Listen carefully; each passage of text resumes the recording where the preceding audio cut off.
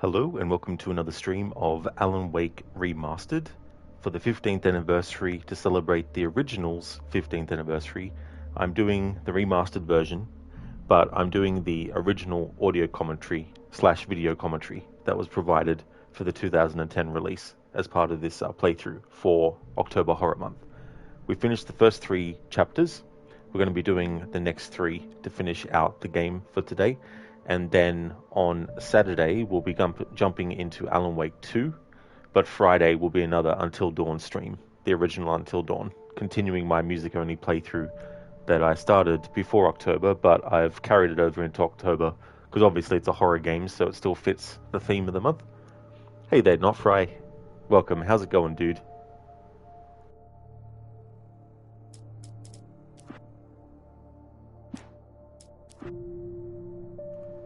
Just want to make sure the original video commentary is still active. There we go. Hey, Keone. Welcome. How's it going?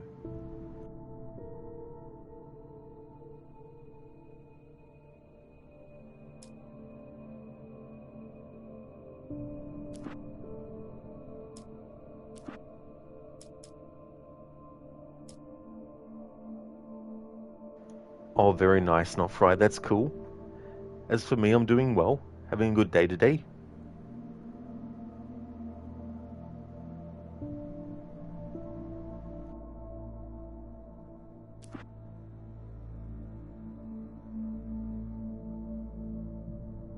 Previously on Alan Wake, I'm hunted by the law. Sheriff, Wake's running. I'm giving chase. Are you seriously telling me that writer just took out my deputies? A thriller I supposedly wrote is coming true. The genre of the story seems to be shifting. It's turning into a horror story. I was told that Alice had been kidnapped, but that was a lie. We don't have his wife. We don't know where she is. Her purported kidnapper was eaten up by the dark presence before it attacked me.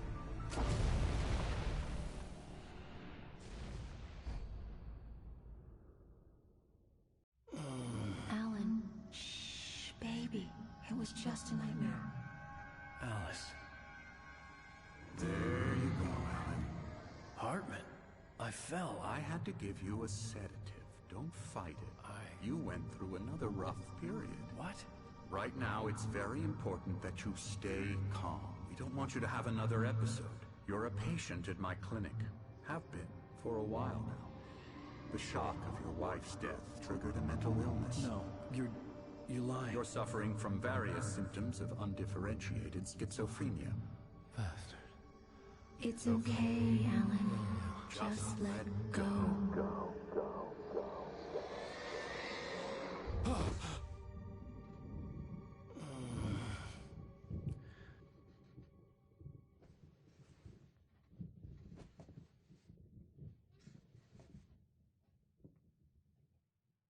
I felt groggy.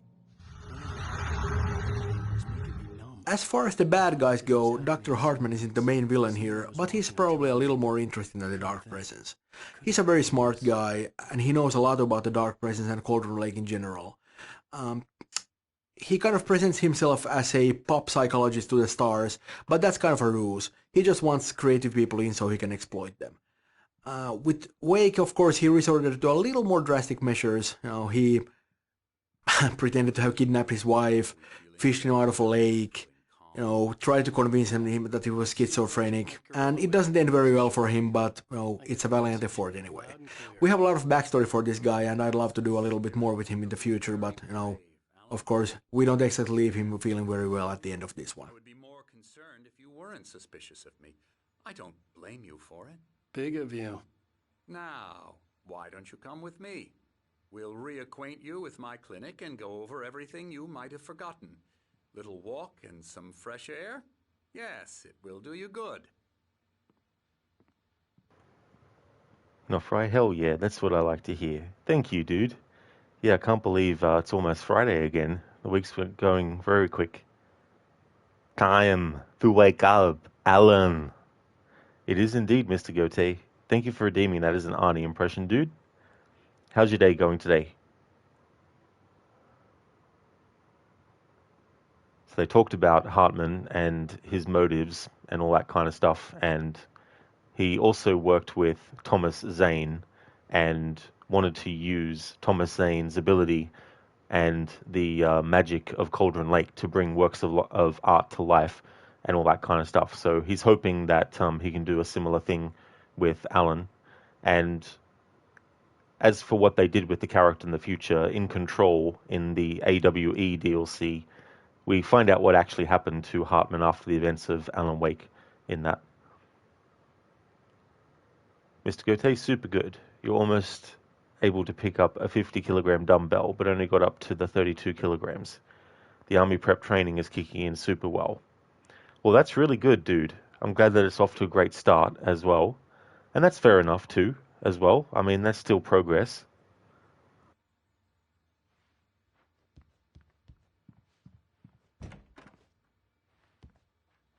This is Emerson's room. Got a poster for the Night Springs video game by Remedy. Death Rally, which is the first Remedy game.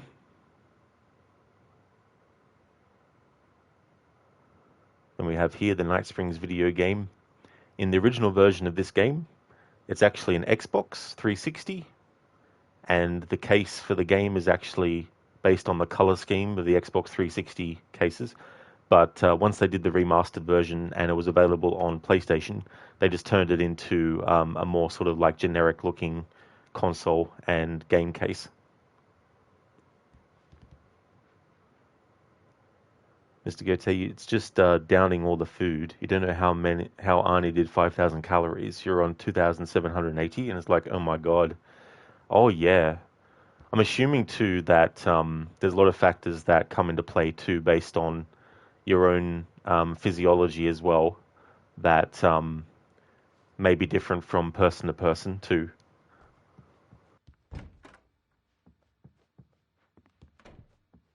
This corridor is for patients. Most of them aren't here right now. Jack took them out for a fishing trip, except for the ones who are particularly vulnerable, of course. I encourage creativity as a part of the recovery process here at Cauldron Lake Lodge. I specialize in treating artists. I bet you do. Splendid, Alan. I honestly believe we can get this thing under control if we work together. This way, Alan. So we have Lane here, and he's an artist. He is a character that you can actually miss interacting with if you don't actually go outside a certain spot. And because the DLC is still pretty fresh, I'm not actually going to talk about the connection between this and a certain DLC for Alan Wake 2 until we get to Alan Wake 2. Mr. Gote, but you're also having a good day besides the heat. You went to walk to Aldi to grab some cold drinks and stuff, and it made you super sweaty already. Oh, dude, I don't blame you.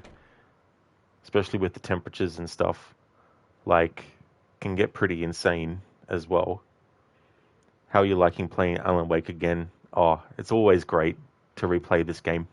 It feels like I'm home.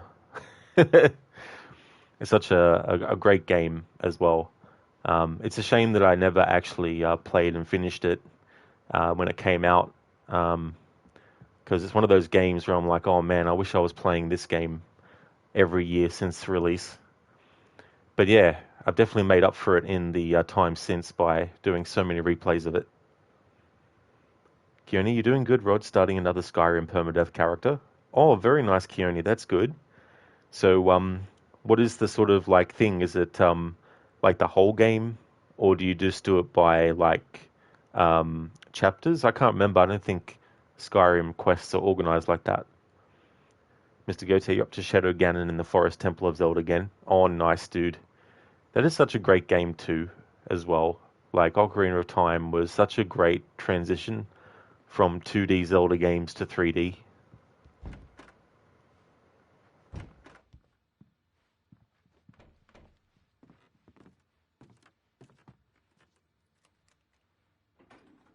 Now, Alan, from past experience with you, I know I need to get right into the heart of the matter as quickly as I can after an episode.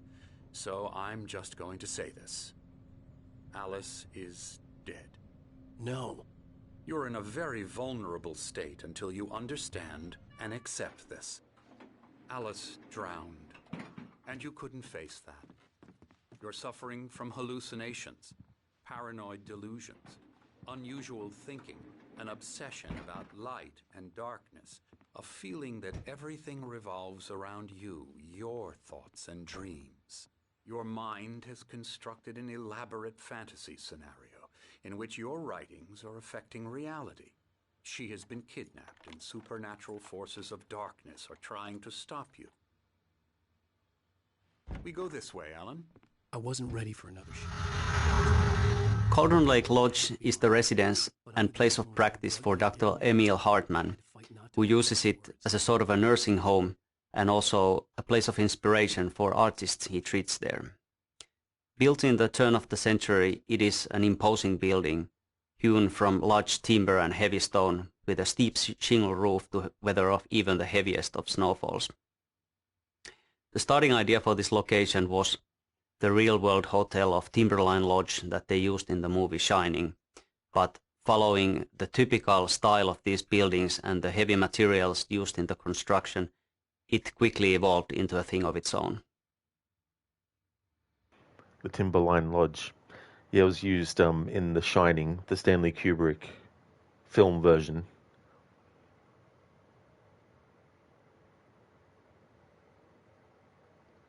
Mr. Goethe, yeah, man, it was like, I like how the person teaching you all songs is Zelda secretly. Oh, that's true, yeah, as well. Yeah, that was great too, as well, how they sort of like made you guess and wonder who it was the whole time. Keone, you're making a warrior build to join the companions and then tackle the main quests and DLC. Orc is your race. Oh, cool. That's something that I haven't actually done in Skyrim before. I've only played through it once, but I haven't actually done a playthrough of it that I've finished. Like at one point I was doing what I called a long-term playthrough, where whenever I felt like it, I would stream it, but I soon found myself not really feeling like doing it, so I think it would probably be better in the future to actually dedicate a playthrough to it and want to actually finish it. And so I'd like to actually have a play as some other races in that game as well. But that's cool that you like to play as Orc as well. So what kinds of character stats and things do you get with that? It's all in your head. You've been making it up. Apart from the tragic accident with your wife, no one has been killed. Your delusions are just a manifestation of your subconscious mind trying to protect you from the too painful truth. Unless we fight the fantasy, it will return. I know the instinct is to resist me, but think about it. Doesn't this make far more sense than the insane supernatural conspiracy you have concocted in your mind? You're a skeptic by nature, Alan. We both know this. Everything can be explained logically.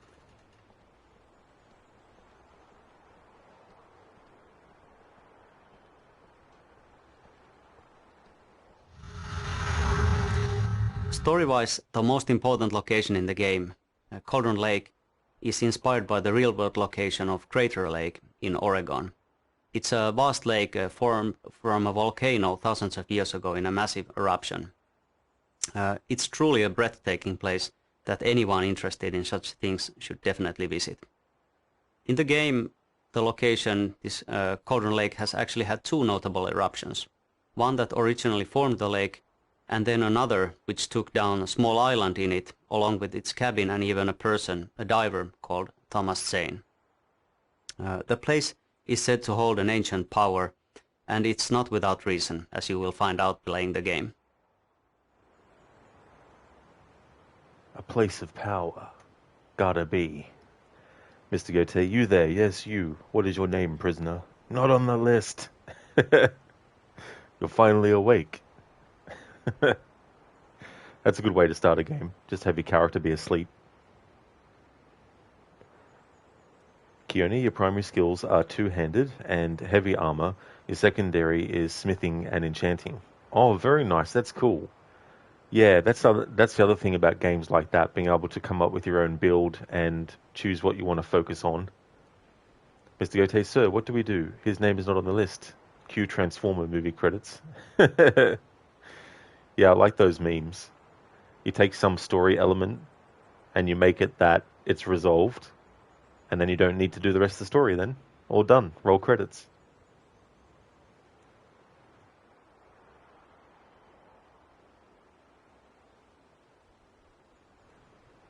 I just love all the logic that went into what they wrote for not only the characters and all that kind of stuff, but also the logic of the history of the place and mentioning the earthquakes that have happened, the volcano eruptions that have happened. That first initial one, which formed the lake in the first place, and then, of course, the one in the 1970s when the whole island sort of was sunk by that event. And it's still in development. I don't know where they're up to with it, but there was an Alan Wake series that they were working on. And I've always wanted them to focus on various different elements. One of them would be the 1970s time period. It'd be really cool if we were able to have some episodes dedicated to Thomas Zane and Barbara Yaga and Cynthia Weaver and all that whole sort of history as well.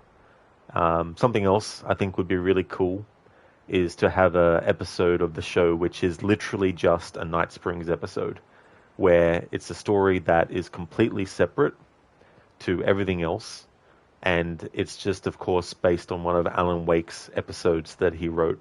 I think that'd be really cool to do that. They could put a lot of tongue-in-cheek things, and you could even have cameos by a lot of people that were involved in Alan Wake and Alan Wake 2 as well. There's just so many things that you could really do with an Alan Wake series. And I think they were working on a Control series as well. I just feel like the Remedy universe has so many different areas of it that you can actually explore. And the beauty of it too is you can take, in terms of video games, you could do like a point and click Remedy game that could be anything. It could be one of Alan's failed stories, you know, it could be a side thing that Alan decided to work on. You know, it could be so many different things that you could do, and you could put it into its own universe. You know, even something like if you're a fan of racing car games, you could probably do something set in the Remedy universe as well with that, and just frame it as maybe it was a show that Alan had pitched, because we don't know all the projects that Alan actually wrote as well. Like, we don't know the names of them all. So potentially there's so many different Alan Wake stories that could be done as so many different games and movies and also series and books and things like that. The possibilities are just endless. Keone Michael Bay explosions. Yes, it's not a Transformers movie by him if there's no explosions.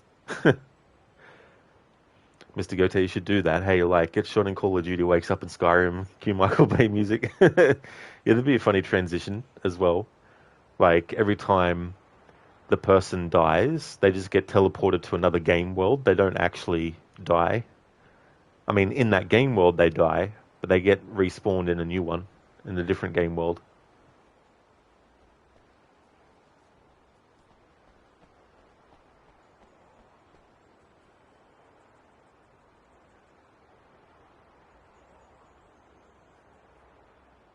I never get tired of this view. Very inspiring, isn't it? Cauldron Lake spread below us. I could see Mirror Peak on the other side of the lake. I thought I could make out the spot where Diver's Isle had been when I arrived with Alice. Now there was nothing but waves. It seems there's a storm coming. Funny, I don't recall there being a mention of that in the weather forecast. Well, no matter. This way. Follow me. Alan, what I'm telling you is good news. Right now we're in control. Every time you have a relapse, it gets more and more difficult to resurface from the dark depths of your imagination. Not surprising, considering your profession. Imagination is what you work with. After all your nightmares, this should come as an immense relief to you. If it doesn't, why is that? Because I'm lying? or because you don't want to admit that you're not well. It's very natural for you to think of me as your enemy. It's part of the illness. I let him talk. After all, Hartman I'm the obviously one loved trying his to own bring you voice. out of the His world words you've echoed constructed madly for inside yourself. my head. But I I can't dug my do nails it into by the palms of my myself. hands to stay You need focused. to work with me. Once you accept that, we can begin the journey towards your recovery. Come along. Let's go inside.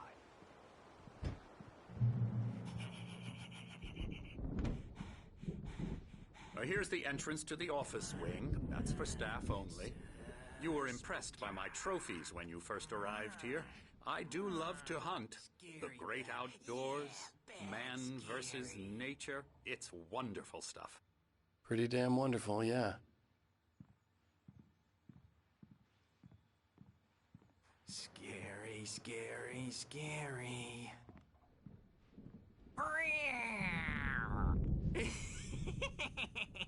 Emerson.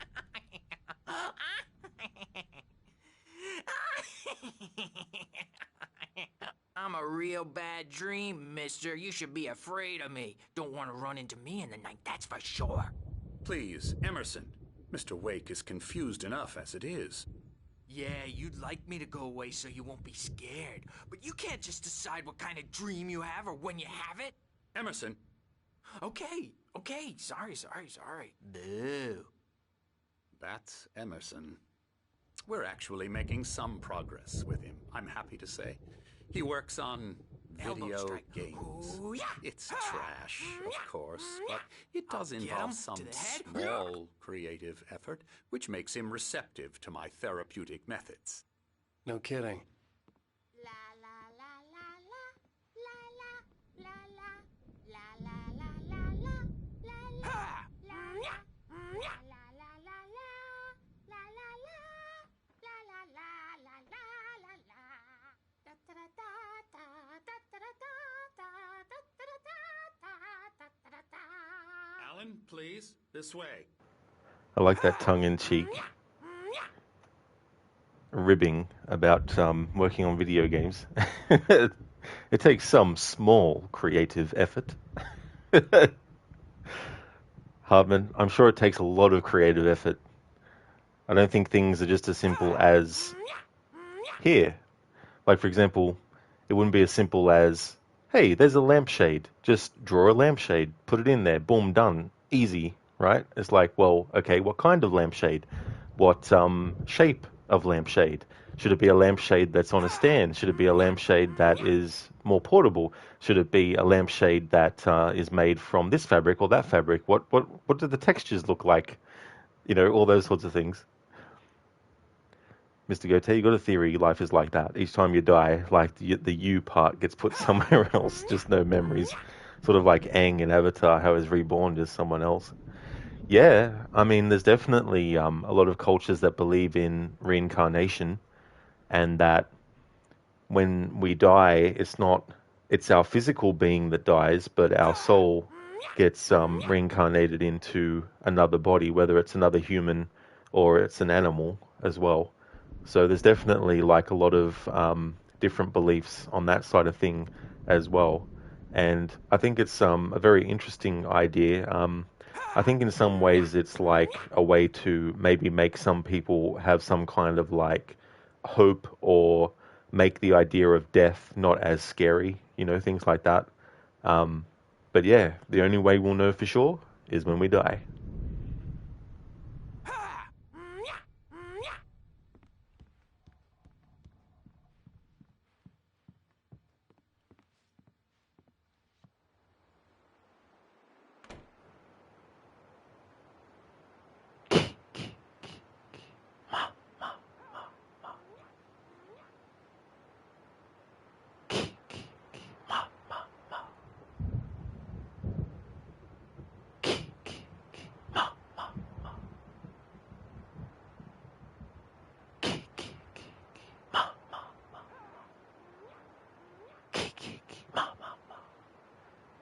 Thank you, Lidus, for redeeming that. How's things, dude? Keone, do you think a Michael Bay and James Cameron would be a good collaboration? I think so. Like, if they were to do... I feel like Michael Bay's strengths are definitely with things that aren't fantasy as well. And James Cameron, of course, has dealt with a lot of fantasy stuff and sci-fi, but he's also done movies that aren't that, like Titanic, for example. And so I think if you were to do some kind of espionage movie that was something to do with like submarines or something like that, um, in fact, I think like if they collaborated on adapting a Tom Clancy novel, I mean, it's already been done before, the Hunt for Red October. So I guess in a way it would be like a bit of a remake of that movie. But it was a movie based on a Tom Clancy novel, and it had a character named Jack Ryan who would go on to be in several different stories. And in movies, a lot of different actors played the same character. So in Hunt for Red October, it was Alec Baldwin who played Jack Ryan. In Patriot Games and Clear and Present Danger, it was Harrison Ford. In The Sum of All Fears, it was Ben Affleck. I think they did a series version with, what's the actor's name? Damn. I think he's married to Emily Blunt. I can't remember his name though, but John Krasinski. That's it. John Krasinski. He was Jack Ryan in one of those, in a series recently. There could be more even as well. But yeah, I think if they were to work on something, I think something that's non-sci-fi, even though it might seem like it's not something that James Cameron would want to do, but I think he can do subjects that aren't just fantasy or sci-fi as well. Mr. Goethe, you just hope you don't get an animal, unless it's a cat. I mean, you never know. But yeah. I mean, with cats, you just, run around.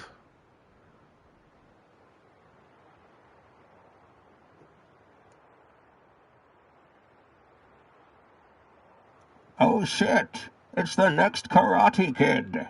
T-800, come check this shit out. He wouldn't stand one chance against us. Ha ha ha ha ha ha.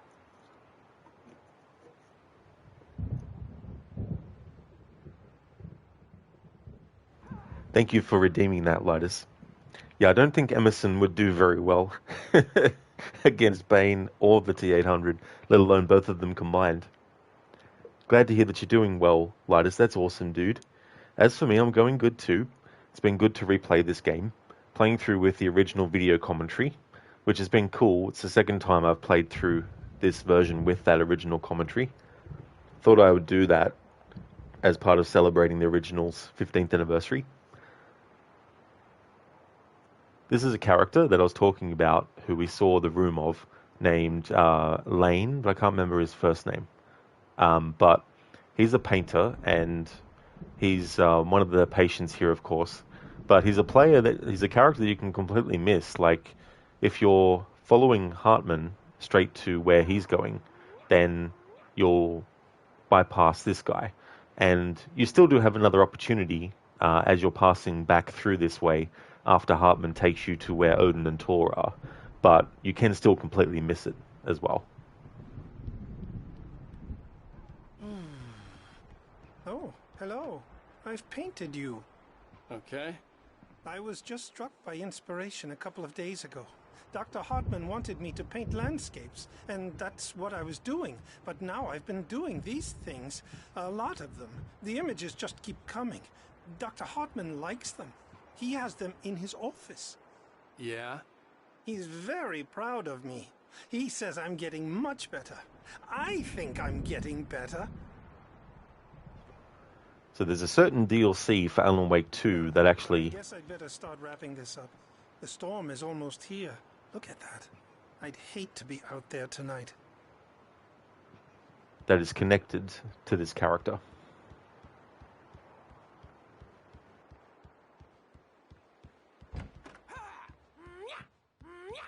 Now, you might have noticed the typewriter in your room. You've been writing as a part of the therapy. As soon as you feel up to it, you should continue.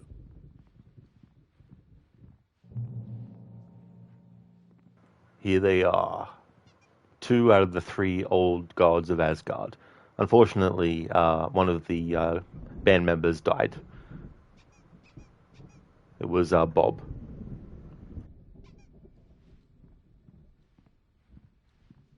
My rheumatism's killing me. There's a storm coming. Oh, What a storm! I hope it wipes this place off the face of the earth. And these two are the Anderson brothers, Odin and Thor. They had how should I put this? A heavy metal band in the 70s and 80s called Old Gods of Asgard. They even adopted new first names to complete the image of Viking gods. After the band broke up, they lived on a farm nearby. They are, well, in advanced stages of dementia. They're well cared for, TLC and all that. There's nothing more that can be done. I'm afraid that the rock and roll lifestyle has left its mark. Oh, that won't do. I'm so sorry to cut this short for now, Alan. The power has been acting up. I'd better go check on it. We'll continue this soon. Meanwhile, when you feel up to it, return to your room and try to write. It really is for the best. Don't you think? I'd like to bash his head in with a hammer. Oh, he'd love to fish out our secrets, but he has no clue. He's not crazy enough. Not crazy like us, Sonny. Yeah! Being crazy's a requirement, Sonny. Who else could understand the world when it's like this? It takes crazy to know crazy. That's the sanest thing I've heard in a while. Zane! You're all right, Tom. Hey, we like him, don't we, bro? He's got to go to the farm. The Anderson farm. Valhalla! We wrote it all down, lest we forget. A crash course. All you need to know to get your head right. You need to find the message. Here, Sonny, here's something for you. Gave me a rash, but I kept it safe from these bastards. My head was clearing up, or according to Hartman, I was sinking back into the fantasy. I was convinced he was lying to me about everything. Crazy or not, the Andersons made more sense. Tom, you got any booze on you? Yeah, no. Sorry, we have guys. a stash of the special stuff at the farm. Our own formula. Local ingredients. Medicine. Clears your head right up. Makes you remember like moonbeams on the brain. Oh, I just noticed. Leather patches on the elbows? That's not very rock and roll. Tom just lost is all. Baba Yaga got to him too, the damn witch. She used us all. Taken from all of us. Took my thunder, the witch. And my ravens. What were they? Memory and thought. The hag. She took something from you too, didn't she? That's what she does. We're better off. This place, the lake, it gives you power. If you're a creator, an artist, a god. Nightmare shifted in their sleep in the darkness of the lake. Yeah, that's the one. She makes sure it comes out twisted and wrong. Just ask the lamp lady. She knows what happened to that other writer. She's been using you, boy. And you let her. You went and opened the door for her, didn't you? Now, it was already open a crack. And whose fault is that? We're morally corrupt, disease-ridden, old and stupid. Doesn't mean he had to open it all the way, goddammit.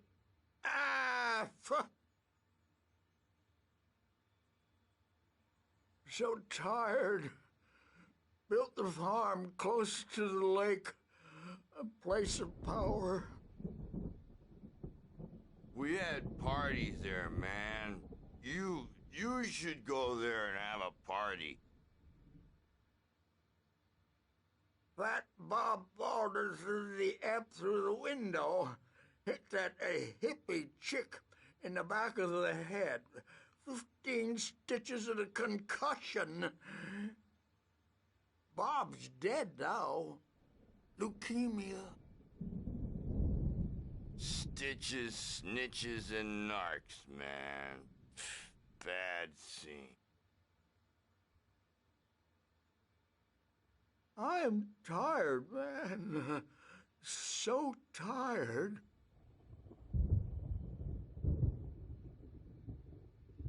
I want to go home.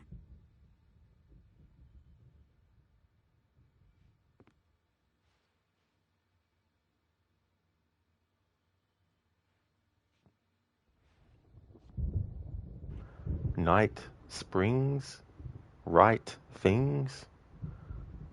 Night brings.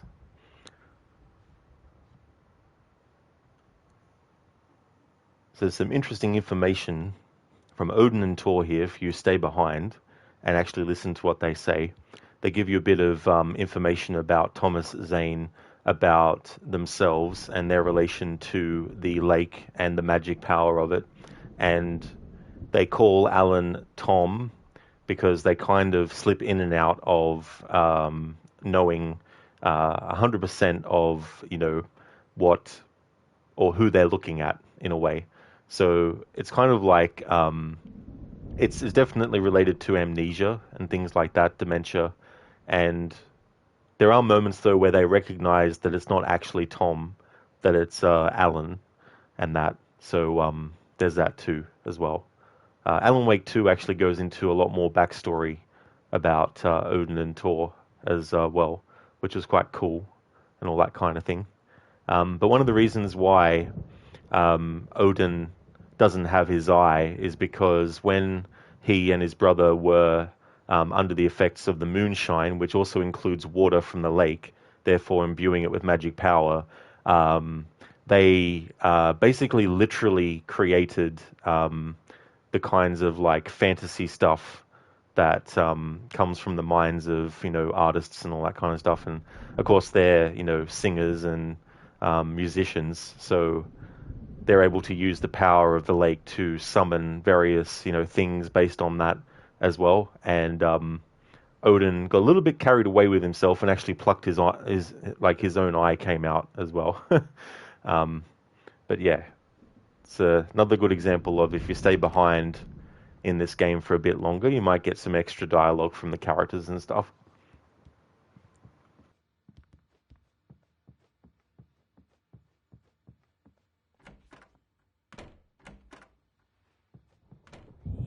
You can't wake up. You can't hurt a nightmare because all dreams are only imagination. They're only in your head and they're not there when you wake up. So you can't wake up because I'm in charge now and I don't want to disappear. My nightmare is the publisher people who want to make a contribution so they can say they made a contribution. And then we end up with mullets in there because they think mullets are funny, but it wasn't supposed to be about mullets. And now it's about mullets. And when it's in slow motion, they call it mullet time because the numbers came back from marketing that mullet time is the hook we needed to go big in the target demographic. And they're not even kidding.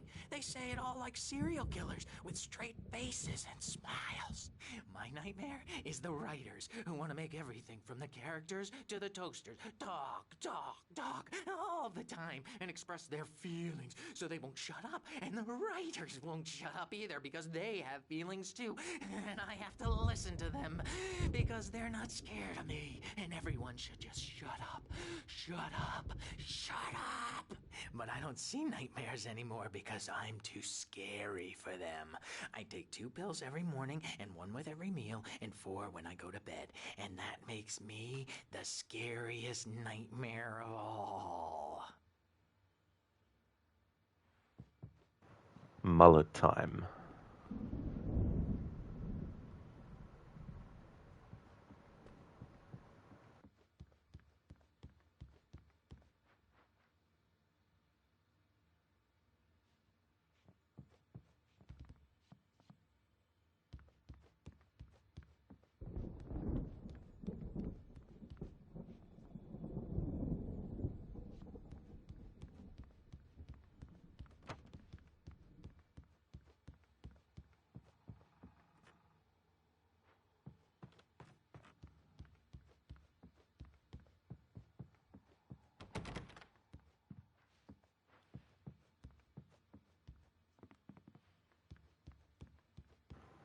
There is some dialogue that you can hear between Birch and the nurse here, but I don't know where the trigger point for it is.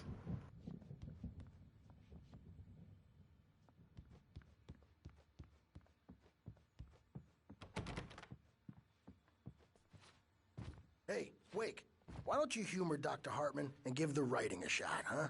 Typewriter's in your room. You can get to your room by those stairs, Wake. And it's not that dialogue either.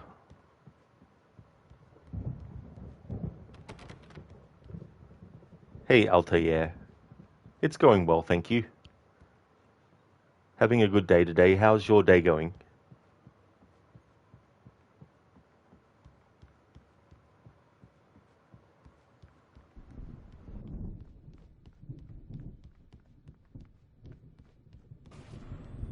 Something's wrong. I'm not myself. It's hard to think that there's a shadow inside my head. I can only focus on writing. Everything else is a blur. I'm trapped in this cabin. Have been for days, but it's always dark outside. My editor is real. I saw her again. She's not human. It's not human. A dark presence is wearing the old woman's face. She was covered in clinging shadows. There's a hole in her chest where her heart should be. I think I've made a horrible mistake. I don't think I'm any closer to saving Alice. It's been lying to me, using me to get the story it wants, and the story will come true. Altair, you're going fine, working. Oh, cool, that's good. I hope work is going well. Hello there, Extreme. Welcome to you. How's things? Hartman wanted me to write. I knew I couldn't, but I figured I should just play along for now. It was the only thing I could do with Nurse Birch watching me like a hawk.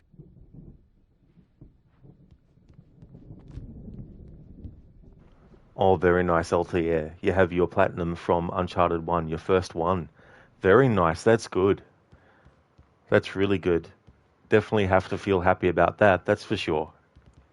Especially too, because I imagine having to play on the hardest difficulty as well as part of getting all the trophies. Congratulations on that. Oh, nice, Extreme, that's great. That's good to hear that you're going good.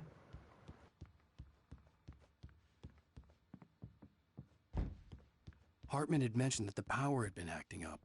Maybe that was the reason for the generator and the work light on the balcony. The generator hadn't been activated, and there was no key.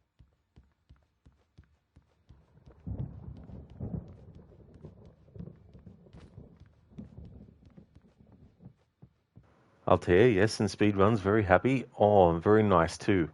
Yeah, that's the other thing about playing through games as quick as you can. Maybe not always about just doing things quickly, but also if there's things that you have to interact with in an area that are further away and the actual thing you need to get into is where you start off from, then it's better to actually go to the furthest one and then work your way back than it is to work with the one closest and then the one furthest away, because then you have to spend the time getting back to the original position and all that kind of stuff. So being able to figure out those things along the way.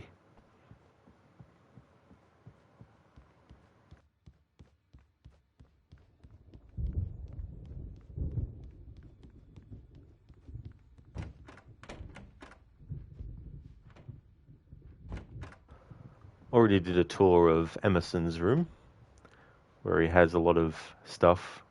The Night Springs video game poster by Remedy, the Night Springs video game itself, on a console that originally was the Xbox 360 model, but when the remaster came out and was available on PlayStation, they had to change it into a generic one.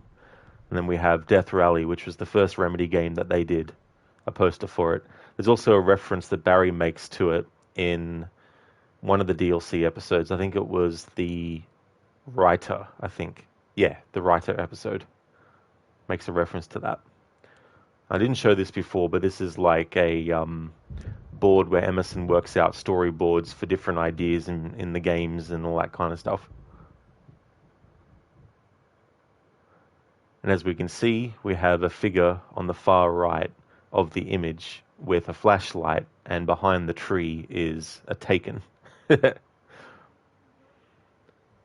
I wouldn't be surprised if some of these, or this whole image, is actually a real image that they had done for the game.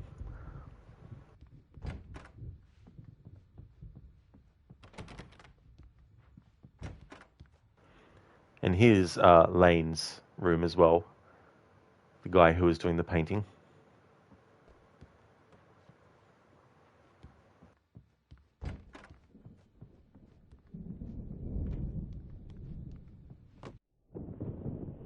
The white glare of the blank page in front of me hurt my eyes. My hands began to shake uncontrollably. Everybody calm down. Put that down. Bert, I need help. Hey, Wake, you stay here. I'm gonna go see what's up. You just keep doing what you're doing. Be cool, okay?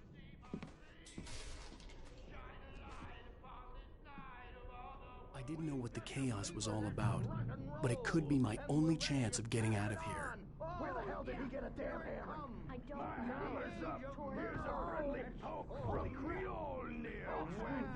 Oh, afraid of the crazy brothers, are ya? Not so weak now, are we? Well, things are unraveling fast, aren't they?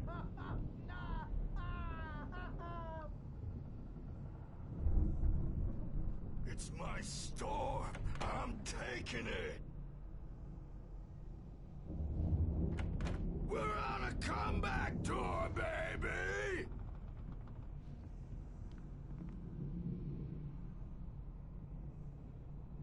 Hammer's Way will have its say. Rise up in their name.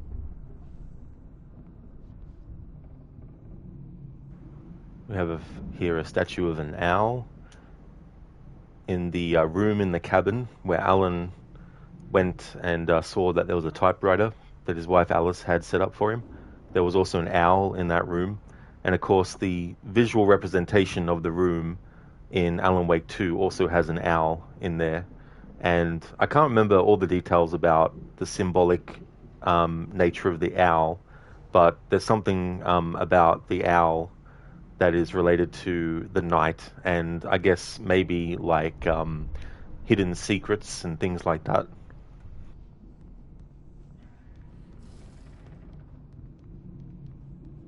Sinclair looked bad. That wasn't a love tap. The crazy old fart hit her hard. If she was one of Hartman's goons, she had it coming. I could get the key to the office wing from Sinclair.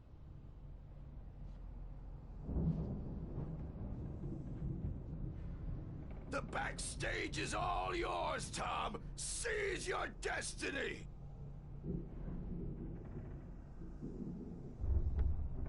Come out and face the music, Birch. It's time to pay the piper. Maybe you could come out and beat our wrinkled, adult diapered asses for us, since you're so tough, Birch.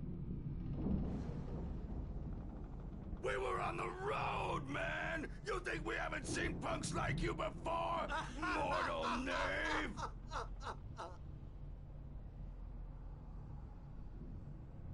Yeah, you better hide, Birch. My wrath will break you. He's probably kidding, Birch. He's got a great sense of humor. Just ask Sinclair. Oh. Children of the Elder God, scourge your light upon the dawn.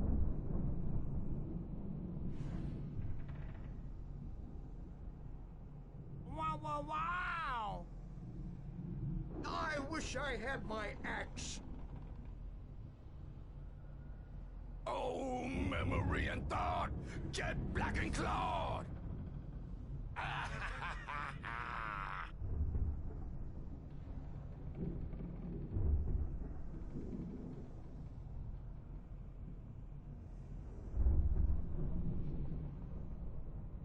I had to get to Hartman's office. He had taken all my manuscript pages. That's where he'd been keeping them.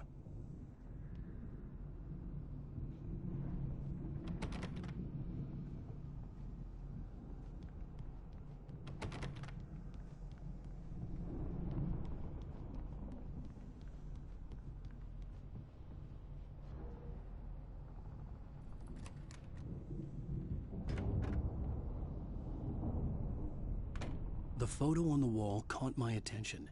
In it, the clinic staff was standing outside the lodge. I knew the man next to Hartman.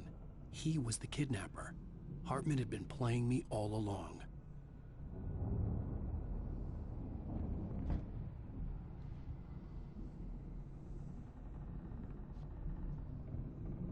The markings on the tape said they were recordings Hartman had made of the sessions with his patients. I saw Alice's name on one of them. For a moment, I couldn't breathe right. In Phase 1 of celebrating the original's 15th anniversary, at certain points in the gameplay, I actually stopped to read sections of the Alan Wake's Files book, and there was a page or a few pages in that book where FBI agent Nightingale had interviewed a few of the characters that Alan meets in the game. And one of those interviews in that book it includes a piece of conversation that we're going to hear on this recording. There's a few different recordings that you can listen to on this tape. And so one of them is the FBI agent Nightingale turning up at the lodge to try and question Hartman. You get a bit more of the interview, quote-unquote interview, in the actual book, the Alan Wake Files, which is a really cool read because it's got pictures in it. It's got a lot of in-universe stuff. It's got Alan Wake's first short story that he published. It's got a chapter from one of the Alex Casey novels that Alan wrote. It's got a lot of really cool stuff. And this conversation, or one of the conversations we're going to hear, is in that as well. Extreme, it's your fault that you have to buy the game, the old one on sale. Oh, really, Extreme? Yeah. Or maybe it was the magic from Cauldron Lake compelling us to play these games. Now, Mrs. Wake, can you tell me about Alan's problems? He's more and more out of control all the time. The parties, he's so angry all the time. He's getting violent. Do you mean with you? No, not with me. No, never. Sometimes I almost wish Alan would take a swing at me, because at least that'd lead to a conversation he couldn't just march out of. But no. Alan doesn't really sleep. And the work, well, he's not writing at all. He sits there for hours and just gets more and more frustrated. And I can't talk to him. Yes. Tell me, Mrs. Wake. What would you say to him if he'd listen? I don't know. I want to say, I look at you, and it's not you. Just some stranger who resembles you. Looking out from behind your eyes. And I don't like that guy much. And now it's all gonna go to hell. But you don't ever say this. No. I've tried, but he's not listening. He's too deep in his own problems, always going on about something else. I'm so afraid I'm gonna lose him, and we're not even talking anymore. He doesn't let me in anymore. He just keeps me in the dark. I'm so alone here, even when he's home.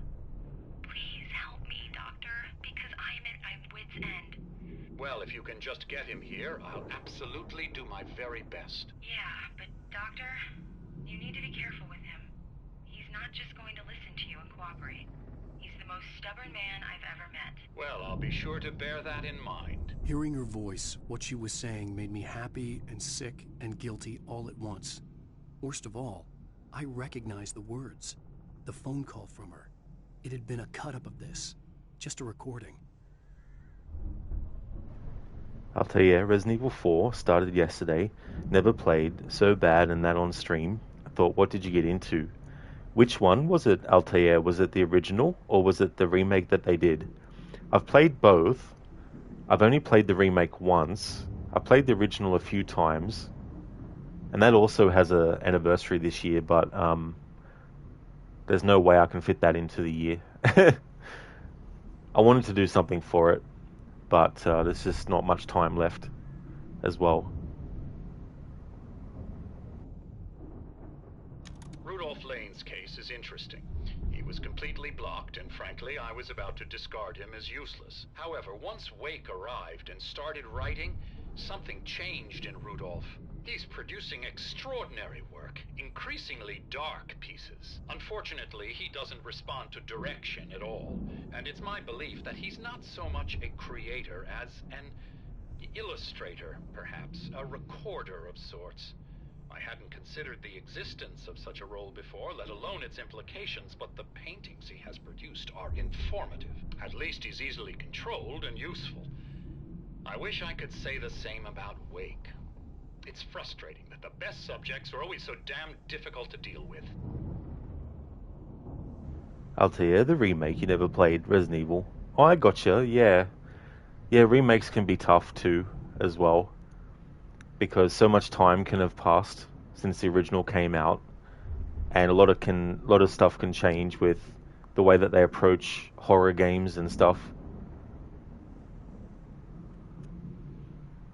This next recording is the FBI agent Nightingale trying to have an interview with Hartman, which in the Alan Wake files you can read about, and you can read that interview or the attempt at the interview. You only hear a portion of it on this recording. I'm buying that. I was tailing Wheeler, and this is the only place he could have gone. That means Wake is probably there too. Agent Nightingale, this is private property, and I will not allow you to disturb my patients. Yeah? I can get a warrant. How would your fragile little patients like that? Oh, I'm thoroughly intimidated by your mighty authority now, Agent. Listen, you smug snob. How would you like it if I busted through this gate and knocked you around a little? Agent Nightingale, first of all, I'm recording this conversation, so you might want to watch what you say. Secondly, you're not dealing with a hick now. I know the law, and if you can get a judge to grant a warrant, I'll be glad to cooperate. But you won't get one. Be advised that any further communications with me are to be made through my lawyer. I don't believe this. Good day, Agent. Yeah. There we go.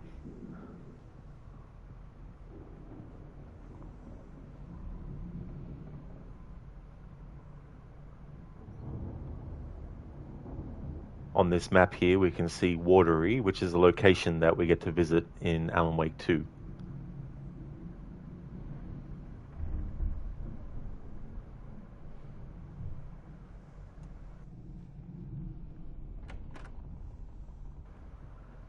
We have Barry in this room.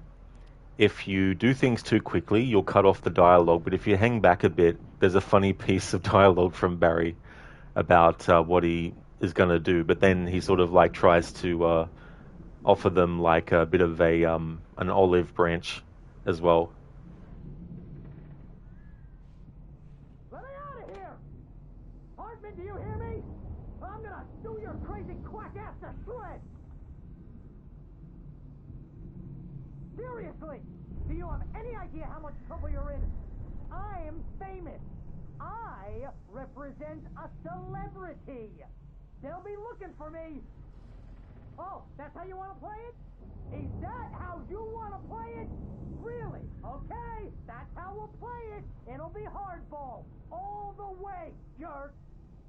Seriously, man, I'm willing to forget the whole thing if you let me out now. Just let me out! Hey, you think I can't hear you out there? I hear you just fine. You what, is this how you get your kicks, Hartman? I knew you were weird. You got that weird guy look. If you're one of those nurses, I'll double what he's paying you, okay? Do you have any idea how much I make as an agent of a best-selling writer? A lot. Is a personal check good?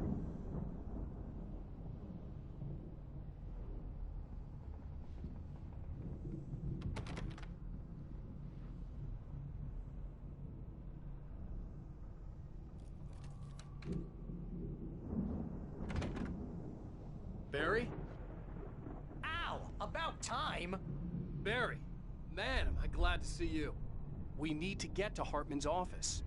It's right next door. You okay? Yeah. I mean, no! The cops found me at Rose's trailer, but they didn't hassle me too much. I'm obviously a victim in this, and I demanded to be treated as such. Or else I'd sue their asses. Speaking of asses, That Fed gave me a real hard time, but I had no clue where you were. That guy's crazy, Al. But he let me go, and then I get a call from Hartman, that son of a bitch, who tells me you're here, and I should come pick you up, but when I got here, 2 goons clobbered me and stuck me in there. What's with the cutout? I stole it from the diner to piss off Rose after what she did to us. That'll teach her. Yeah, that's a harsh punishment. Come on, pal, we gotta get going. The cardboard cutout of Alan that Rose had on the inside of the entrance to the diner.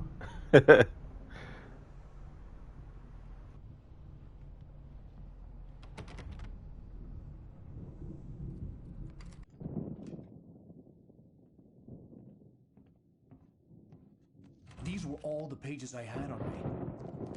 And more.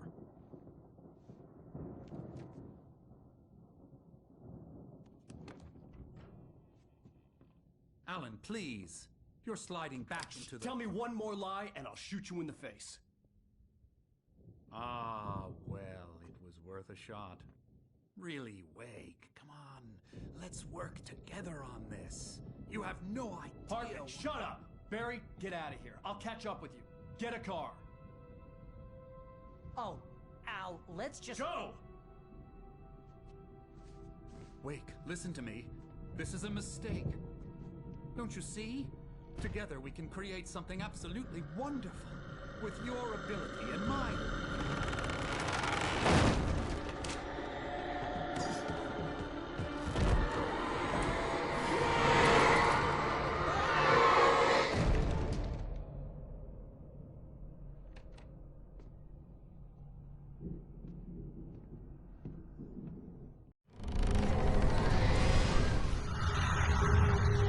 The Haunted House sequence went through a lot of iterations during development. We had as extreme routes as Alan Wake actually going behind and below the lodge on the mountain cliffs and fighting against possessed patients. Eventually it was great that we focused on the poltergeist events because it allowed us to create a nice chain of smaller, light-based puzzles, and it also wrapped up really nicely with the big poltergeist fight in the main yard.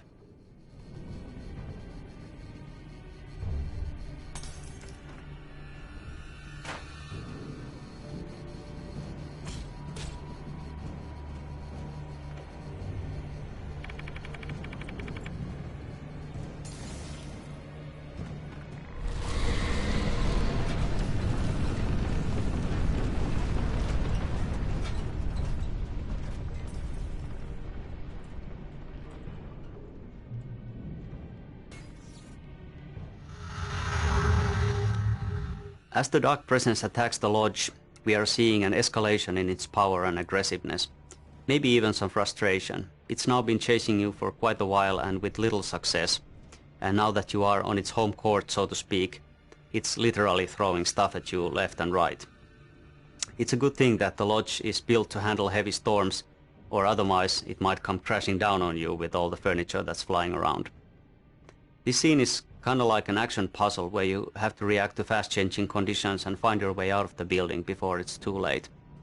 Fans of Max Payne 1 might have a fleeting sense of familiarity here.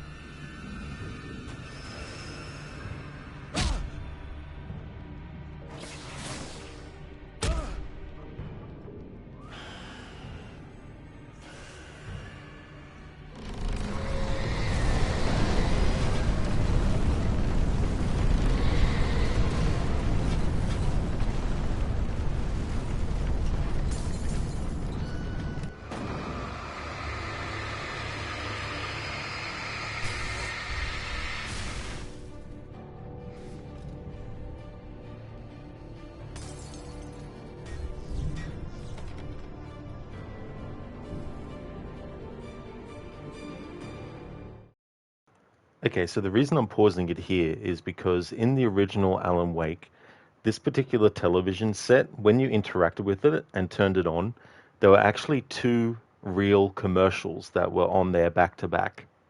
In the remaster version, those commercials have been removed, and instead they've actually put two extra Night Springs episodes back to back that weren't in the original game.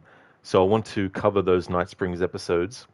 However, they haven't actually done the audio properly in this remaster version for these two Night Springs episodes. So I need to actually make some changes to the audio volumes to make sure that the volume of the television isn't drowned out by all the sound effects that are happening in the scene because of the dark presence and everything.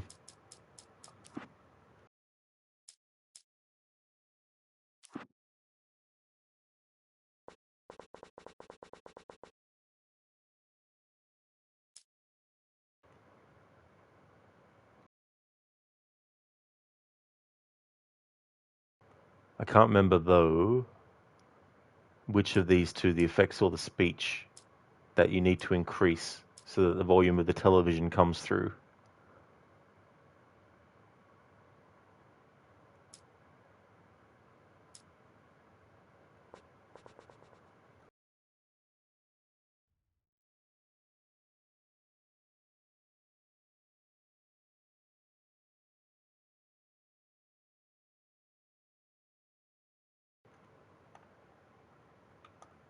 Alright, so the sound effects are what needed. The speech doesn't matter.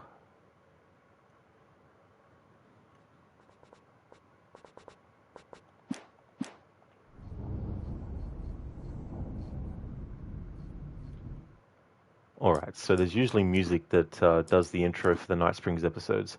So the effects aren't actually what is required then. It must just be the music.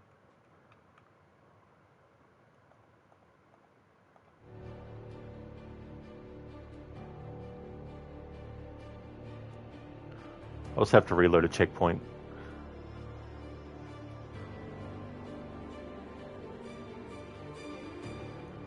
Because that's not the music for the actual Night Springs episode.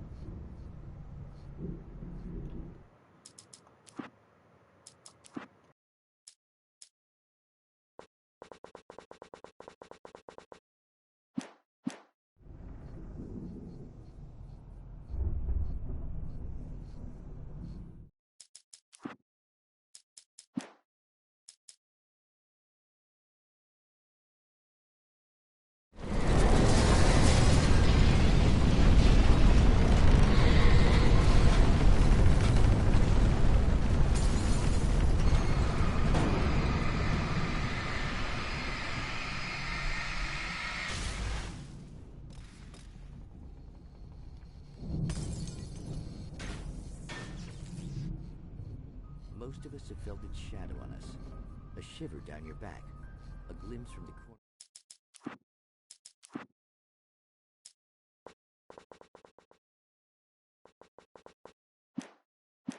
The eye. You can't find it on purpose. But take a wrong turn, board the wrong bus, wonder where you are when you wake up, and you will find yourself in the small town of Night Springs.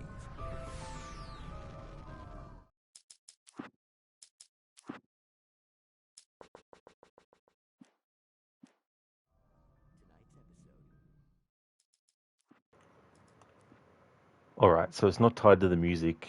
It's not tied to the speech.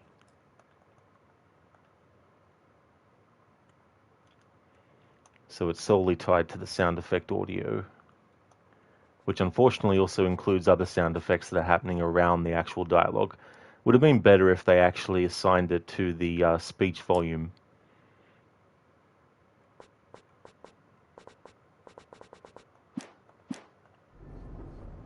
Sometimes. Sorry about this, but there's no way to make the dialogue heard better over the sound effects. Even the simplest things prove Alright, so we have to have the audio, the sound effects up to the fullest to get the full volume of the voice in the Night Springs episode.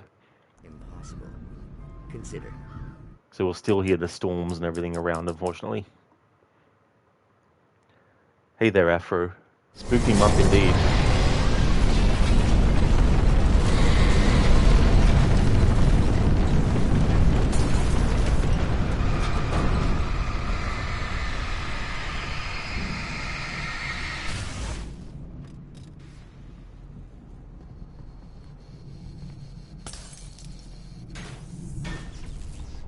Just wait for all those sparks and everything to sound off.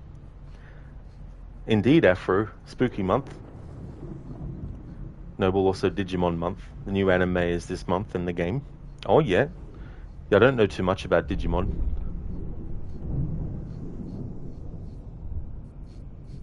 Most of us have felt its shadow on us. A shiver down your back. A glimpse from the corner of the eye. You can't find it on purpose. But take a wrong turn, board the wrong bus, wonder where you are when you wake up, and you will find yourself in the small town of Night Springs. Tonight's episode, The Doomed Samaritan. Sometimes, even the simplest things prove impossible. Consider, you get in a car and leave a life behind. Easy? Not tonight. Thanks for the ride, Mark. I'm so glad to be leaving this place. You have no idea. What, Night Springs? Come on, Linda. Relax. It's not that bad. Hey, what's that up ahead? Oh, God. There's someone in the road. I think there's been an accident.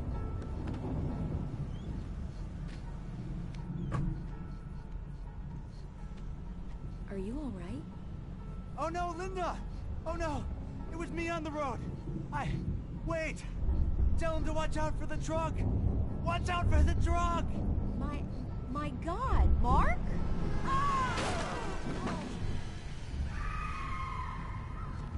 Oh, please! God, no! Linda! Linda!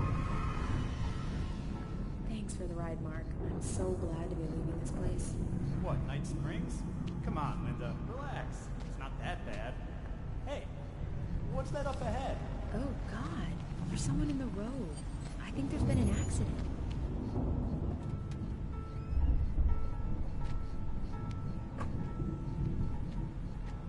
Are you all right? Oh no, Linda! Oh no! It was me on the road! Wait! Tell him to watch out for the truck! Watch out for the truck! My God, Mark? And there you have it. A vicious cycle, brutally punctuated by the blast of an air horn and screaming metal. Many roads are dangerous, but none more so than the one that leads away from Night Springs.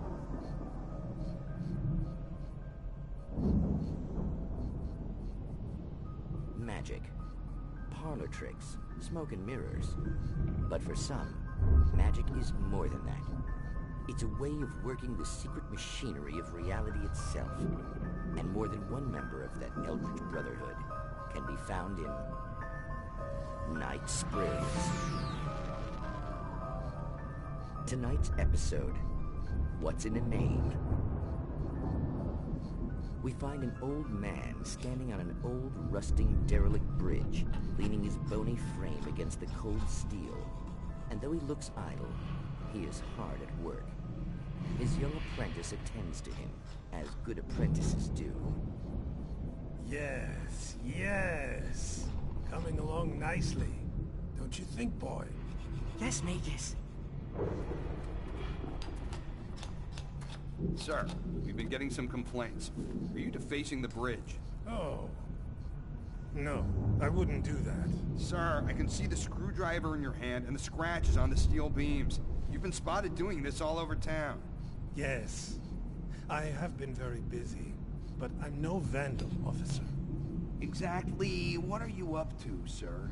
He's writing his name on the town. The youngster is correct.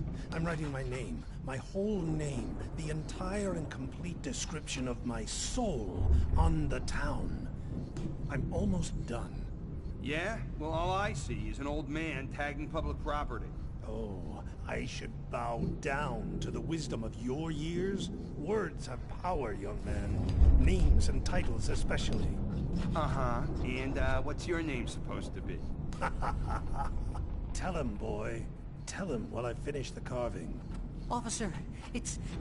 Say my name, boy. Say it. It's Night Springs, officer. But isn't that... That's the name of the town, isn't it? Yes, it is from now on. Wait, where'd he go? Hey, where is he? Oh, officer. You know where he is, and what he is, don't you? I think you should get in your car and drive away, and remember which town you're serving.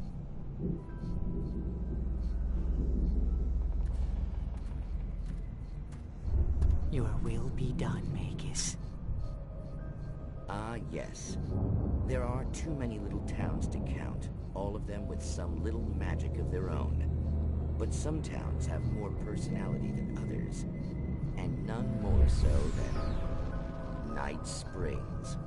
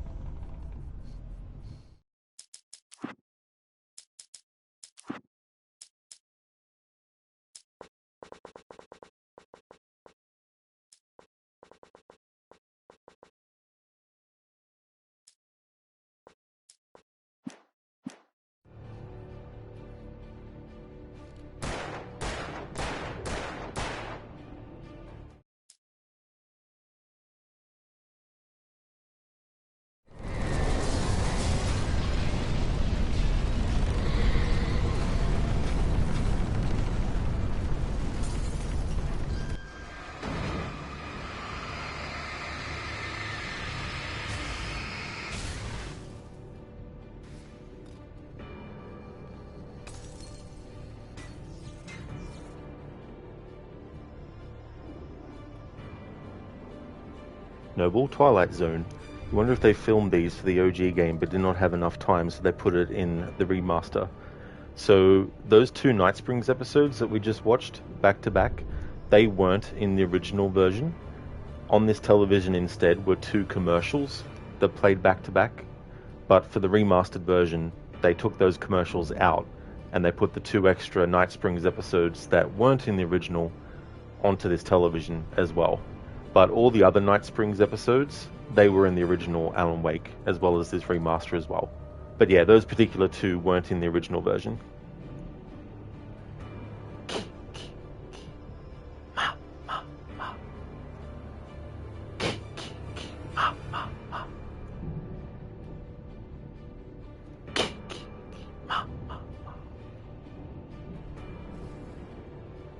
Kiki, ma ma ma. Kiki, ma ma ma, me, ka. Thank you, Zereth, for redeeming those. Welcome on in. How's things? And thanks for putting in the Horror Command.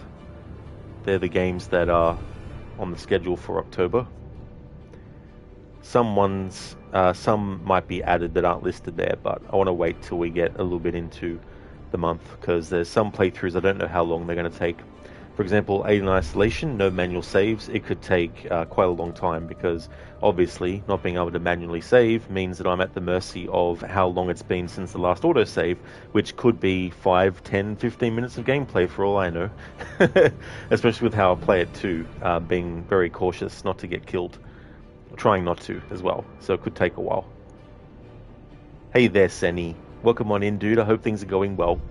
Alan Wake is going good. We're in episode 4 right now. I just covered the 2 extra Night Springs episodes that they put into the remastered version. However, though, you have to actually mess with the audio volumes, and it's tied to the sound effects volume. So not only do you get the actual music and dialogue from the Night Springs episode in this part, you also get the sound effects of the wind creaking and all that, which you can't isolate, unfortunately. But it's going well, though. It's good to have the original video commentary active too, as well. Zerth, lol. You're sleepy, yeah. redeems get killed by alien. That definitely won't be a redeem in my playthrough because it's going to take enough time already, let alone having to die and then have to rely on the auto save instead of a manual save.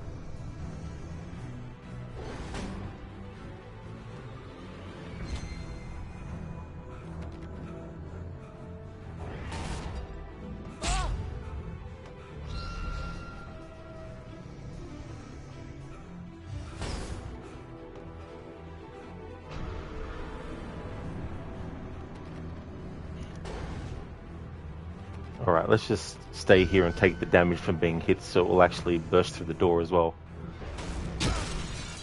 There we go. Al! I'm here!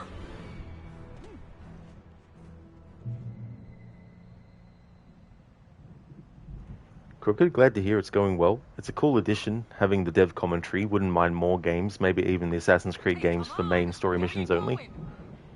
Having it too. Yeah, it would be good as well. It's good to get a bit of extra insight for those who care about it. And I thought that it'd be a good idea to do it to celebrate the 15th anniversary of this game. It'd be really cool in Assassin's Creed, especially to have like some commentaries by Darby McDevitt as well.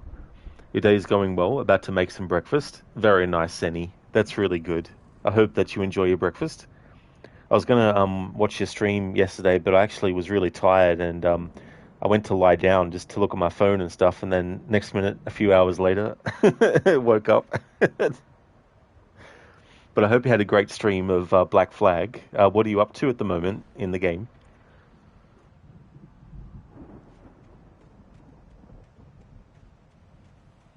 I found the car, but the gate's locked. You're gonna have to go through the hedge maze over there. Barry, I don't have a light. Take this, Al! Oh, God! Look at the house, Al! Look out!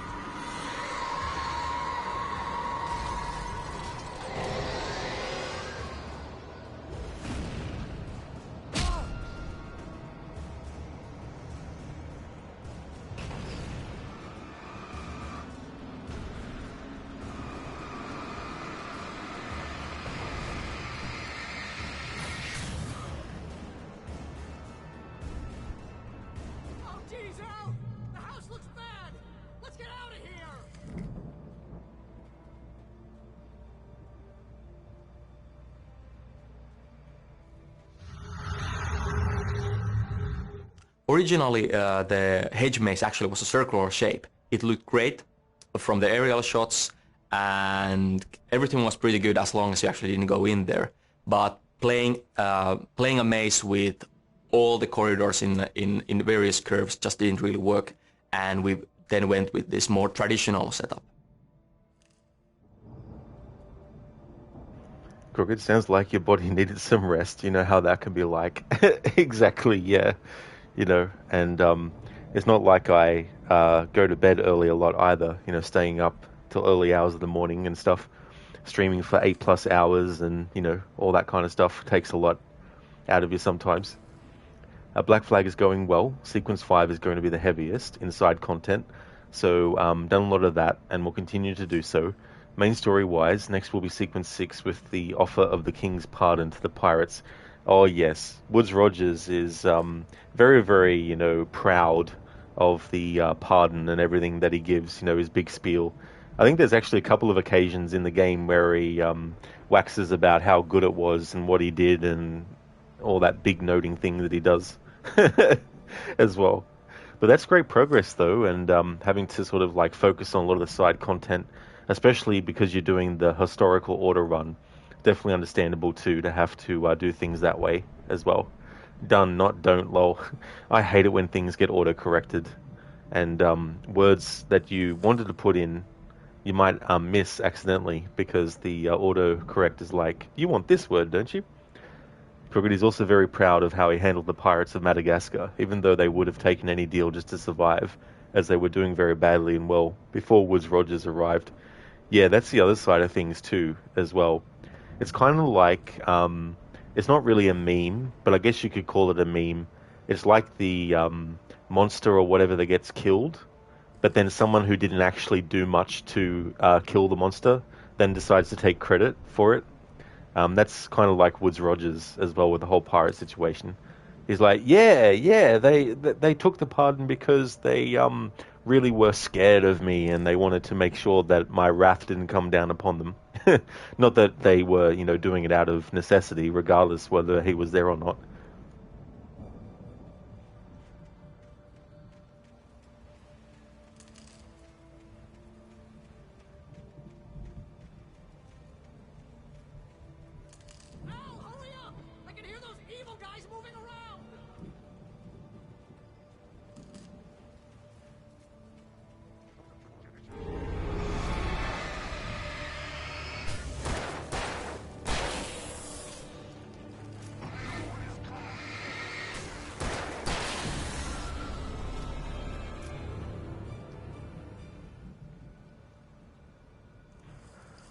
Cynthia, it's a great message and all, but couldn't you have actually put it somewhere before this point?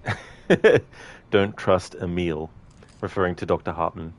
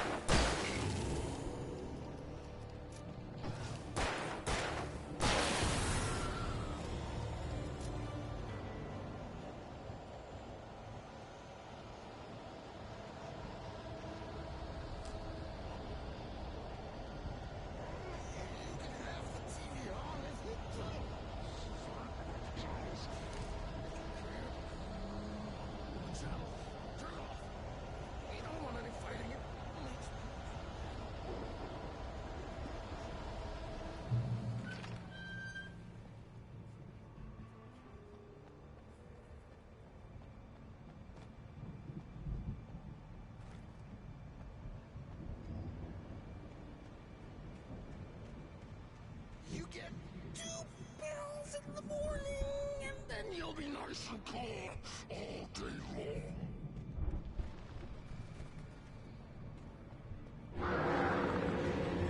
You get 3 pills in the evening, and then you'll sleep like a baby.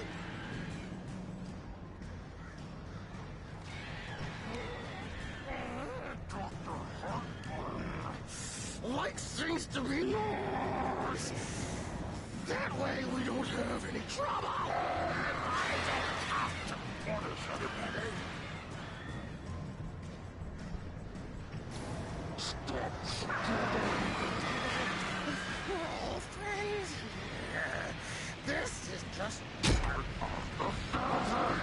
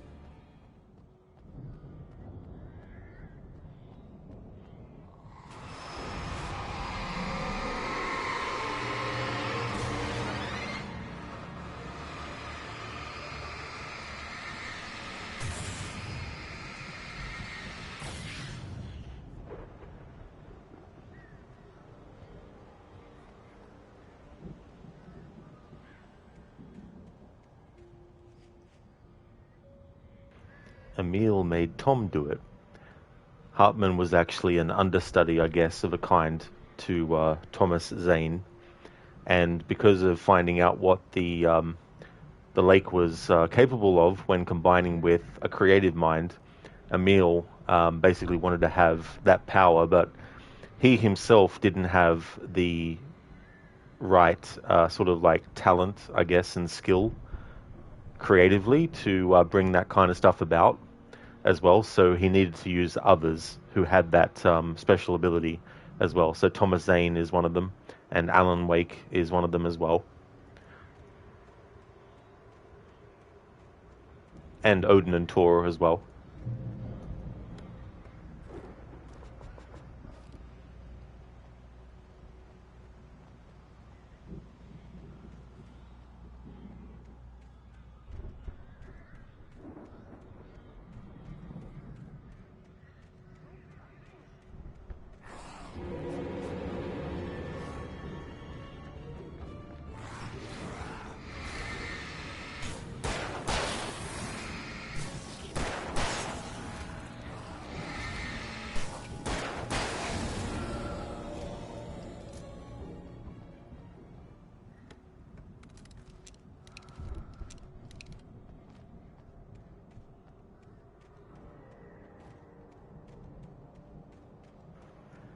It's funny, my usual kind of approach with games where you have guns and stuff is I'll put up with frustration and annoyance to a certain point for the sake of saving ammo for more powerful weapons in case I get to the point where I really, really need to use the more powerful weapon.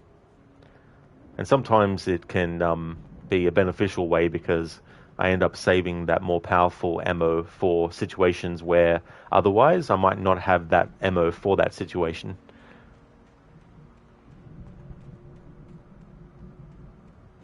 So in this game, for example, I tend to favor the handgun a lot, but mainly only because I'm saving up the ammo for shotgun and flare gun for when I really, really need it. Or if I get to the point where I'm so frustrated that I'm like, fuck it, and then just use the more powerful ammo.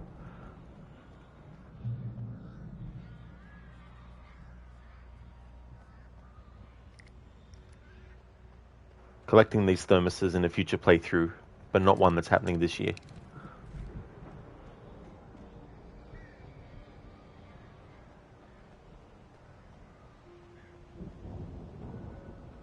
Already gotten all the manuscript pages. When you play this game multiple times, it remembers what you've collected and how many kills for each enemy type you've done in your last playthrough, so it keeps a tally on all that.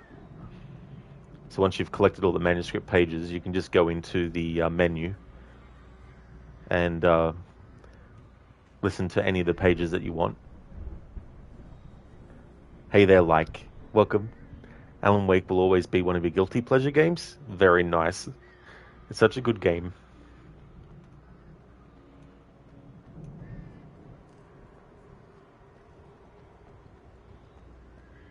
Lost count now how many times I've played it. It's one of those games too where I can play it multiple times in a year and still not get sick of it.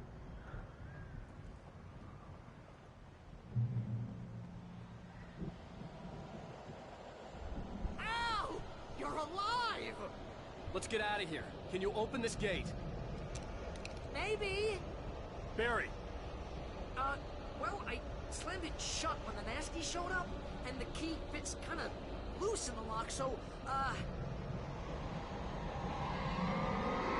Barry! I'll find it, don't worry about it!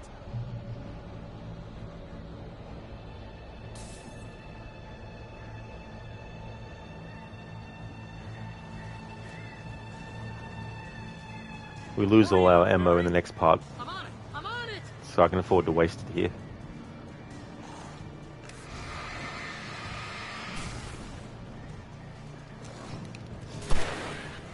I'll be here!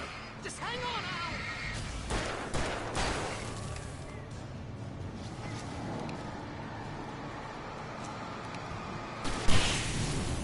Oh, hey, I found a quarter!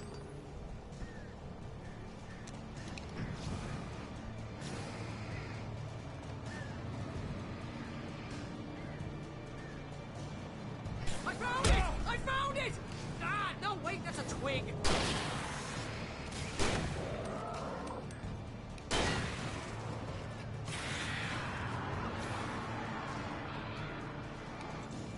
Here it is! Al, I found the key!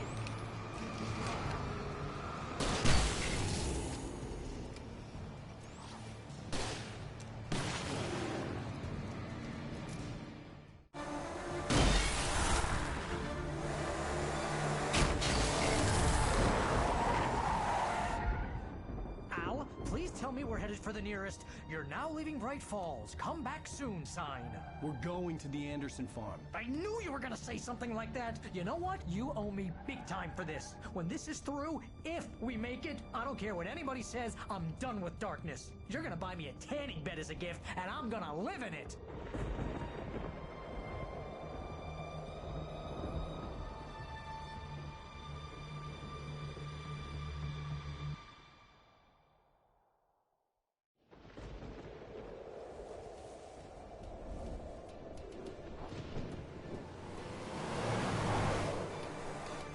I'm crazy, but that's fine, Barry. Oh, you got that right, Al. You're barking mad. You are by far the craziest. But maybe that's inevitable when you deal with crazy stuff like this. It helps. This is happening, Barry. Alice, they never had Alice. She's trapped in the darkness at the bottom of the lake, but she's not dead. Al, how can you know that? I know, Barry. I can... Al, No, listen. I can bring her back. I can find her. There's something special about this place. The lake, it does something to the works of art created here. It makes them come true. But there's a catch. The dark presence, whatever that thing is, twists it to its own ends. That's why all of this is happening. It's using my manuscript to take over everything. Al, I believe you. It happened to Thomas Zane before, it happened to the Andersons. I believe you. Crazy or not, you're not delusional. Weird shit's going down. That's a fact. I'm on board, man. I'm with you. The Andersons knew about it, but they were too far gone to tell me with all the drugs they were on. But they wrote it down. There's a message somewhere at their farm, Barry. We just need to find it. Look out!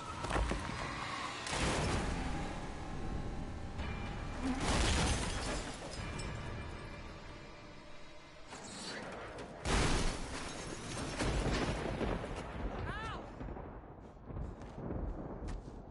God damn it, Al, talk to me!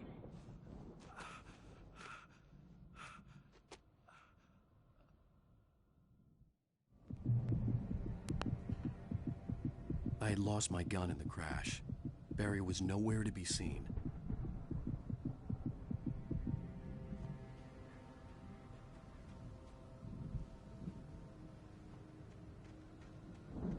Barry! Barry! Oh, man, you're okay! Jeez, it's good to hear your voice! I was trying to get out of the car, but the ground gave way! Man, what a drop! Don't worry, your cutout is fine. Forget that! Are you okay? I hit some bushes, didn't get a scratch! There's no way you can climb down, though! It's like a sheer wall!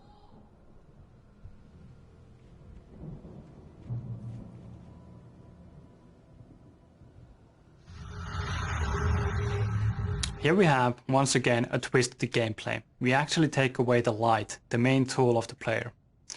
The point of this scene is to demonstrate how utterly helpless Wake is without his light against the forces of darkness. There really isn't any other option here but to run or die.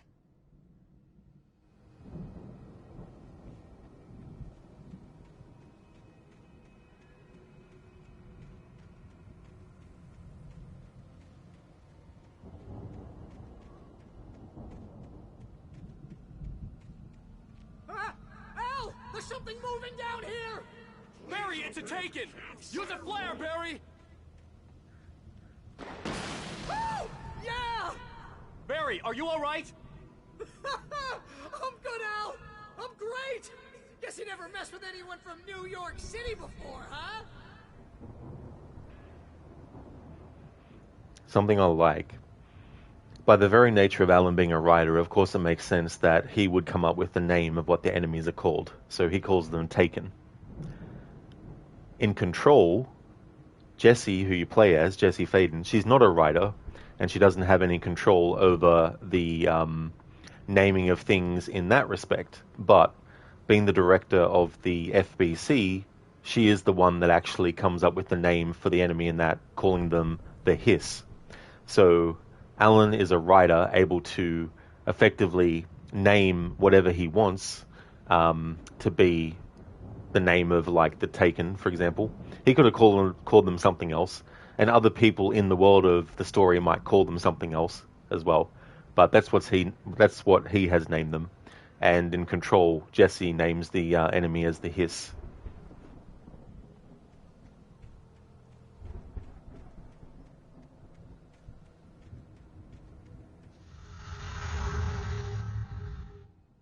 This area is the Anderson farm. In the game we have these two goofy guys called the Anderson brothers. They used to live here, but with time they have gone a bit funny in the head, and now they spend most of their time at Hartman's clinic, although they do wander off all the time. Yeah, they were in a band called the Old Gods of Asgard, and they actually pretended to be Nordic gods. And that whole rock and roll lifestyle thing was just a little bit too much for them. And it probably didn't help that they actually made their moonshine with water from the Cauldron Lake. These guys are nuts. Yeah, but this is a really cool location. It used to be an ordinary farm, but as these guys led their rock and roll lifestyle, they made it into their own image, and they built this stage in the middle of the cornfield and even decorated the farmhouse with Viking imagery. They had some serious parties here. This whole Viking thing was like a lifestyle for them, and in the end they started to believe in their own characters. Unfortunately, it went a bit too far, and they woke up the Dark Presence with their music. Yeah, this all took place not long after Zane had managed to put the Dark Presence down in the first place, and the Dark Presence really messed with their heads. That's another reason why they're so crazy.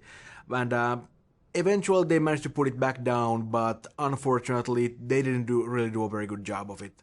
And I guess that's good, because if they had, then we wouldn't be having a story here at all. That's true. These guys really aren't that good with details. They sort of let the Dark Presence hanging in limbo, kind of like waiting for somebody to come along and put it back into business. Cue Alan Wake. Oh yeah. It's definitely interesting, and I guess in a way it plays into this idea that fiction-wise, when you're actually dealing with an entity that is supposed to be the villain of the piece, coming up with a way to satisfy people wanting to see an end, but also leaving things open so that potentially a sequel can be done. And sometimes that can work well. Other times the sequel kind of just rehashes what originally happened and doesn't really add any sort of like new elements to it as well. And then you get some sequels that do sort of like in some ways surpass the original, or they become so popularized that many people might consider that to be the best of the series even sometimes. Like, for example, some people might say that Aliens is the better movie than Alien, and that it's the best Alien movie in the series as well. I'm one of the people that can't decide between the two, because they're so different. And that's the key thing that makes the sequel really good, is that it's not just a rehash of Alien. It's not just, how about we take the alien creature and just let it loose among another group of characters to make the same kind of mistakes, which of course is the blessing and the curse of a long-running series, is that eventually they start to just rehash things that happened and all that kind of stuff. And some try to do it in a very unique way, while others sort of just try and do it by the numbers as well. And then you get a lot of like set pieces that are just the same as well. Like in The Mummy from 1999, there's a scene where the mummy, Imhotep, conjures up a big giant sand wave that has his face inside of it that tries to swallow up the heroes as they're flying in a plane.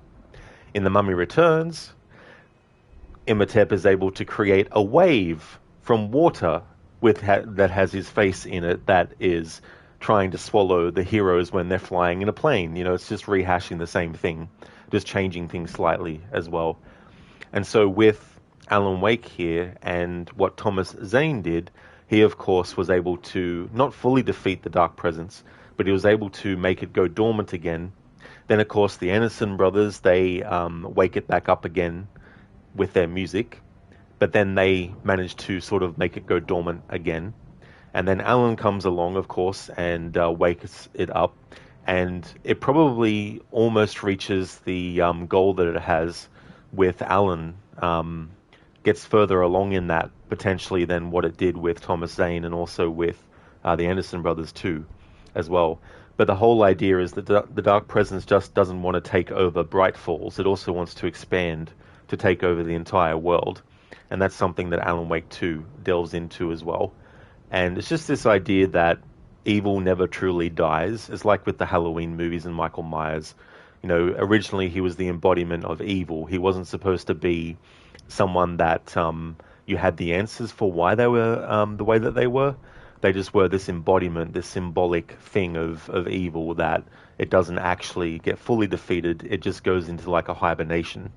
But then it comes back, and sometimes it comes back even more powerful than it did before, and all that kind of stuff. So that thing plays well into Alan Wake, I think.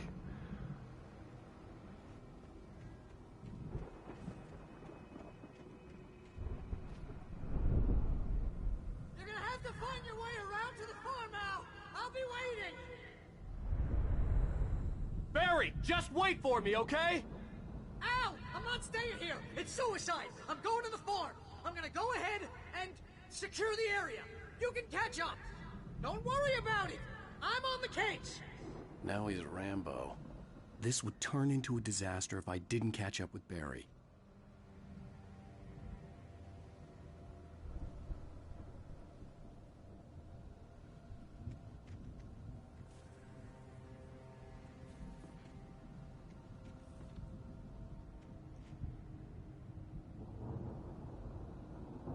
I'm trying to track Barry and see where he runs to.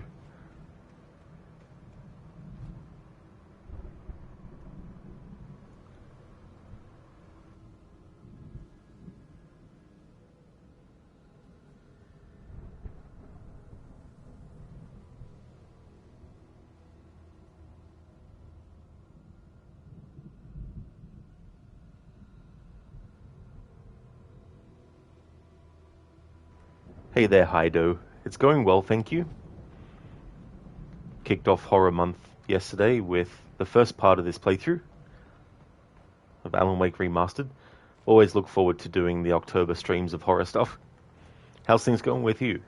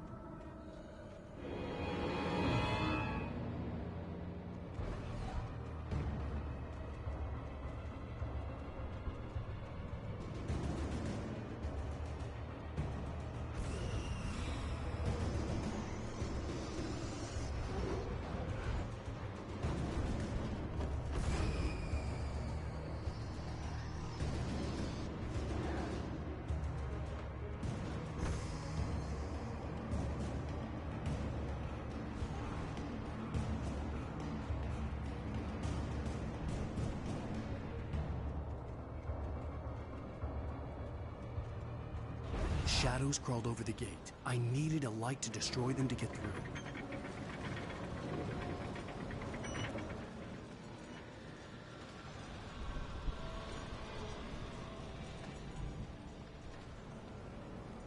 Hido, good. You finally got to play games with your friends again. You didn't get a PS5, but you did buy Minecraft Mobile and you were playing earlier. Very nice, Hido. That's good. Glad to hear that you're going well. And that's good that you've got some way to play that too, as well. It's always good to enjoy gaming sessions. I hoped there'd still be a working generator somewhere around here to power up the old lights by the gate.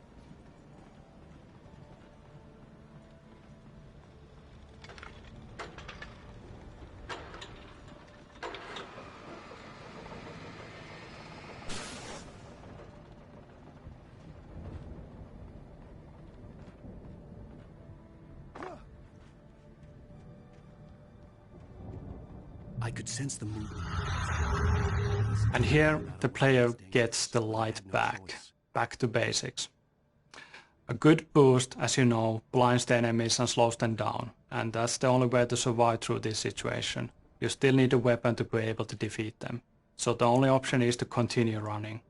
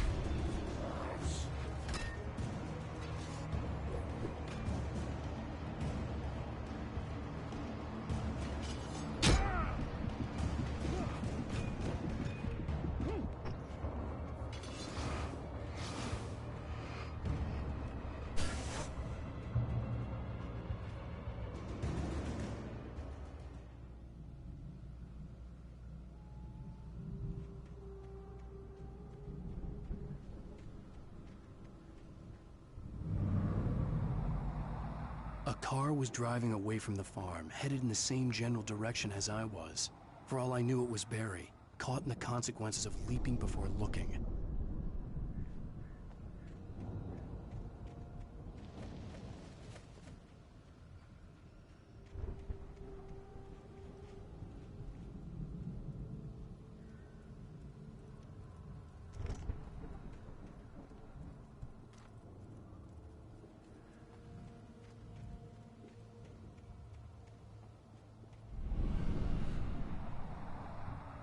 The car was heading for the cabin up ahead. It wasn't far. If it was Barry, I would see the damage soon. Hido didn't expect it to run well, as you had seen vids on mobile Minecraft, but it runs really well. Only drops in frames when you're loading a new area. It would definitely get shit on in PvP though. Oh, would you? Yeah. Well, that's good that it did actually run well, you know, because you never know, because you don't know what things for the other people might have been affecting it that could affect yours, but might not as well.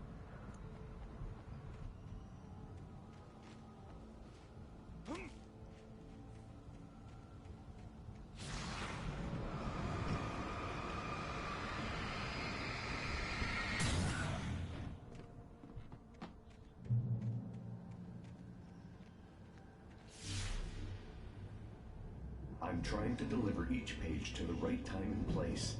I'm trying to show you how the story goes. I had seen glimpses of the light before. I had seen it in my dream. It was a strange spaceman or a diver in a bulky suit. He was the one who'd been placing the pages on my path.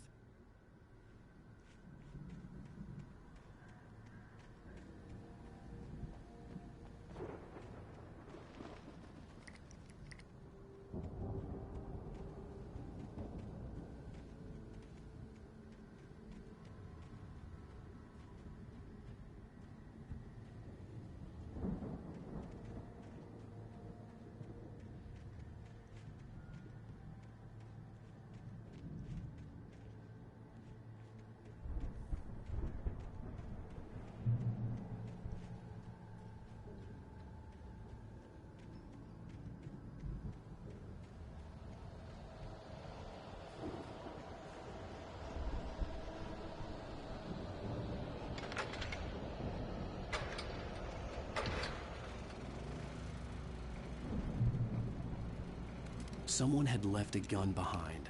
Now I had a fighting chance of reaching the farm.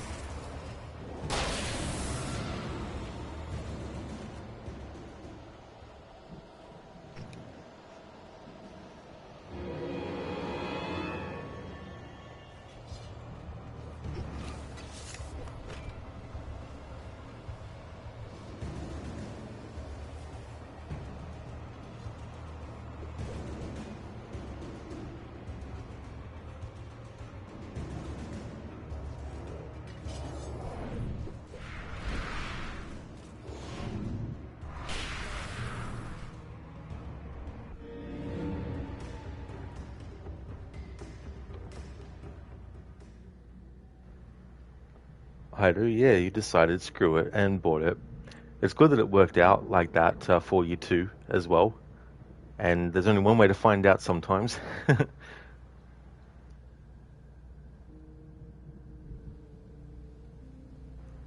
Red rum, red rum, red rum, red rum, red rum, red rum.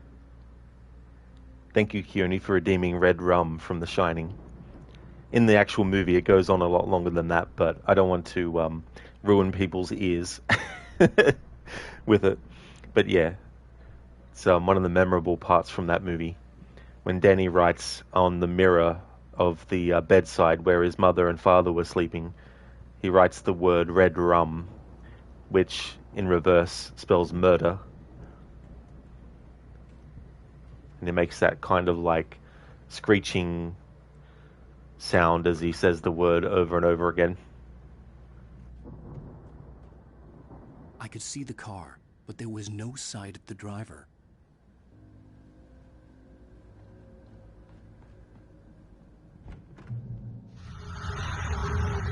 The journey from the crashed car, the second one we had in the game, up to this hunting cabin has been fun to develop. It was really cool to see different things, try different things that work out with Wake being very vulnerable.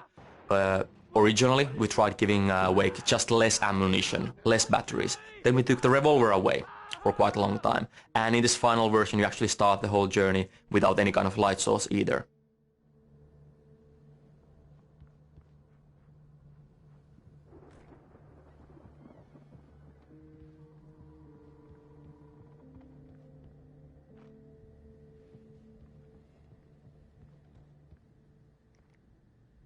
The front door was locked.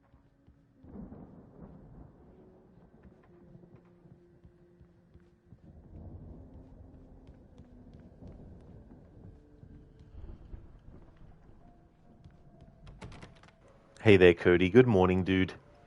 How's your day going?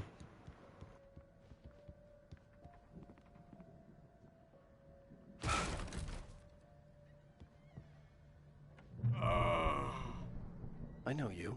You were in jail the other day. I went to the farm again for the moonshine, you know? It makes you see. They're not gonna miss it. They're in the loony bin. But my buddy, Danny, I lost him. Something's gone wrong with him. It's not him. Like a real bad follow-up to a real good movie where the best friend's suddenly the bad guy who wrote this crap anyway.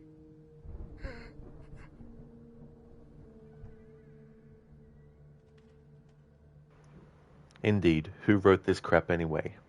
Alan? Rest in peace, Walter. Haido, yeah, not playing games for a long time really makes you miss them. You really miss Dying Light, Arkham Knight, and a bunch of others. Oh, absolutely, yeah. Yeah, you get those games that are just so memorable too, and you want to re-experience them. But when you can't, it's really, really friggin' annoying. Cody, going great, thank you. Been testing new GPU, and wow, you no longer need to have VSync on anymore. How's you? That's awesome, Cody. That's really good. Glad to hear that you're doing well, and it's really cool that your GPU, the new one that you got, has been working greatly too. Be interesting to see, you know, when you're playing certain games as well. Like, I imagine it's going to feel like you're playing them for the first time. As for me, I'm doing well, Cody. Having a good day so far. Can't believe another week is finished. But I'm enjoying the October stream so far. Got a few different games lined up. I don't know if I'll get through more than what I've lined up, but we'll just have to wait and see. Thank you, Cody. Cheers, dude. The plan today is to finish this game, because I'll only be doing the main story. Won't be doing the 2 extra DLC. Like, I can't remember if the video commentary covers back content as well. It might just be for the main game. So I might double check that at the end just to see. And if it does, well, I'll just do those episodes then. But if not, I'll just call it at the end of the main story. I've run through every possible course in my head. If I continue like the Dark Presence wants me to, the story I'm writing won't save Alice. It's a horror story, and it's going to kill her, and me, and everybody in this town. No one will survive. Darkness will consume everything. This is what it's wanted all along. It will be free, unstoppable. It used Alice to get to me, dangled her in front of me to keep me going. It was never going to release her. I'm going to change this. I'll escape. I've written myself into the story. I'm now the protagonist. This feels like a terrible risk, but it's the only way to save Alice. I'll be bound by the events of the story just as much as anyone else who's been woven into it. The story must stay true for this to work. There have to be victims along the way, near escapes, cliffhangers. In a horror story, it can't be certain that the hero will succeed or even survive. He almost has to die. I'll write my own escape into the story next. I need help. Zane's going to be the one who will help me. I'll make it happen.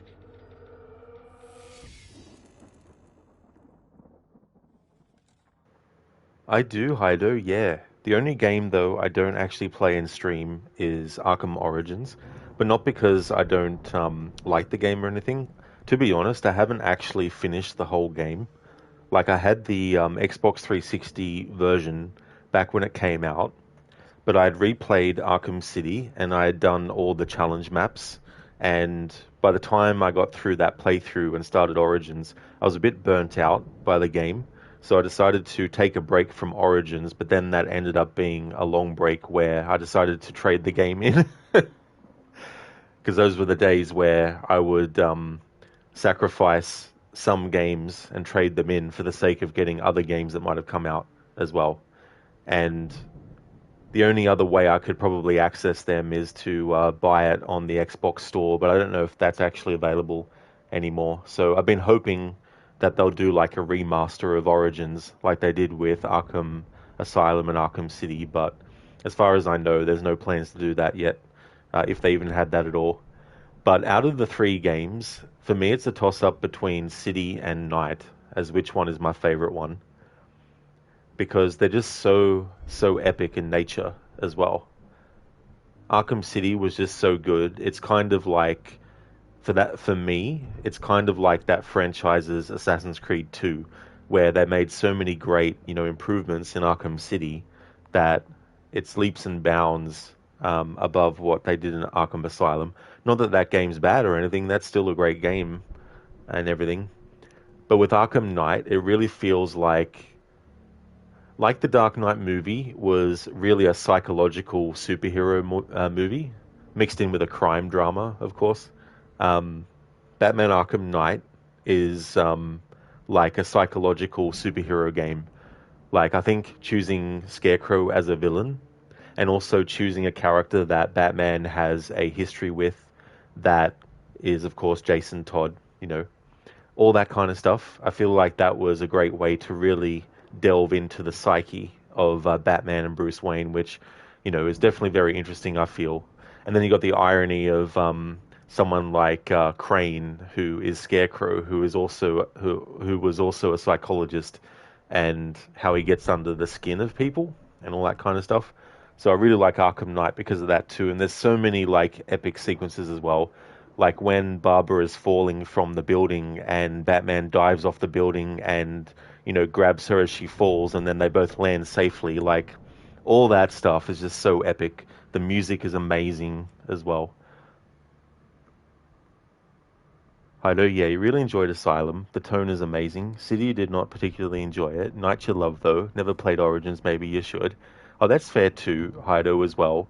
Like Arkham Asylum, the way that they tell the story and the way that they decided to plot out which villains you take on and when, and all that kind of stuff, that was really well done. And I like the isolated location. Obviously, it's not as big as the map in Arkham City, but what they do in Arkham Asylum, creating that kind of a bit of a claustrophobic feeling. And you also get a really good sense of how much the actual events that Batman's going through take a toll on him. And so I was really, it was really cool about the suit, how it gets rips and tears as the night goes on and all that kind of stuff. So many things in that game that set the tone for, you know, what would follow as well. But yeah, Arkham Knight is also celebrating an anniversary this year, its 10th anniversary. But I just don't know if I can fit a playthrough in. But if I do, I want to play the Xbox version of it, and I want to actually stream it not directly from the console, because there's some spoiler stuff in that game that gets automatically paused on a broadcast if you're streaming directly from the console. But I don't know if I'll get to it, though, as well. Asylum Major scared of Killer Croc? Oh, yeah. Yeah, what an imposing character Killer Croc is as well. Like, just the scale and size of him in comparison to Batman and everyone else when he first gets introduced into Arkham Asylum. I think they do a great job at introducing all the villains in that game, too.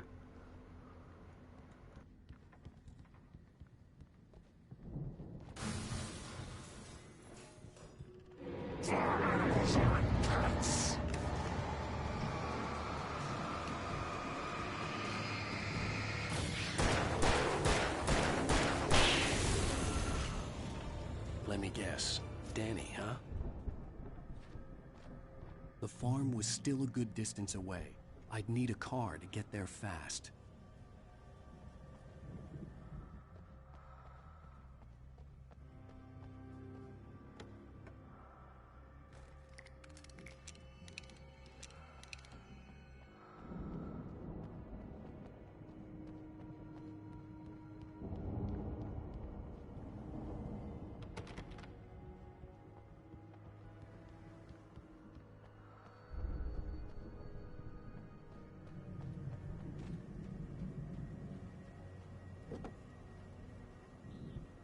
If Barry wasn't up here, he was probably in trouble down at the farm. The farmlands area has been one of the most liked areas during early gameplay testing. I think the big element of this is that we have very many different gameplay types during this journey. We just had a very tightly planned, very tightly designed survival journey up to this hunting cabin, and then again now we give the player a car, we give a direction, and we give the player the chance to actually dictate his own pace for a while. Cody, you hated it where you had to move real slow. Oh, yeah. Something that's a little annoying about that part too is you can't do the quick batarang on Killer Croc when he's running at you. You have to do the manual aim one, which I thought was a bit annoying because, you know, if players have gotten used to just tapping the button twice to make the batarangs throw, then you should let the player use that against Killer Croc. But nope, you have to actually aim and then throw it. I do pretty much all the games and side characters, villains, and main characters, villains are really well done. All the side missions are amazing and really flesh out the characters, especially in Night. That is true too. Like, I understand the criticism that, oh, it was so easy to know who Arkham Knight was. And I understand that. At the same time, though, I think the way that they told that story in Arkham Knight and the flashbacks and all that kind of stuff, I think it was really well done.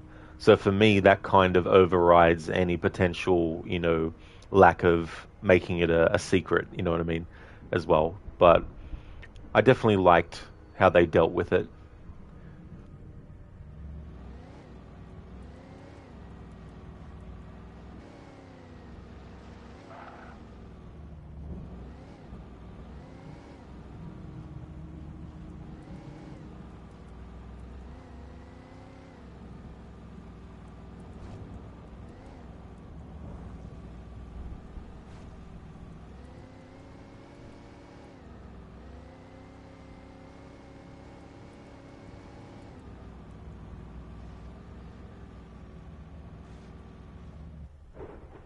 Cody, you love chasing that fire dude in Night. Oh yeah, Firefly, I think he is.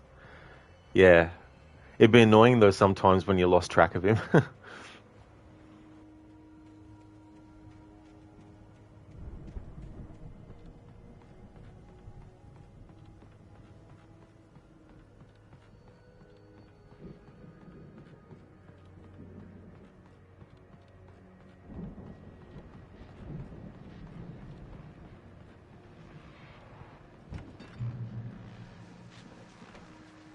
Well, as I'm sure everyone's noticed, that storm we all felt coming is finally here. The boys at the Weather Service reckon it'll last until morning at the very least. Pertaining to that, let me read that missing persons alert again. The Sheriff's Department's still looking for a Caucasian woman, 30 years old, slim and blonde with blue eyes. She may be lost in the woods, and it's possible she's been injured in a car accident. If you see her, please make sure you get her indoors and call the sheriff. It's bad weather to be caught out in, so if you see someone in the area who maybe looks a little confused, give him a hand, all right? This is Pat Maine on KBF FM, hoping you're all safe and warm tonight.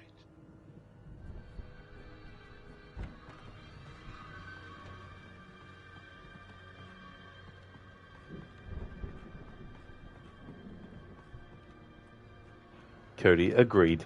Yeah. Because sometimes the buildings and the other enemies and stuff can get in the way. Hido, one thing though is the take on Bane, pretty much just a big guy who runs into stuff, hopped up on something. They definitely could have done something better with him and made him something more. Oh yeah. Yeah, because it's pretty much just like he's a big hulking brute. Which is kind of what the Batman and Robin movie focused on, except they made him dumb.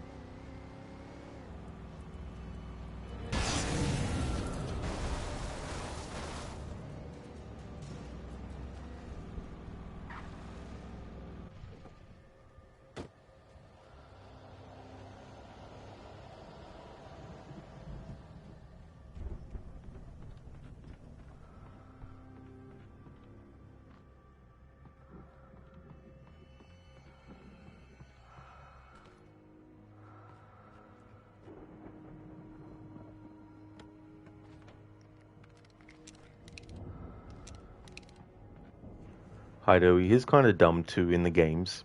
You like the take that the Dark Knight movies took with him being intelligent and feared. Sad to your knowledge it was only dumb then. Yeah. Yeah, the thing about Bane in those movies is like he may not look like he does in the source material. He might not be of the same, background and all that kind of stuff. But I think he's a physically imposing figure still, and also the fact that Bruce Wayne hasn't actually been Batman for 8 years as well means he's out of practice. His body isn't the way it used to be. He's not as strong as he used to be. And so he's facing an opponent who has been honing their skills for years, but has also been keeping active. So in the 8 years that Batman hasn't been active, Bane has continued to be active as well. And so when he fights Bane in that first fight, he's just not physically strong enough to actually even prove any sort of like challenge to Bane at that point.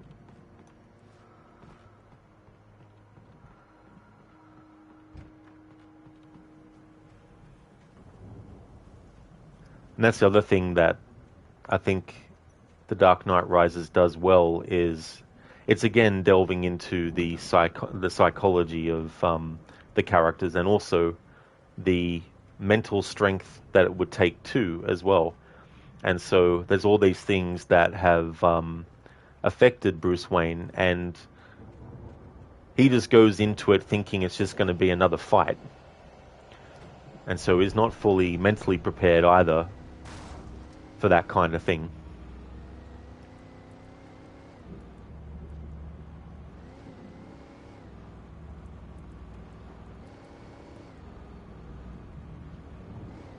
And in many ways, that movie's plot mirrors Rocky 3 as well.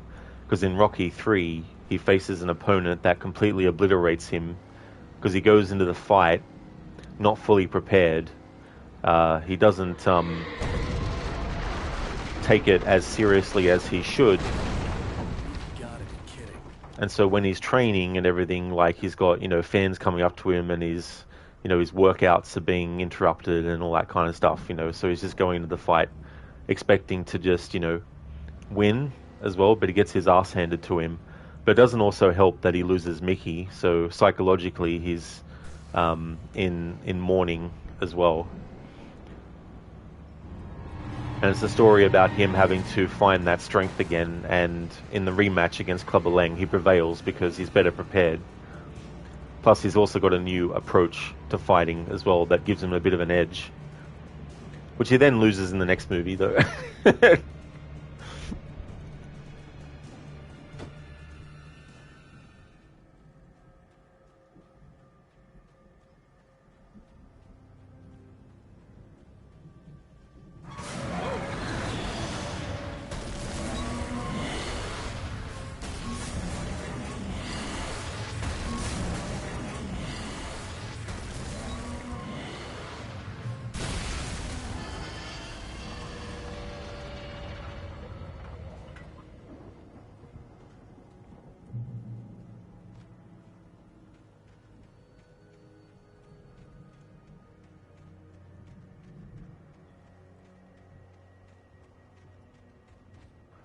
Wonder if they've provided any video commentary for these skeletons.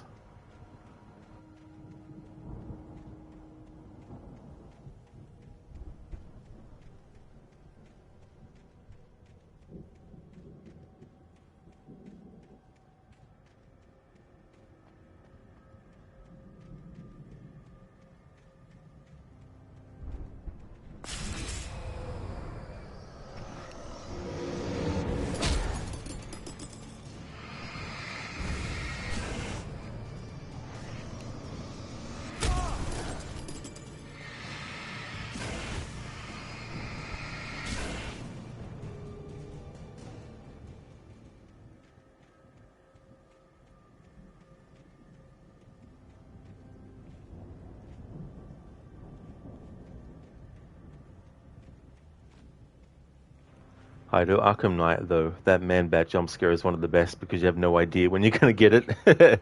Oh, yeah. That's really effectively done, too, as well.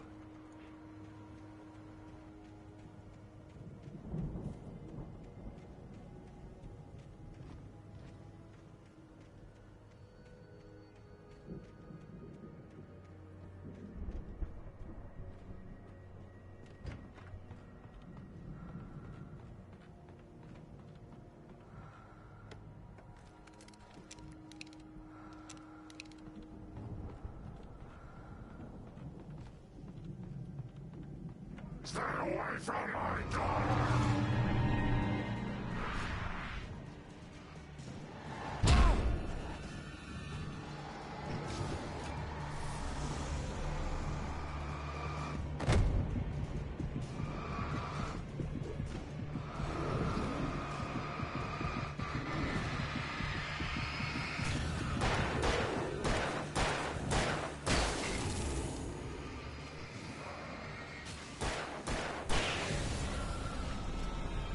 Cody, Tom Hardy was the wrong person to play Bane, you thought. Bane is muscly to hell, though.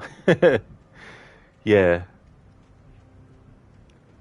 Yeah, that's the other thing, too. If there's certain physical attributes that an actor doesn't have that the character does as well. I think, too, doesn't Bane get even bigger when he's on Venom as well? And I guess in The Dark Knight Rises, they wanted to stay away from any kind of, like, serum or something that would make Bane even bigger. Thank you, Keone, for redeeming a random horror movie quote. Thank you.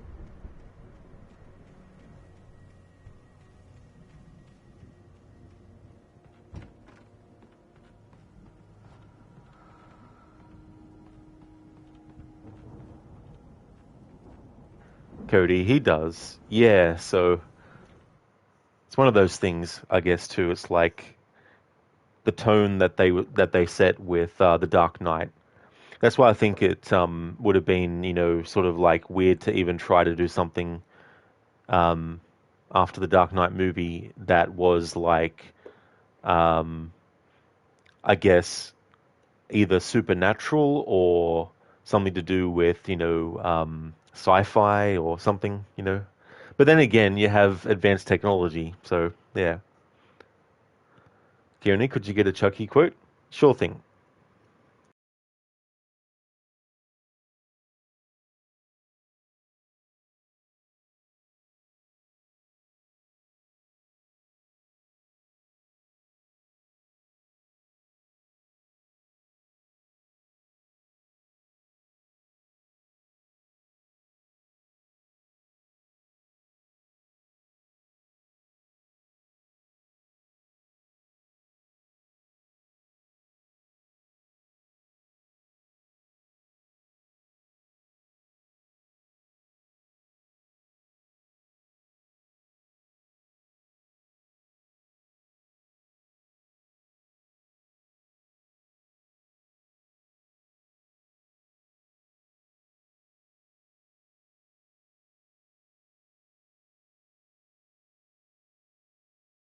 Okay, so I've got one. So how'd you end up like this? Well, it's a long story. It sure is. In fact, if it was a movie, it would take 3 or 4 sequels just to do it justice. I can't do Chucky's voice, but I wanted to make it sound different to the other two characters, Jesse and Tiffany. So that's from Bride of Chucky. Thanks for redeeming that, Keone. Heido, that is one thing you guess about the side missions in Arkham Knight. They can seem like they go on forever with all the encounters you have to find and do, especially on a small map. That's true too, as well, and the way that they stagger them, so you can't just do all of them in succession. It also depends on your main story progress as well.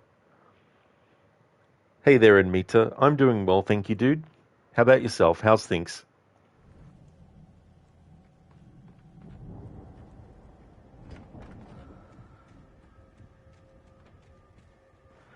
Keone, sorry, Rod, you missed the quote.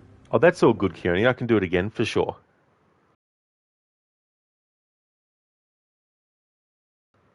So, how'd you end up like this?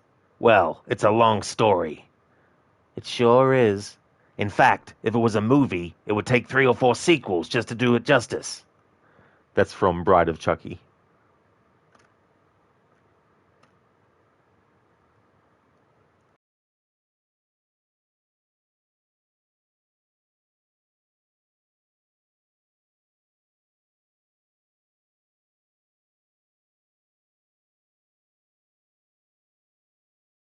That's all good, Keone. No trouble at all.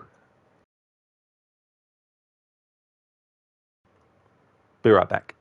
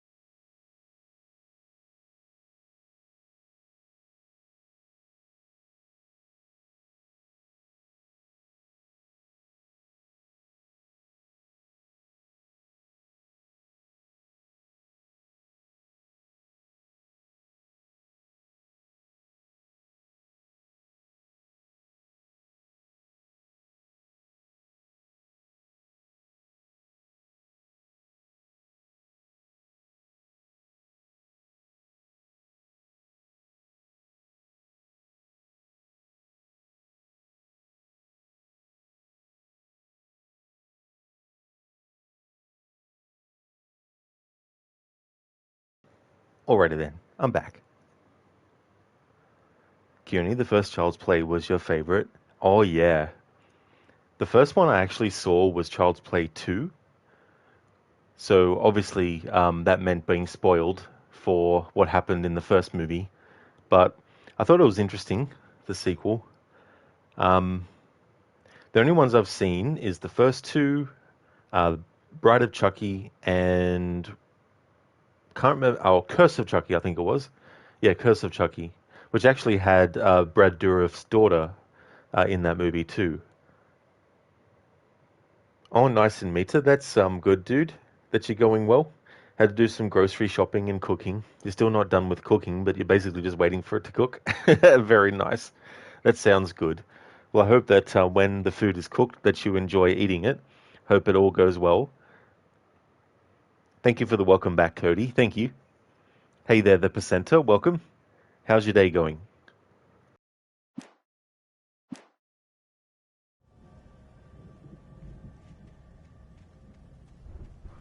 No worries, Amita.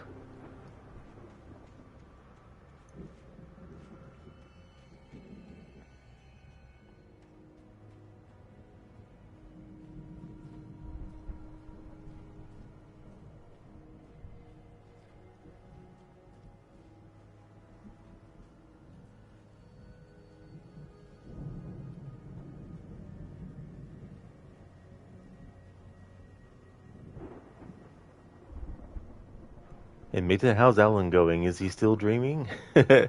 Alan, are you awake, mate? Wake up. Wake up. Rise and shine. Nope, he's still dreaming.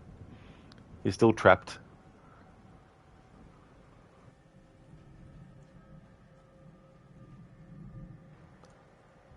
I love this next part. Plus the song is awesome. I'd known the brothers used to be some kind of rock stars, but it hadn't really sunk in until I saw the stage.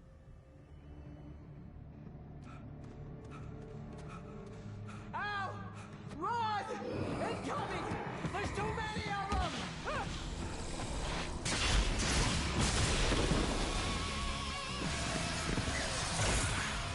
God damn.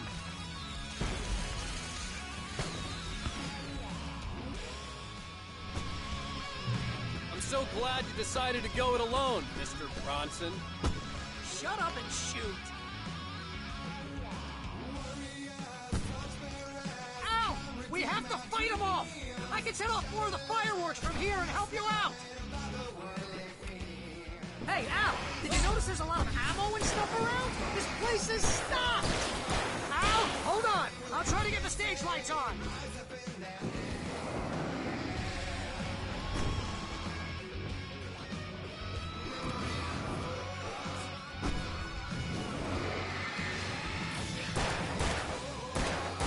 Yes! Here we go! Barry Wheeler to the rescue!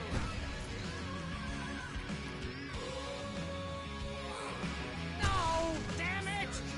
Goddamn turn of the century wiring! Hang on now!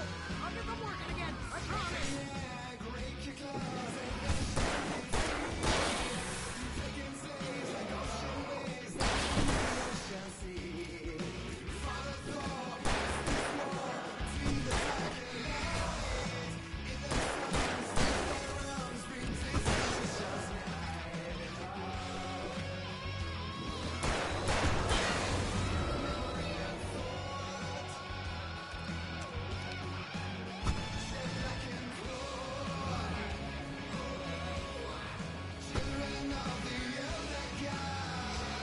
Yes! Ow! Stay in the light!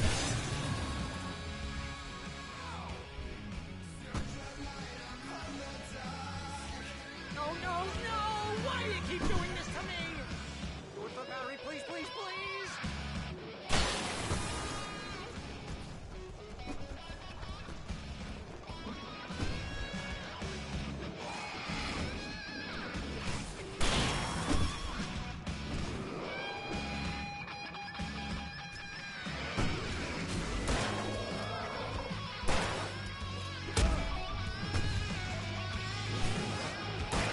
Please don't let me die. Oh,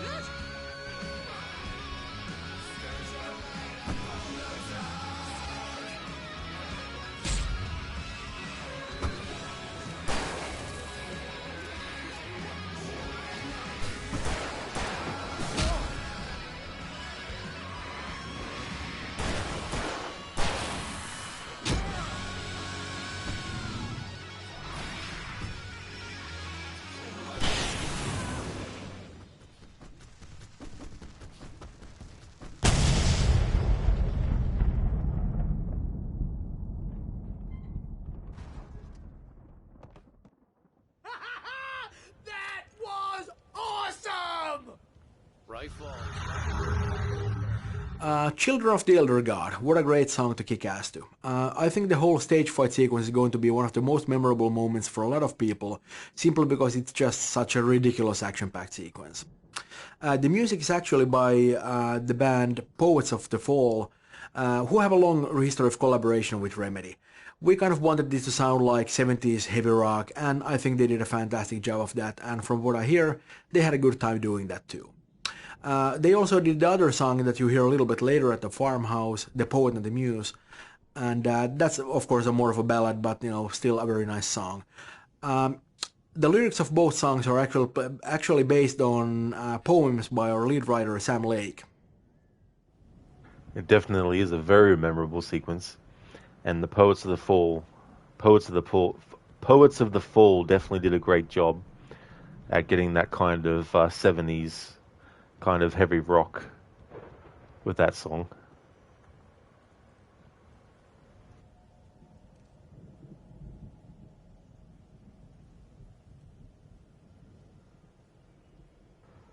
Thank you, Haido, for redeeming an Assassin's Creed quote. The people never have the power, only the illusion of it. And here is the real secret. They don't want it. The responsibility is too great to bear. It's why they are so quick to fall in line as soon as someone else takes charge. They want to be told what to do. They yearn for it. Little wonder that, since all mankind was built to serve, I see the world the way it is, not as I wish it would be. That's Hatham from Assassin's Creed 3. Thank you very much, Haido, for redeeming that. As much as I don't like Hatham because of him becoming a Templar and all, he is still a very cool character and a very interesting dynamic as well, with him being opposed to the Creed. Percent, you watch that Netflix series of Chucky. It's good that Brad Dourif was still playing Chucky after 3 decades, and the actor who played Andy returned. Kind of like in Cobra Kai, they got loads of the actors from the 80s and 90s movies to return and resume their roles. That's really cool too when that happens, because so much can happen in the years since the last entry of something that, people can unfortunately pass away, or they might retire and not want to come back and all that kind of stuff. Maybe the people behind the project want to go in a different direction, so they might not even approach the original actor and all that kind of stuff. So when all those pieces fall into place and the original actor for something is able to return, that is really cool when that can happen. Keone, Leprechaun, the horror movie, was okay. You kind of want to rewatch it. I never actually saw that one, but apparently it was one of Jennifer Aniston's early roles that she had done. But yeah, I hadn't actually seen any of those movies before.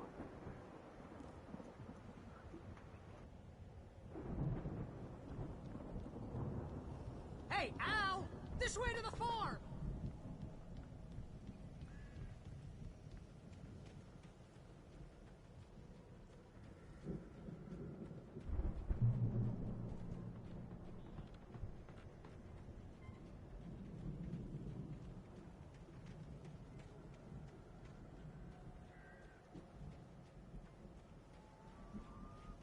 See, bestseller? No reason to worry. Your cutout's good as new, right where I left it.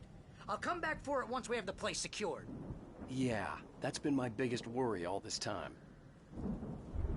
We need to get this thing moved out of the way. This is as far as I got, before they ambushed me.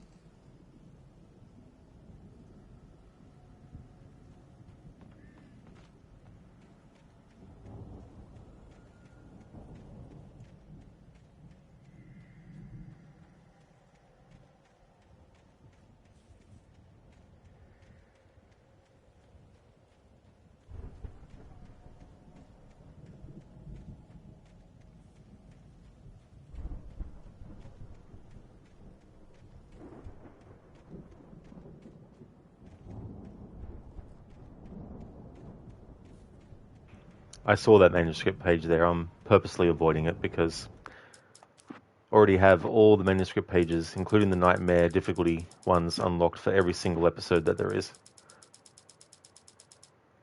So I don't need to collect them.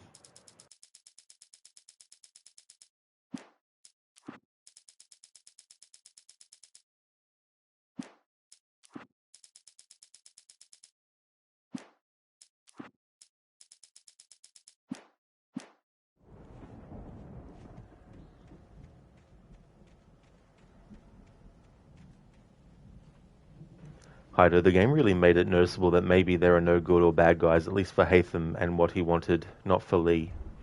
Yeah. The other side of that, though, is it's also about perspective. And the thing about Hatham is they got to him when he was 10 years old.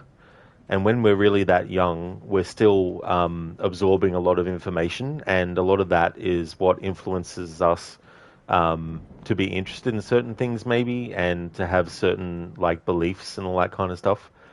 And so the fact that they got to Hatham so early means they were able to brainwash him much more easily than they might have done if he was a lot older by that point as well. And that's the key difference between the Assassins and the Templars. The Assassins recruit through free will, so they might offer you to join, but you're under no obligation to join. They don't do anything to try and force you to join. They don't manipulate things in your life to make you go down the route of joining. However, the Templars are different. They want to actually coerce you to join.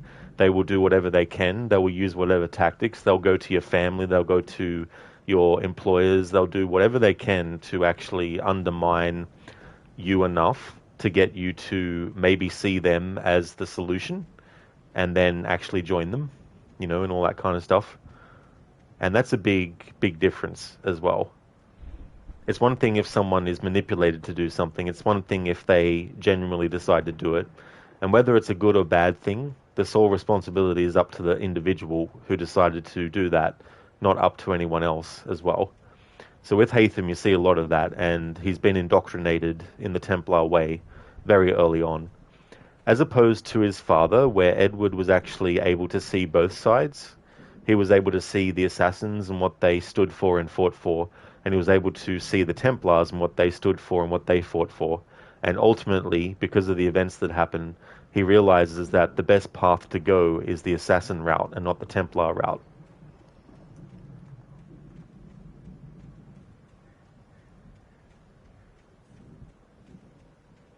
Presenter, you love Warwick Davis as an actor. Willow is an absolute classic. I never actually saw that after I was a child. Like, there's so many movies that I saw when I was probably like 3, 4, or 5 that I've never watched since then. That would definitely be one of them. Like, I remember some bits from that movie, but I don't remember a whole lot. I think I had a colouring in book from that movie, because I do remember having some kind of like colouring in book based on that movie that I did when I was a kid. Hey there, AC. Welcome on in. I have loaded taco flavor corn nuts. Does that statement add anything useful to the stream? No. Does that statement provide useful information? Also no. But you have them and they're tasty, so you wanted to share. And AC, that is totally fine, for sure. I hope that they're delicious. Are they kind of similar to Doritos, or are they a completely different thing?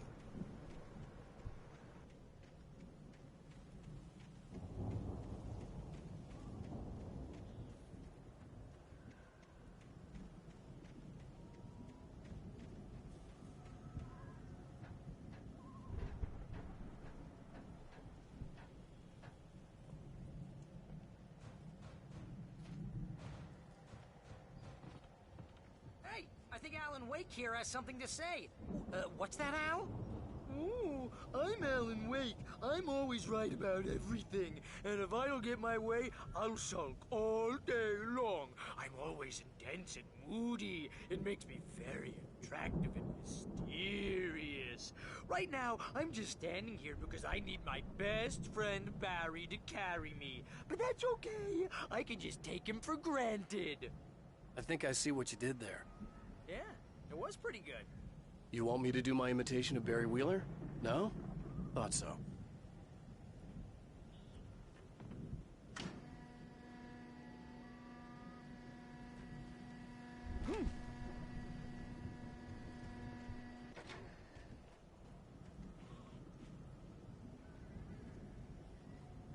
AC, it's a large corn kernel that's been cooked in such a way that they resemble nuts in hardness and crunch.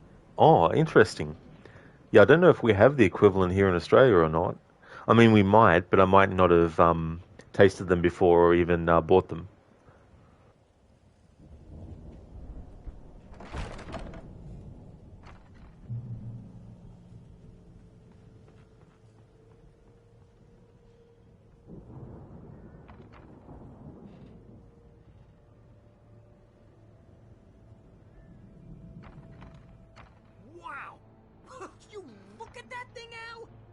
went all out with this Viking crap, didn't they? Look at all this stuff. They must have done okay for themselves, so how come I never heard of these guys before? And this from the guy who learned about Ozzy Osbourne through reality TV?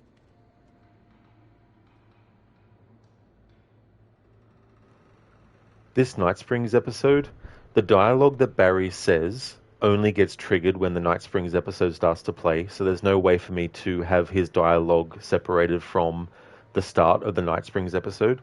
So when we interact with that television, you'll hear Barry's dialogue overlapping what we hear in the Night Springs episode for a little bit.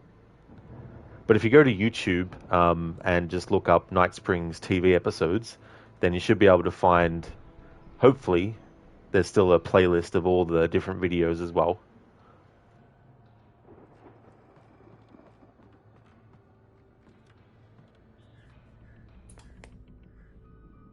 Sleep.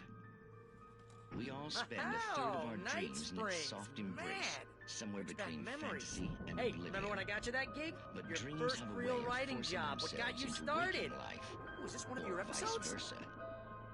In Night Springs. Tonight's episode, The Dream of Dreams. That's by someone else. We join Mr. Jones as he explores the endless dreamscape, only to be brought to a sudden stop by a decidedly mundane situation. A long line of people. Hey, Jones, right? Listen, we're gonna have to wait until His Highness over there is good and ready. Oh, wow. Who's that? You don't know him? What are you, new? He's the guy dreaming us. Well, not just us. He dreams everything. All of this. But wait, no. I'm the one who's dreaming. I'm asleep. Isn't this my dream? Oh, yeah. Sure. Get real, pal. You're just another dream. I'm a dream. You're a dream. The weirdo in the diving suit is a dream, and the girl made of smiles and sunshine is definitely a dream. But I'm pretty sure I'm dreaming this. Well, maybe you're a really confused dream. What am I, a shrink? All I know is I'm going with the smart guys, and they say that's the guy doing the dreaming. Right there. I don't know what that means. It means we keep him happy. No sudden falls. We make sure he has his clothes on when he goes out in public. No chases where the monster is nipping at his heels and he runs like crazy, but his legs don't seem to get him anywhere. None of that. Because if he wakes up in a cold sweat... Oh. Yeah, precisely. So we wait till he wants to move on. Keep things nice and calm. Hey, something's happening here. Yeah? What's that? What? Can't you hear that? Oh, God help us, it's an alarm clock. Oh, it's you, isn't it? Please, man, I got a wife and kids. Please don't wake.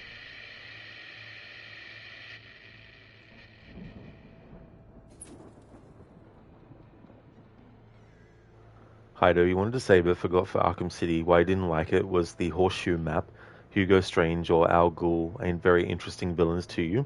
So for you it's just a combat game. Yeah, that'd be tough too as well. Especially because if you also like the story, but there's villains that are in it that you don't really care for much, it can really, really affect how you care about what's going on too, as well to a certain point. AC, they do, according to the interwebs, and they're still called corn nuts. If nothing else, and you're really curious, you can get them on Amazon too. Oh, thanks for looking that up, AC. Yeah, I had no idea, actually. So they're still called corn nuts. Interesting.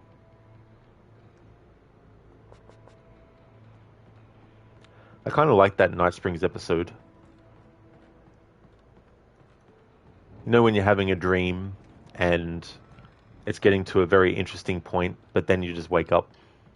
It's kind of like that, except it's the alarm clock about to ring to wake the dreamer up. And by the very nature of the dream ending, so too do all the people within the dream, quote-unquote, die as a result of the waking up.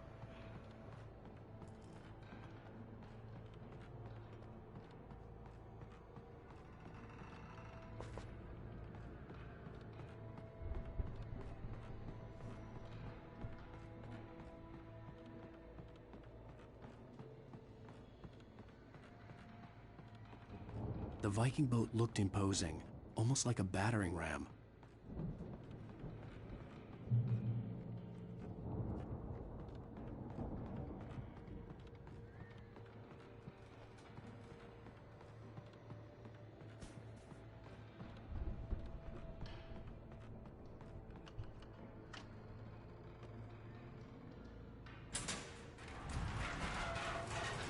Odin is with us.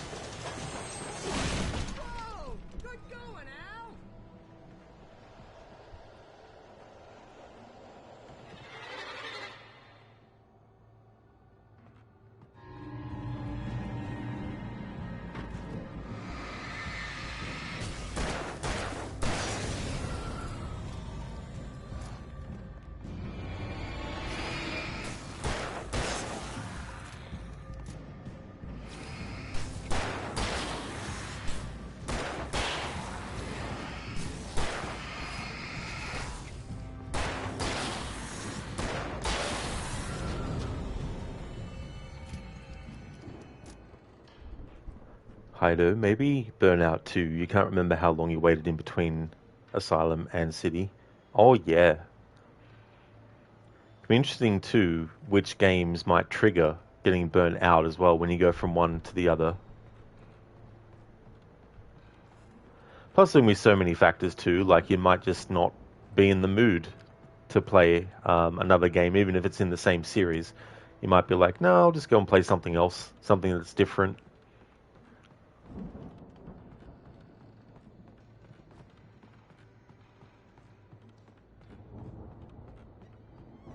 Sometimes for me, it can be hard to stick to a schedule in the sense of there might be other games I want to stream as well, but I can't fit them in with the other games that I want to stream too. So it becomes a thing of not being able to just change game on a whim, you know, like I can't just be like, okay, I'm going to start a playthrough of this game today, and then the next day go, you know what, I'm not going to continue the playthrough. I'm going to start a different playthrough of a different game, and then maybe I'll get back to the other game in a week or two, but maybe not. Maybe I'll play something else. I like to try and keep a consistency and try to make sure that when I do start a playthrough that I dedicate the necessary time to play it and then finish it. There are exceptions, of course, like GTA 1. I gave that a fair go for like a few streams, but just couldn't get into it, so I abandoned the playthrough. And recently I did a playthrough of GTA 3 Definitive Edition, but I didn't end it because I got frustrated with the game and I was like, fuck this, I'm not going to put the time and effort into finishing it. So there are exceptions sometimes, but the majority of games that I set out to actually play, I play them until completion.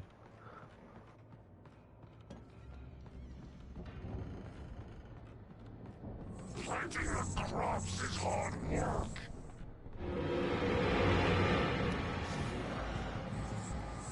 I think we can make it through here, Al!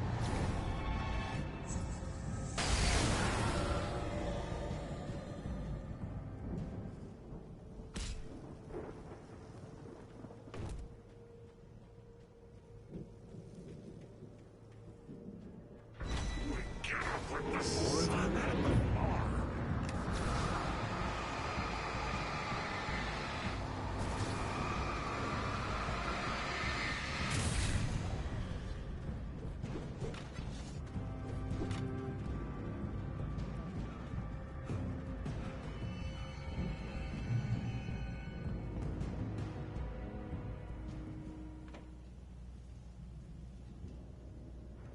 And Meteor felt burnt out. Those geezers had quite a production going on. Ooh, you know what, Al? If we make it through this alive, I'm gonna start representing them. Yep, sell this stuff online, maybe get a reality show going, release a new single. Good luck with that, pal. Hey, you find us a way out of here, okay? I'm gonna take a closer look at this stuff. And Meteor felt burnt out by the end of Arkham Origins. You started Arkham Knight but didn't get far. You haven't gone back to it since. I don't blame you though in Meteor, you know, like if you push yourself to keep on playing when you're feeling burnt out, it's just going to make things worse. And a game that you could actually end up liking under certain other circumstances, if you force yourself when you're feeling burnt out, you might end up not liking it, and then you never go back to it as well. So if you ever do feel like going back to it, it'd be interesting to see what you think about it as well. Hido, Arkham games suffer from that, you think, because of its rigid movement and minimal ways to move. Also, all of the games have a certain feeling, tone, and look that could get tiring. Yeah, that's it too, you know, like some series have a lot of differences between each entry, enough to make it feel like a very different game, so that might also make it feel a bit fresh and not as repetitive.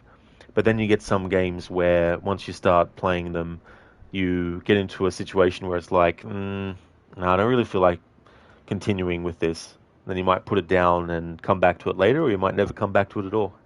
Which has happened with me with some games as well, where I've given them a shot and I've just gone, no, can't get into it. AC, you mean that was your issue right there? You played the dumpster edition. I don't know how you'd stream it, but if you can find the PS2 and a copy of the game, it'll be way better. Yeah, AC, in 2022 I did a marathon of the GTA games, and I did GTA 3, the PC version, as well. And I thought it would be a good project to do like short streams earlier on a stream day. And so I thought, oh, I'll do GTA 3 Remastered because I haven't played that version before. But it wasn't like anything that the remaster had done differently to GTA 3. It's just that I got so pissed off with a mission that I kept failing on that I was just like, no, don't have time for this. There's other games I'd rather spend the time to play. And me too, you got tired of the same side content that is present in all games. Oh yeah, and me too, all the Riddler stuff as well. Like if you're doing back-to-back playthroughs and you're also getting all the Riddler trophies, like that's just that's just a lot of grind.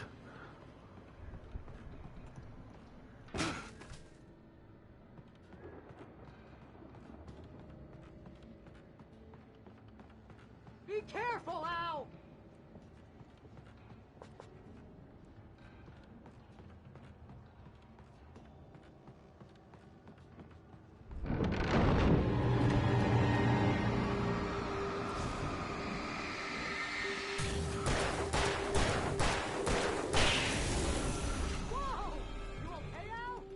I'm good. Keep your eyes open, okay?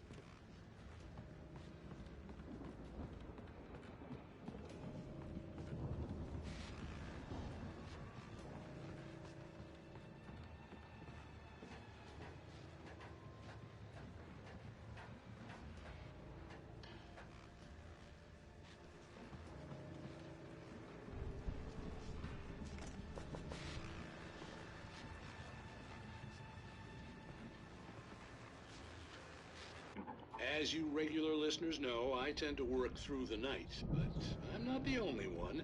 Deputies Mulligan and Thornton are taking a couple of moments off their busy schedule to join me here in the studio. Boys, how busy are you now? Deerfest is almost here, isn't it? I bet that keeps you in business. Pretty busy, yeah. Actually, Pat, we've been real busy with other stuff, which concerns an ongoing investigation. We can't talk about that, Thornton. I wasn't gonna say anything. I was just saying we got, other irons to fry. And how would you compare your workload to last year's? Things have seemed relatively peaceful to me, but people do tend to get a little wild this time of year. Oh, it's wild, Pat. It's pretty wild. There's been all sorts of trouble this year. Vandalism, fighting, public disturbances. A lot of people gone missing, too. Yeah, it's pretty much the usual stuff, Pat. Just, a lot more of it. Now, is it just me, or does Deerfest get wilder every year? People seem to be more drunk, at least, or they start earlier and younger. Oh, it's definitely not just you, Pat, but... Definitely, Pat. Hey, I'm talking here, Thornton. Oh, shoot, I lost my train of thought. Not just me. Oh, yeah, it's wilder, Pat, but actually most of the trouble seems to be coming from grown men. People who ought to know better, Kids are doing fine this year. Well, that's nice to hear at least. Boys, I want to thank you for stopping by. I'll let you get back to your patrol. Sure thing, Pat. Yeah, sure thing, Pat. Hey, Mita, you were happy with the ending. The Riddler got in City. You don't understand. Why do I have to deal with him again in Night? It's like, don't you have something better to add to the game? Yeah, and Mita, the other thing too about the Riddler in Arkham Knight is you can't get all of the riddles done.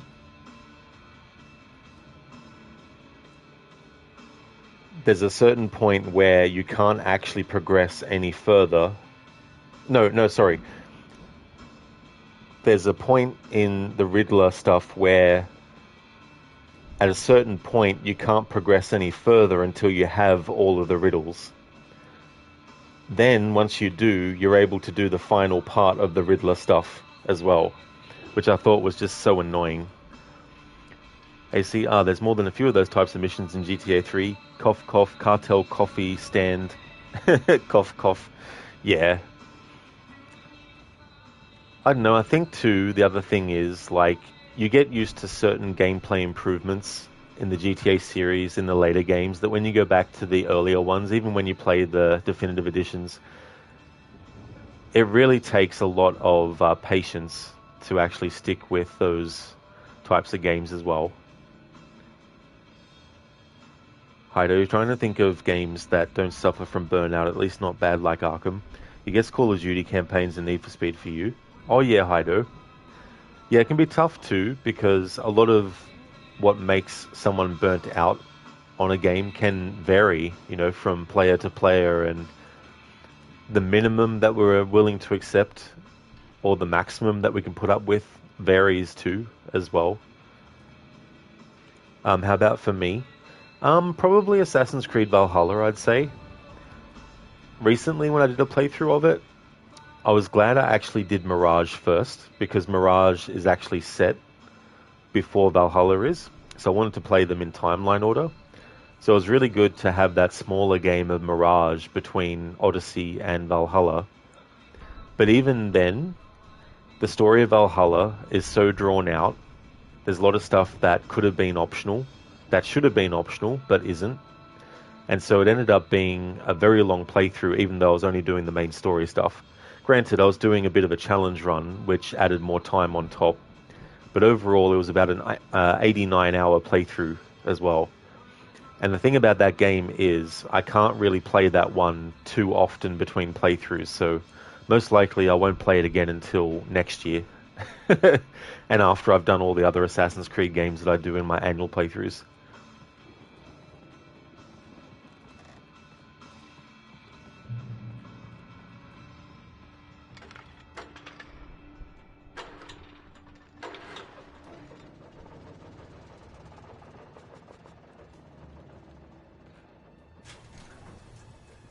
I could see the building that had to be the Andersons' home on the other side of the field. It wasn't far now. I wasn't worried about trusting the ramblings of two burned-out geriatric wrecks. They had the goods.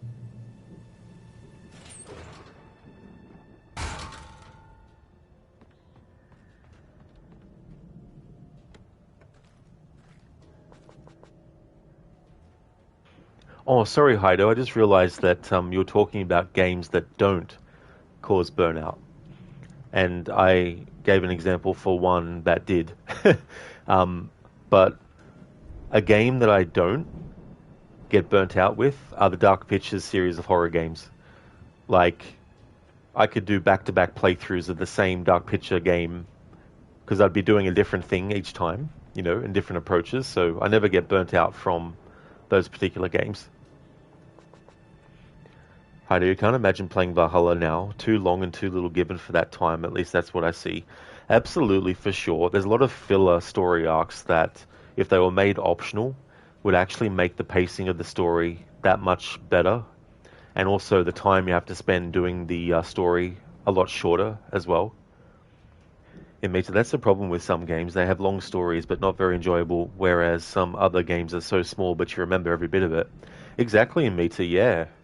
There's some games, and I can understand people who want long games, and if a game's short, then they don't like it, and that's fair too, as well. There's games that I feel can overstay their welcome, and for me, as long as the story, if it's a story game, is told well, then it doesn't matter if it's like a shorter experience. For example, Deus Ex, Mankind Divided. If you were to just do the main story, it's a very, very short story, and it's a very short game. But if you take your time with it, and if you do the side missions and all that kind of stuff, then you really get a much longer experience than just the main story on its own.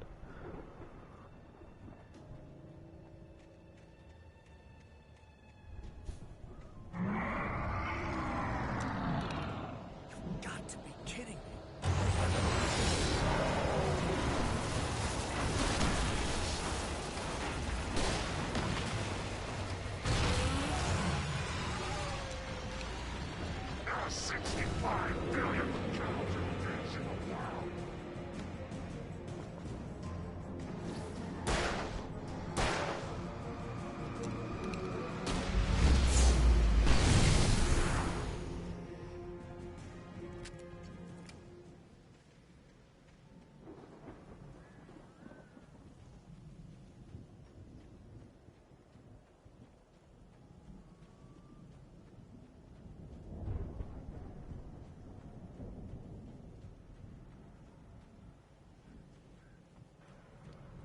Couldn't remember if Alan had some dialogue if you try to go through that gate too early.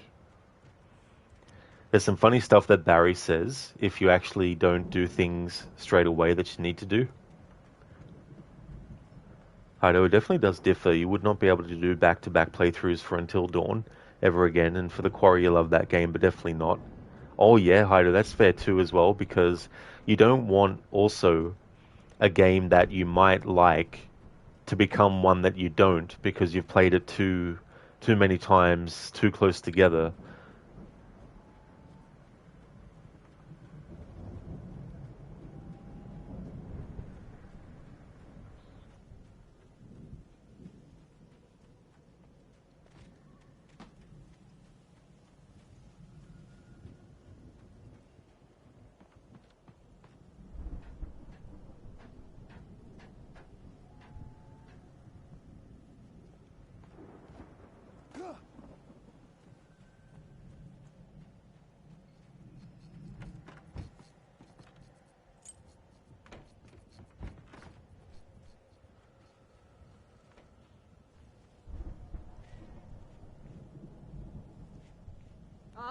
Al?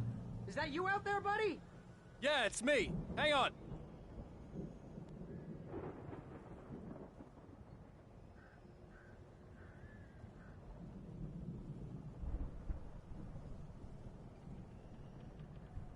Hey, what's the holdup? Come on, this place is all dusty. You know I got my allergies.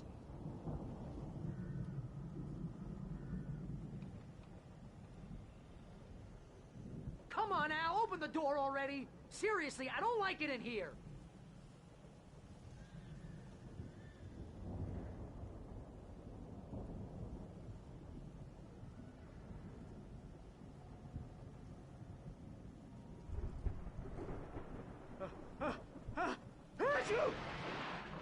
Holy crap!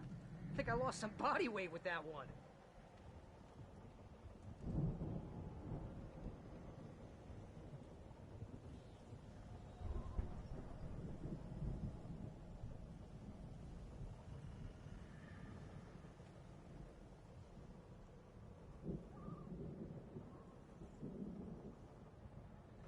Still there? Anybody? Somebody? Come on! Don't fall behind!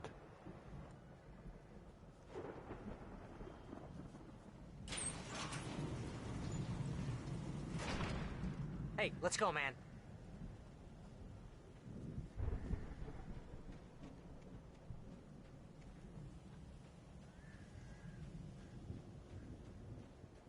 I think we're gonna have to work together to open this gate, Al. Looks pretty heavy. Hey, I think that's the farm on the other side of the field. We're almost there. This farm is a crazy place for crazy people. We should feel right at home then.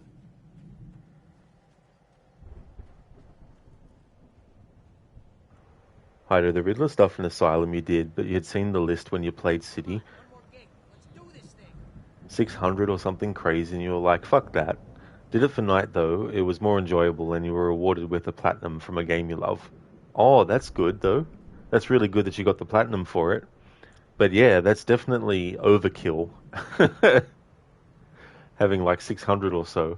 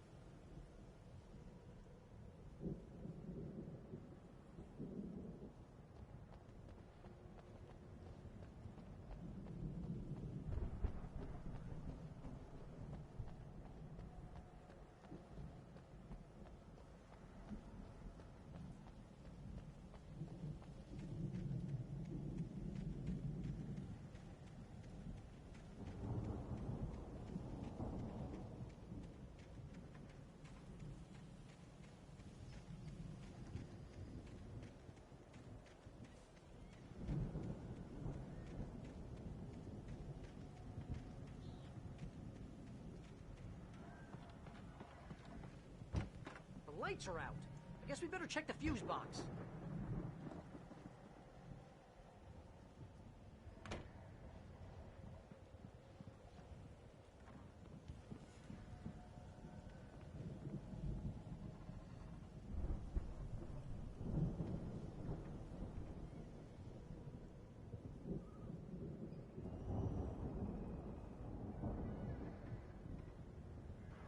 That would actually be pretty cool if that was something that Remedy had as merchandise.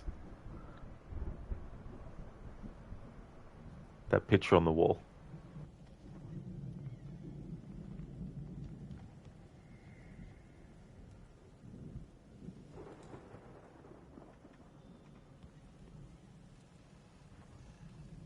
The power downstairs was out, but I was sure I could fix that at the fuse box.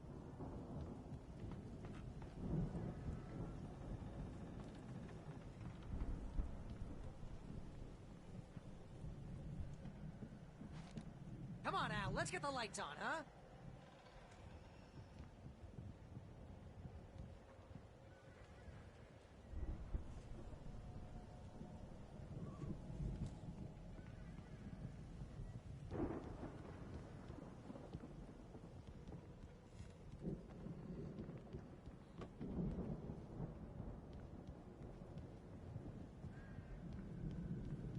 You know, this place looks kind of lived in. I thought the Andersons were in the booby hatch.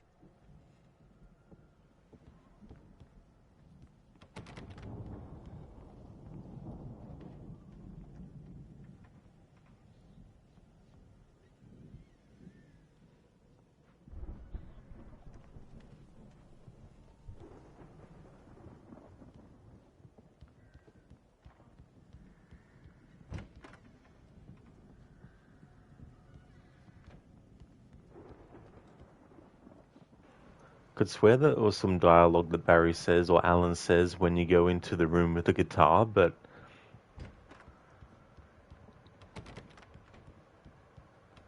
maybe not.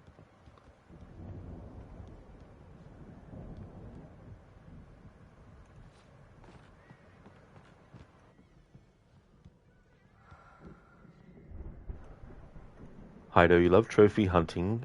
Maybe not as much as you did 2 years ago, because now you only do go for it for only favorite games. Before you went for it on every game you thought possible, but you had to grow out of that as you got older. Couldn't have kept up. I wouldn't get to games if you did some dumb stuff for a tedious trophy for a game you thought was meh. Oh yeah.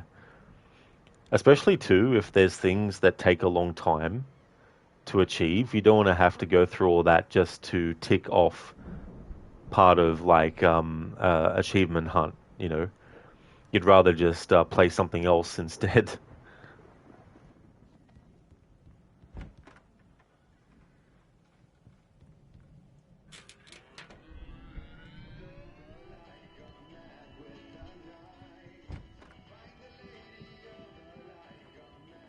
Can you hear that, Al?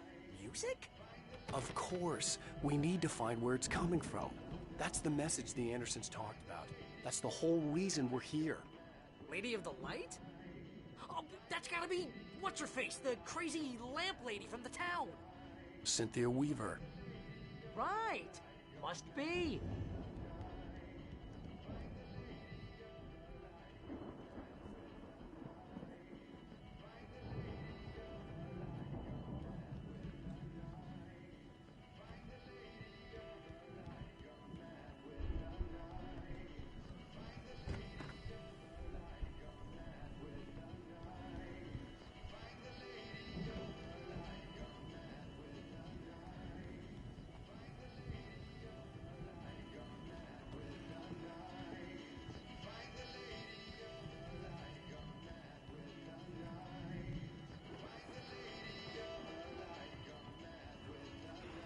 No. Must have thought Just a little dusty, Al. Give it a little thump. I want to hear this song. Must have thought that there was dialogue with the guitar, because maybe years ago when I did the playthrough, checking for all the dialogue, maybe I had hoped that there was and there wasn't, but I've just forgotten since then that there wasn't actually any dialogue.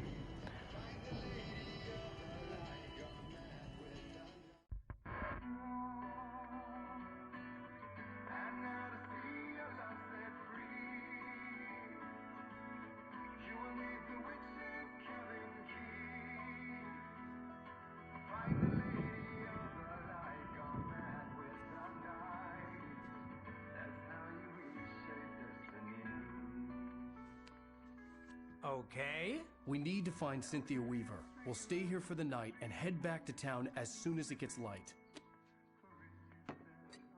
Hey, Al. Lots of hours before dawn. Might as well get some rest. And by rest, I mean drunk. Come on, Barry, this is... Yeah, what the hell?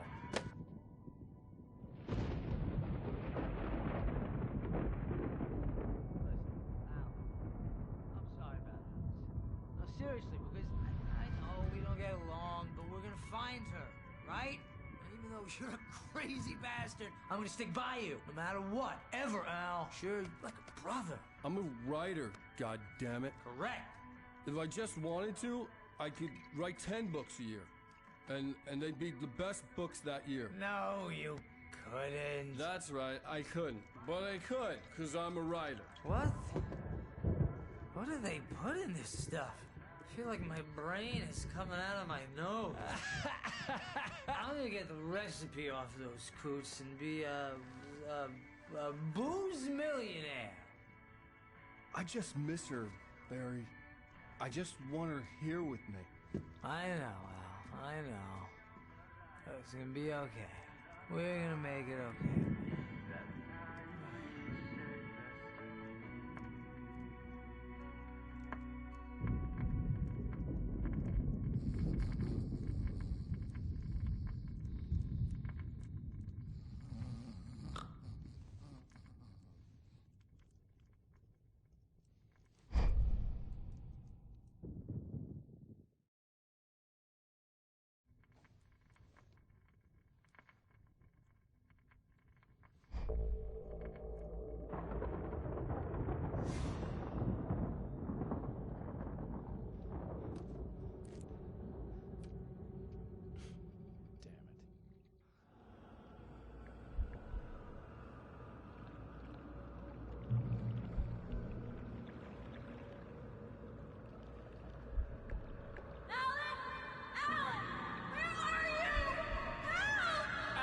I'm coming!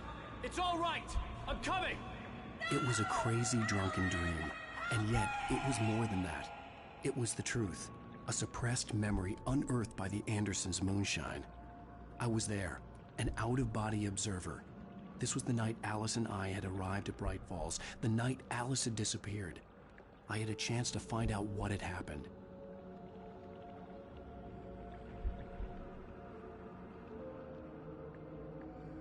Whatever power had brought me back to this night at the lake was also stopping me from leaving. I had no choice but to see it through, to find out what had happened. Beyond this lost memory, there was nothing. I had to follow the footsteps of my past self to find out what had happened that night. That's another great example of this game where when you get to an area that you're not supposed to go to, instead of just having the character say, I can't go any further, they actually come up with some kind of dialogue for Alan to say that makes it match what you might hear a character say or think in an audiobook or a novel that you're reading. Heido, you're thinking of going for Watch Dogs, but trophies for an online you thought was meh, and a 100% checklist with all different kinds of collectibles and random encounters didn't seem like fun. That's the whole thing at the end of the day. If it's not fun, then the motivation to do it can be very difficult to keep as well. And then you start to feel like maybe there's other games you'd rather be playing at the same time.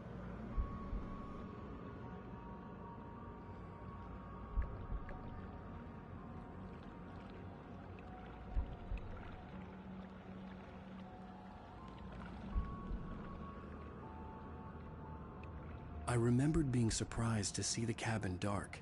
Alice would have never turned the lights off.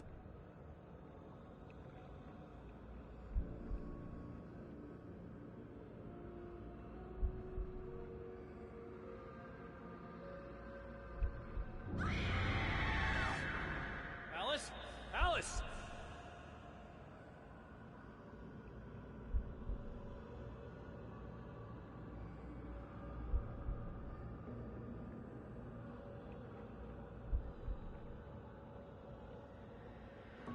Heido, there was some dumb trophy too to find all the music from hacking random people, and you'd seen a vid of someone doing that for like 6 hours and not getting lucky, needing to find one song. Oh yeah, Ubisoft absolutely friggin' love doing that kind of shit. It's just so friggin' annoying. Like there was an animus or data fragment, whatever they called it in Assassin's Creed Syndicate, that even if you had the pack to unlock them all, it still wouldn't come up on the map. You had to actually literally go to the spot where it was for it to come up, and I'm just like, ugh.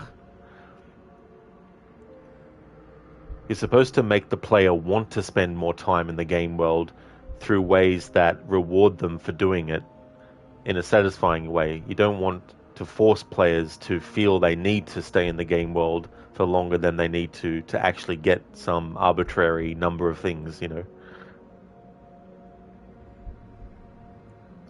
It's like if you say there's 20 things you need to collect and you get nothing at the end of doing it, it's like, why would I even bother getting those 20 things then? At least give me something, you know, that unlocks as a result of finding all 20 of whatever the thing might be. Hell, even give like a reward for getting halfway through a certain amount of collectibles. Like in Assassin's Creed Revelations, the animus fragments you need to find.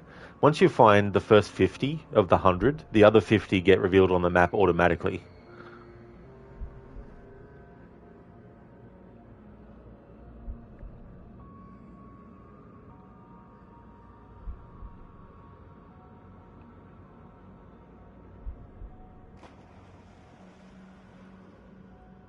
I remembered thinking I caught a glimpse of her form underwater, sinking into the darkness.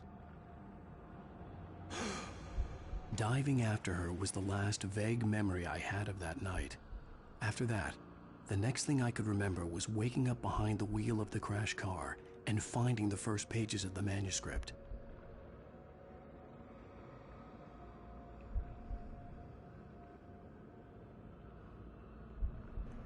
Hido, Ubisoft thinking is on another level. Yeah, it's very frustrating if you're wanting to do 100% completion.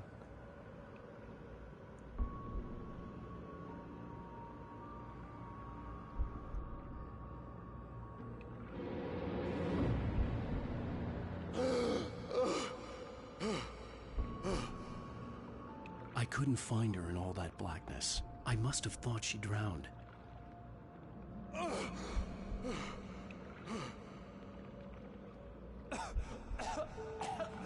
Alice! Jagger had Alice, and so she had me. Alice!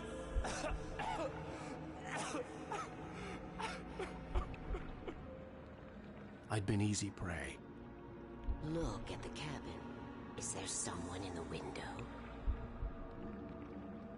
Alice? Maybe she didn't drown after all. Maybe she's inside. Alice! Yes. The dark presence had touched me. She had dug her nails into my brain and used me, made me her puppet.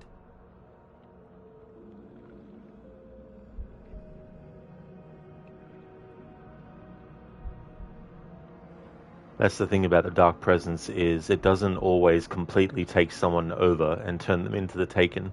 Sometimes it just possesses them enough to use them as a pawn in their grand scheme to achieve a certain goal. And those who become possessed by the Dark Presence and actually survive the ordeal and don't get completely taken over, it's not like there's zero effects. There's effects that last them potentially for the rest of their life.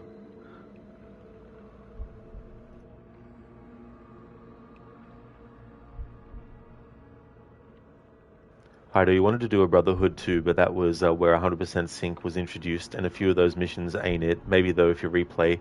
Oh yeah, there's some annoying ones too. Like the one where you have to take no damage and kill all the Romulus enemies that attack you.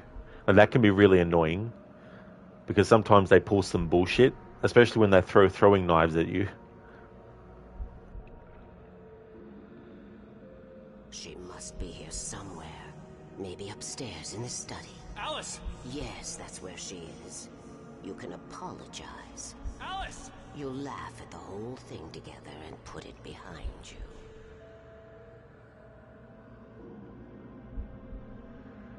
Alice? She's not here. You were foolish to think so. No, she's dead. She drowned. No, no, no! It's your fault your wife is dead. You are guilty. All she wanted was to help you right. You killed her. Oh, hush. There's still hope. Cauldron Lake is a special place. Here, you have the power to change things. She wanted you to write. I will tell you what to do.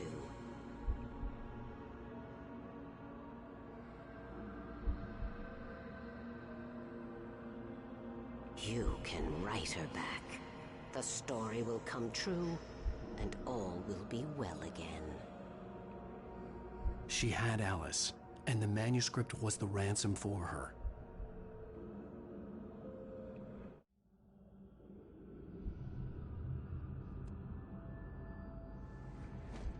Yes. All right. I'll fix it. I'll bring her back.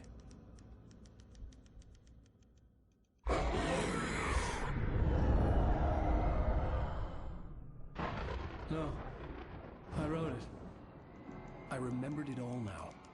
In the dark, I'd written for days, a week, almost a complete manuscript of a novel entitled Departure.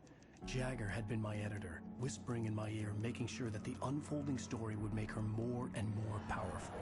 I thought I was saving Alice. Even with the cobwebs she put in my head, some part of me had been aware enough to write my escape into the story, to bring a light into the cabin to release me before I could finish, to interrupt the horror story before the ending, where darkness consumed everything and everyone. Zane was weak and far away, but I had written him into the story, and his light had been enough to set me free. It isn't here now. I'm here because it was written. I brought the light to set you free. You must hurry. It will know I'm here. It will be back soon. It stole the skin of my Barbara a long time ago. She looks so old.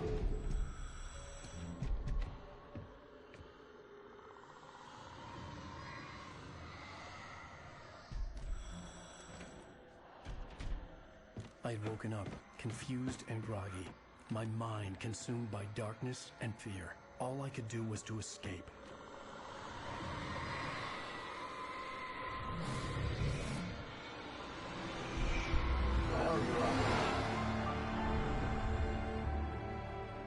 The week spent in the cabin had taken its toll.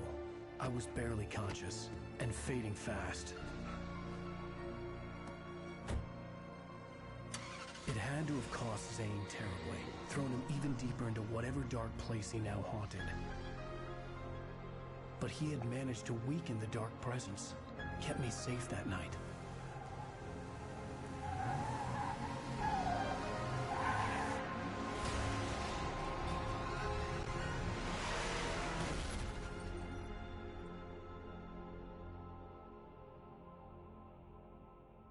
I wrote it.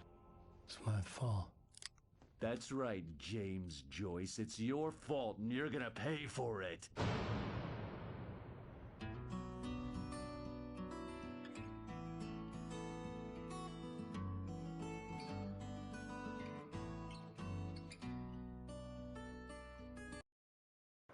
Hido, the Da Vinci Tank one, some are real tedious and go undetected. Makes you realize Rockstar had away with those 100% checklists. Oh yeah, the tank. That can be so annoying too, as well, because it's not like the maneuverability of it is very smooth either, considering the point at which in history the game is set as well. And I remember the Ballad of Gay Tony DLC for GTA 4 having the optional objectives for the missions. The thing about that was, though, you could actually go in and get each one individually. You didn't have to try to do all of them in one attempt if you didn't want to. If you missed any, you would just go back in and then focus solely on what you had missed. And then you get like GTA 5 having the gold medals that you can get. And in that, they made it that anything that was related to finish the mission in a certain time, if you died, or you failed the mission at any point, because it created a checkpoint, you would automatically fail the timed objective. So you would have to restart the mission from the start anyway, and all that kind of stuff. But there were other ones in that game that you could focus on solely and get it, and then once you got it, you could go in and then try for the other ones. But then in Red Dead Redemption 2, every single optional objective in every single mission has to be gotten in one attempt. If you fuck up any of them, then it doesn't matter. The game will tell you that you've gotten certain ones and not gotten others, but once you retry the mission, it resets everything, so you don't have any of them anymore, so you have to get all of them in one attempt. Previously on Alan Wake. Under the influence of the Dark Presence, I wrote a horror story that is coming true. Jagger had been my editor, making sure that the unfolding story would make her more and more powerful. Some part of me had been aware enough to write my escape into the story. Together we can create something absolutely wonderful. The lake, it does something to the works of art created here. It makes them come true. My mom gave me this old light switch. The clicker. Alice is being kept in a dark prison. I need to find Cynthia Weaver to fix this. It's your fault, and you're gonna pay for it. Well, we're expecting a record crowd from the neighboring counties. Naturally, we hope to break the record set by last year's Moose Fest in our neighboring town, Watery. Ladies and gentlemen, some people have asked me, what's the big deal about Deer Fest? And I think that this sums it up. It's about friendship and community. We've got a great party coming up, but let's try to hold it in until tomorrow and get through the night in one piece, all right?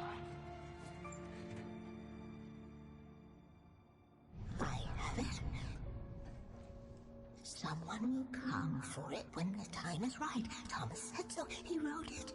The key is insurance. It's my job to keep it safe. Safe in the light. Always in the light. Hello.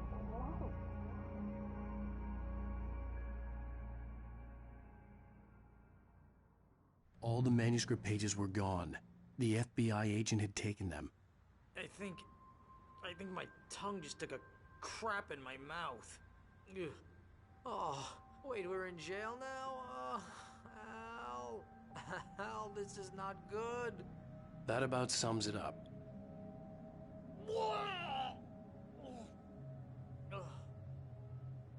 Oh, I am never drinking again. I need to talk to Weaver. She's the one in the song. The Lady of the Light. What, the crazy lady? Ugh, whatever you say, Al, but we're stuck here.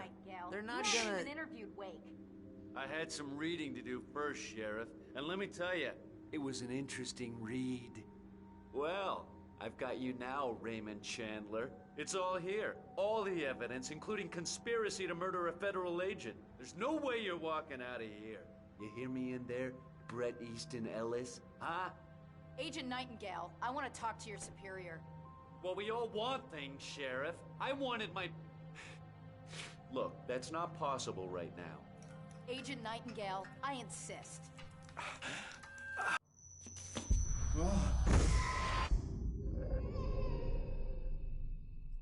Wake, what's wrong? Lady, are you stupid? It's a trick. It's an obvious trick. Okay, I've had enough of this crap.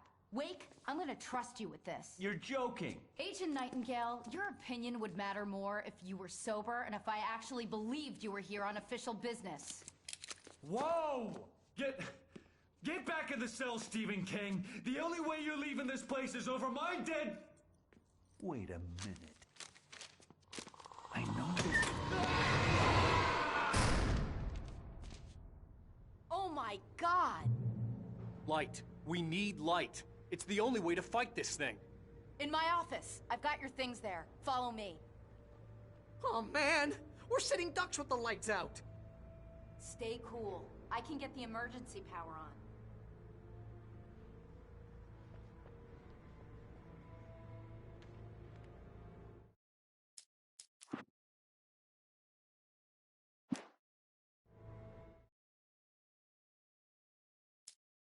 Nightingale tried to make sense of the manuscript. It was disjointed and strange. He didn't understand half of it, but it all rang true. Impossibly true. He took out his hip flask when he reached the page that described how he reached the page that made him take out his hip flask. It wasn't the booze that made his mind reel. Nightingale felt the situation veering out of his control, but the gun at least felt steady in his hands. He was ready to fire, resolved that he would let this happen over his dead body. And yet he hesitated. He had seen this moment before, read it in the page. He was transfixed by the déjà vu and the horror that he was a character in a story someone had written. Then the monstrous presence burst in behind him and dragged him into the night. Heido, I guess the thing is too that AC is 100% sync and Rockstar is 70 golds required. A lot better because you could skip shitty missions and pick and choose which ones you want, whereas AC everything has to be gotten. It makes a big difference in enjoyability. Oh, I definitely could for sure as well, giving the player the option to miss a few different ones as well. With GTA 5 also, I think there's like some different choices that you can make for certain things, which would then change what you need to do in a mission, because you might get an extra mission that you don't otherwise. Cody, you keep saying that and still do. Oh, never drinking again, yeah. It's like, never drinking again. Next minute, hey, all the drinks.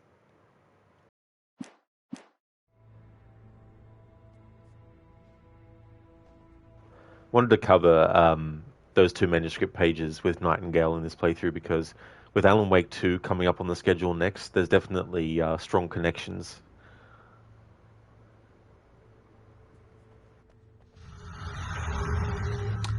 We like to keep things a little vague because once you start explaining things in great detail, you kind of lose a lot of the magic.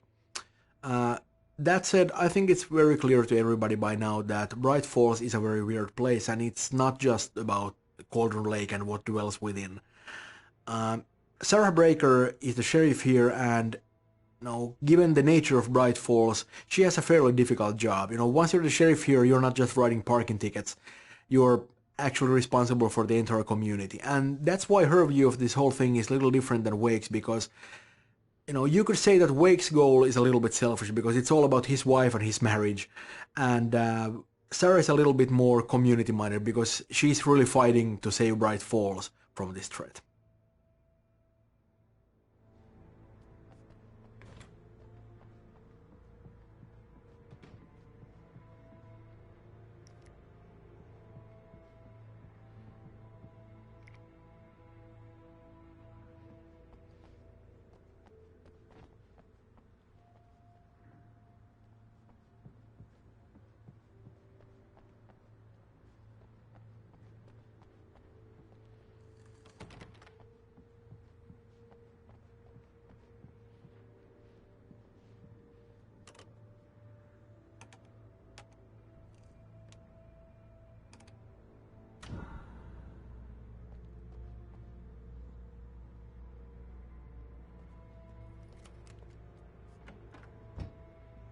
Here are your things. Wake, what do I need to know? What do you need from me?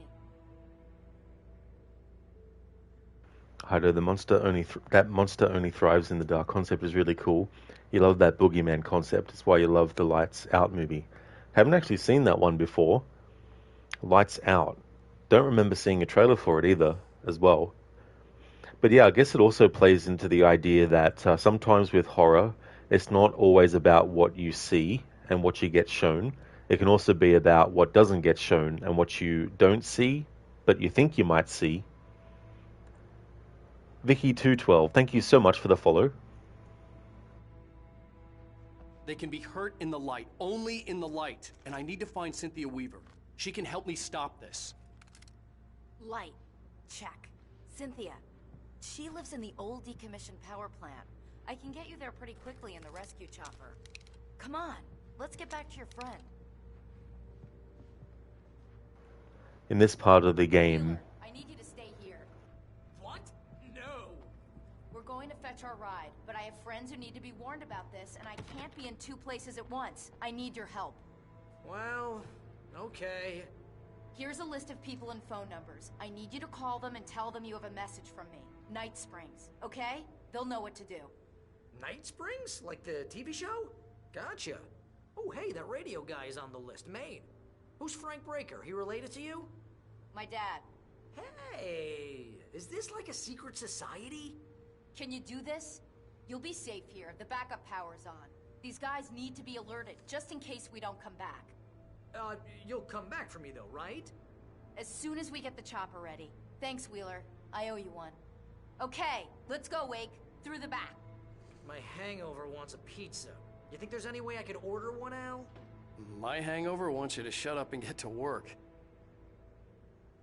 Hello, Mr. Breaker? This is Barry Wheeler. Yeah, I know it's late, but listen, the sheriff, Sarah, asked me to tell you something. She says Night Springs, okay? So I guess she... Yes, sir. Okay, No, she's okay. She's just busy, so she asked me to... Oh, no. Actually, I'm a literary agent, sir. I'm just helping her out because she's busy right now.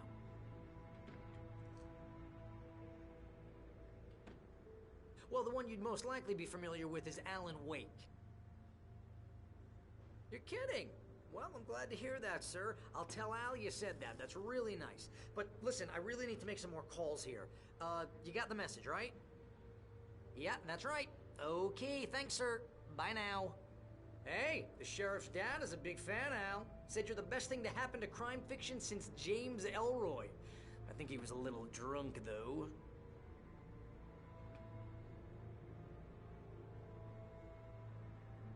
Hello? This is Barry Wheeler. I'm calling on behalf of the sheriff. Sarah says Night Springs. Okay? Okay, bye.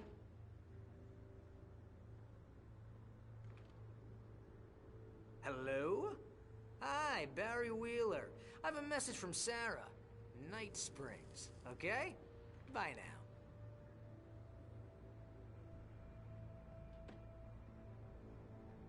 Hello, ma'am. Sorry to bother you. Barry Wheeler calling for Sheriff Breaker. She asked me to tell you... Wheeler? Ma'am, she asked me to... No, I'm... Yes, but the sheriff asked me to...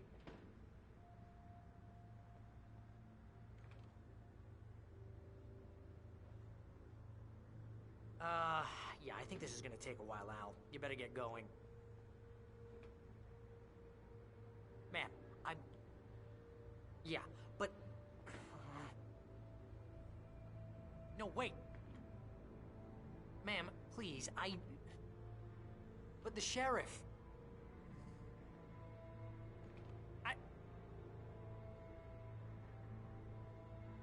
But ma'am, I'm supposed to...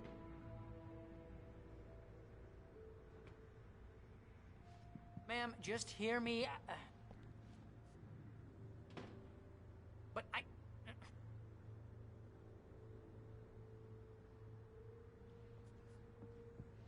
But she said... Cody, no, his hangover was correct. Pizza it is. Yes, pizza is absolutely delicious. Hido was made in 2016, didn't really get much recognition, and was seen as mediocre at the time, but it came around with an audience that enjoys it today. It was very quiet. I think the marketing was very bad. Yeah, that can be very difficult too, to get something noticed. Even if it's a great thing, if it doesn't get noticed, then it kind of becomes a bit unfortunate, you know, that it doesn't actually get wider recognition. Is that cop training for a marathon? Just trying to get steps in. It's so funny. I don't know if this happens in the original version. But yeah, Sheriff Breaker is just, you know, doing the laps, running around. No, wait.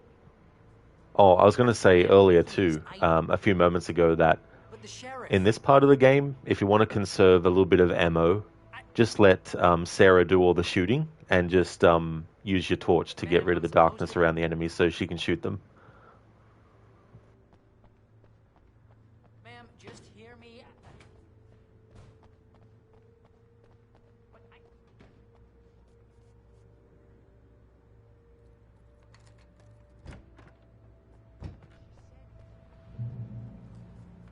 Oh, hell. Whatever took Nightingale must have broken the gate controls.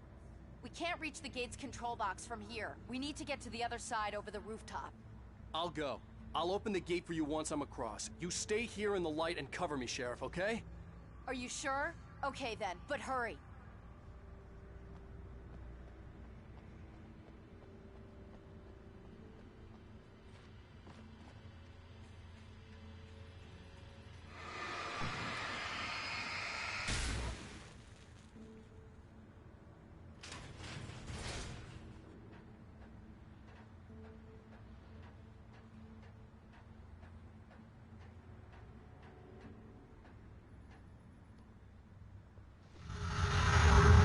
The town of Bright Falls is a sleepy, idyllic small town, the type that's familiar from much of popular culture, where little happens and time almost seems to stand still.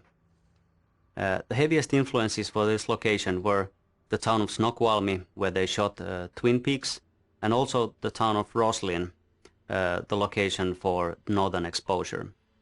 If you've seen these shows or visited similar locations, you might recognize the dreamlike, almost peaceful ambience that they often seem to have.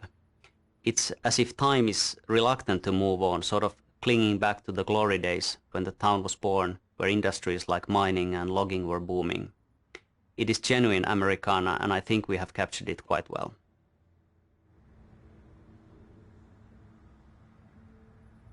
Heido, you could watch the trailer for Light Out and see if you find it interesting. Oh, absolutely, yeah. I'll actually make note of that.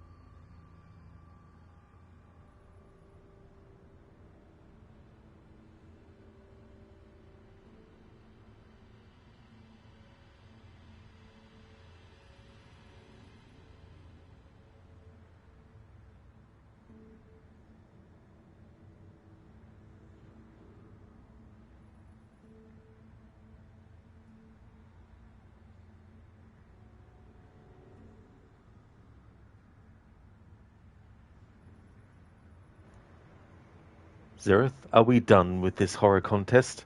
Definitely not, no. It's all horror every day of the month of October on this channel.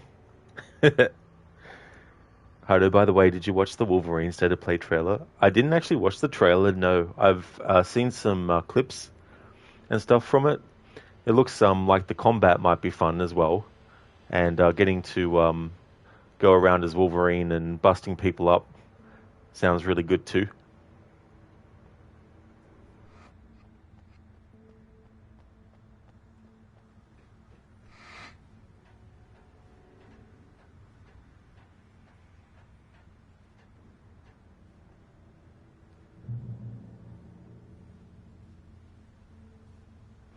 Hey, Maxie.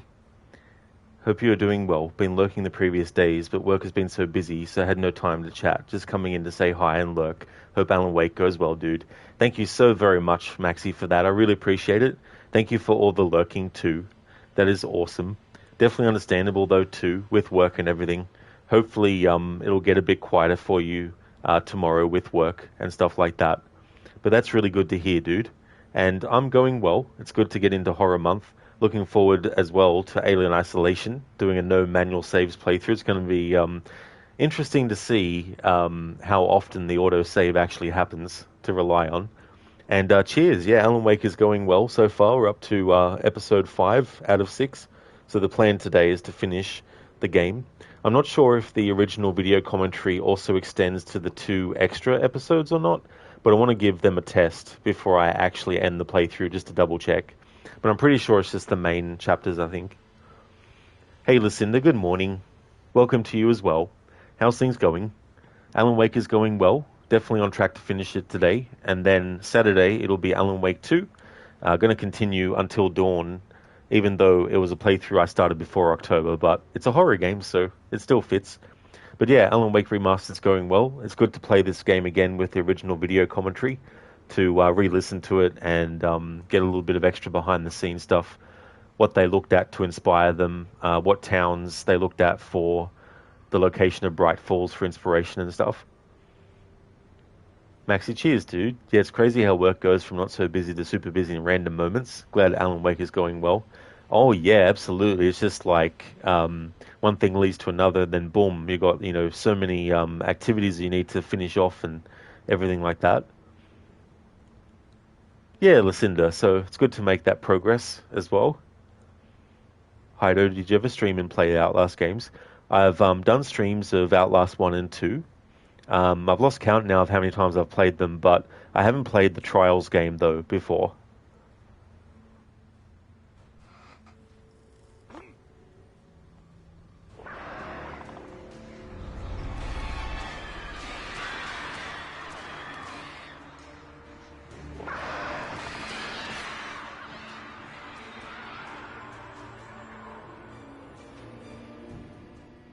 Hey, Sheriff! Your password. Night Springs? What's that all about? It's a stupid joke we have. That Bright Falls is the original inspiration for the TV show. This town can get weird at times. Never this weird, though.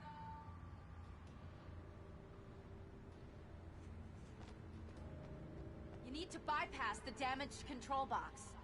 What am I, an electrician? Hold on! In another universe, at this same point, another character is saying, "What am I, an electrician?"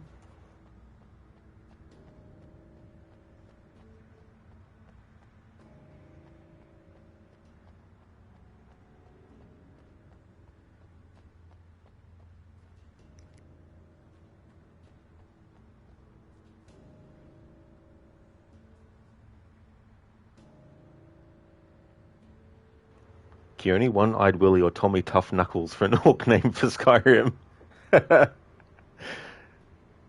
Tommy Tough Knuckles. That'd be an interesting name for Skyrim. Listen, are you doing all right? You're hoping to get caught up on your work today and coast until vacation time late next week. You have a busy Tuesday next week, but you're hoping after today, aside from that, it'll just be business as usual. Also, you saw yesterday while working from home that you raided over to Queen of Skeletons while you were away, but then I didn't see you anywhere else on Twitch. Did you get your laptop looked at yet? What am I, an electrician? Well, that's good, Lucinda. Hopefully you do get caught up on all that work as well. It'd be great to get that in the lead up to your vacation time. Won't take long, though, to come along as well. Yeah, no, I was in Queen's chat for quite a while, and then I decided to lie down and have a look at some things on my phone, but then I fell asleep.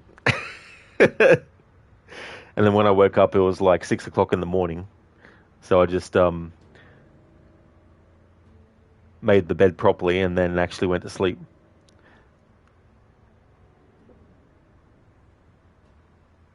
It's just so funny that is also said in The Evil Within as well. What am I, an electrician? I know it was kind of a toss-up which games you wanted to play for Spooktober. Did you ever consider Outlast? Well, the problem is, even though that game is short, there's so many other games that I've got that I want to get through. But the other thing is, anything that takes a long time in October to actually do, I can't carry it over into November because I've got other games that I need to finish before the year is out. So if I can fit other games into the schedule for October, then I'll definitely consider doing Outlast and that. But that just depends on how much time I got left, because Alan Wake 2 is going to be a big playthrough because of how much content I'm covering. And also I'm essentially playing through the game twice as well. Once on regular game from scratch and then New Game Plus, because it adds different elements to the story and gives you the actual ending of the game as well, on top of doing all the DLC. And then there's Alien Isolation, no manual saves playthrough, which means I have to rely on autosaves. And it could be a long gap between autosaves, so if I die, I have to redo that whole section again, which could take however many minutes all over again. However many times I fail, So yeah, if I can fit more in, I will, for sure. Feed me. Does it have to be human? Feed me. Does it have to be mine? Feed me. Where am I supposed to get it? Feed me. See more. Feed me all night long. That's right, boy. You can do it. Feed me. See more. Feed me all night long. Ha ha ha. Because if you feed me, see more, I can grow up big and strong. Thank you, Noble, for redeeming that from Little Shop of Horrors. Is that the Rick Moranis 80s version that's a musical, or is it from the actual stage musical? Because the original version of that is a movie that doesn't have any music in it by Roger Corman.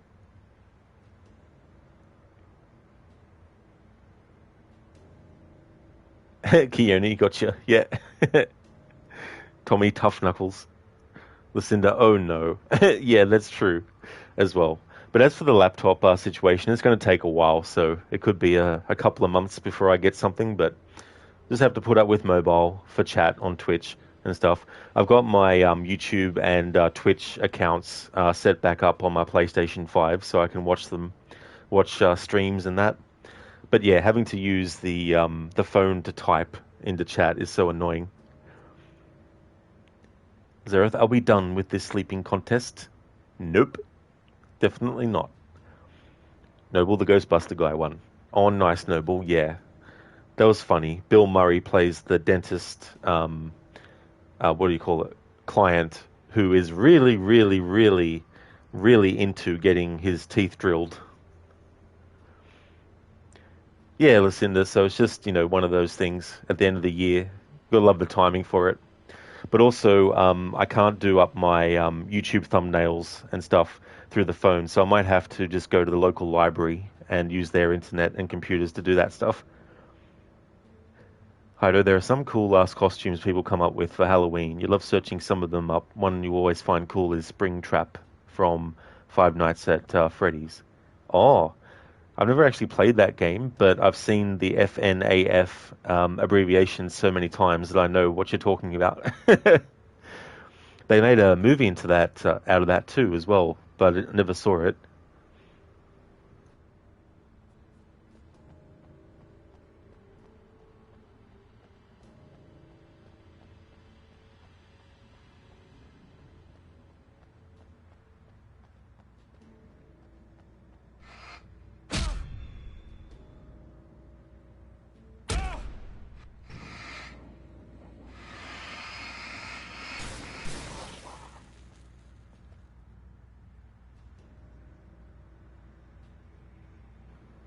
No, we never played the FNAF, but you saw the movie and it was good. They're making another one.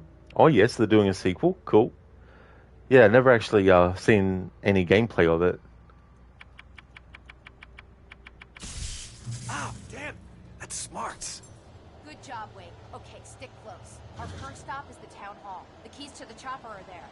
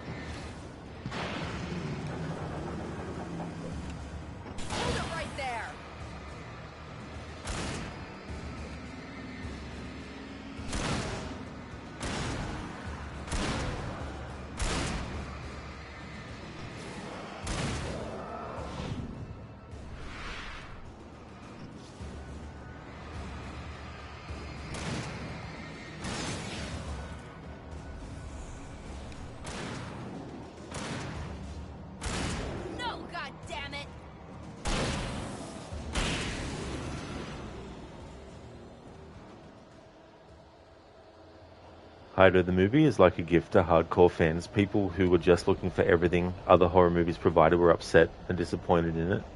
Very cool they put the hardcores first and gave them the movie the games and fandom deserved. Yeah, that can be tricky too as well. There are ways, of course, to make people unfamiliar with something still interested and all that kind of stuff. But sometimes it just can't be done because the original source material has a certain tone or feel to it that actually fits it really well. And if that's not captured, also that can be a letdown to people who are fans of the original source material. Keone, do you like Alan Wake 1 or 2? I like both of them, but I definitely prefer this one. But Alan Wake 2 definitely is a really good follow-up because it really sort of like plays a lot into fourth wall breaking and the narrative and the callbacks and the references and all that kind of stuff that it sets up.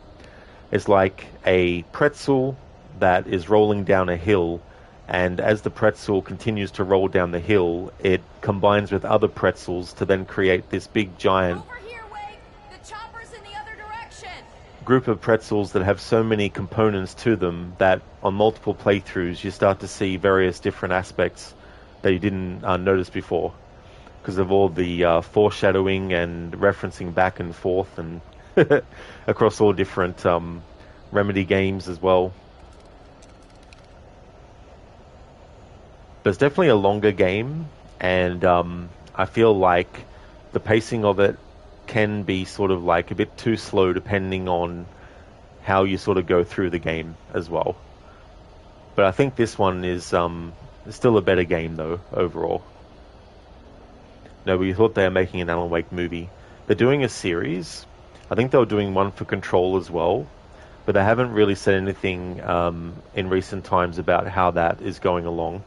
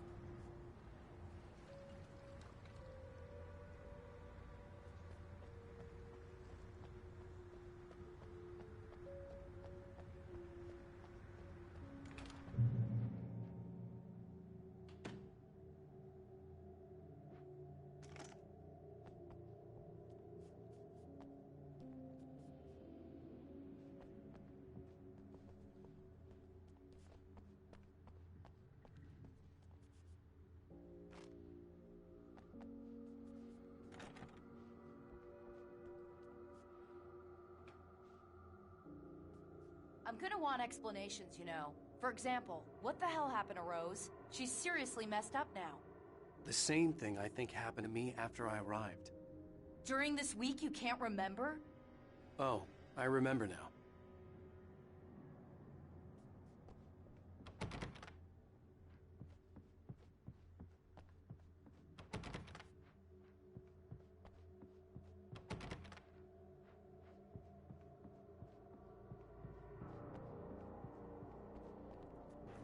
Noble. Code Alan Wake Games, sponsored by Duracell.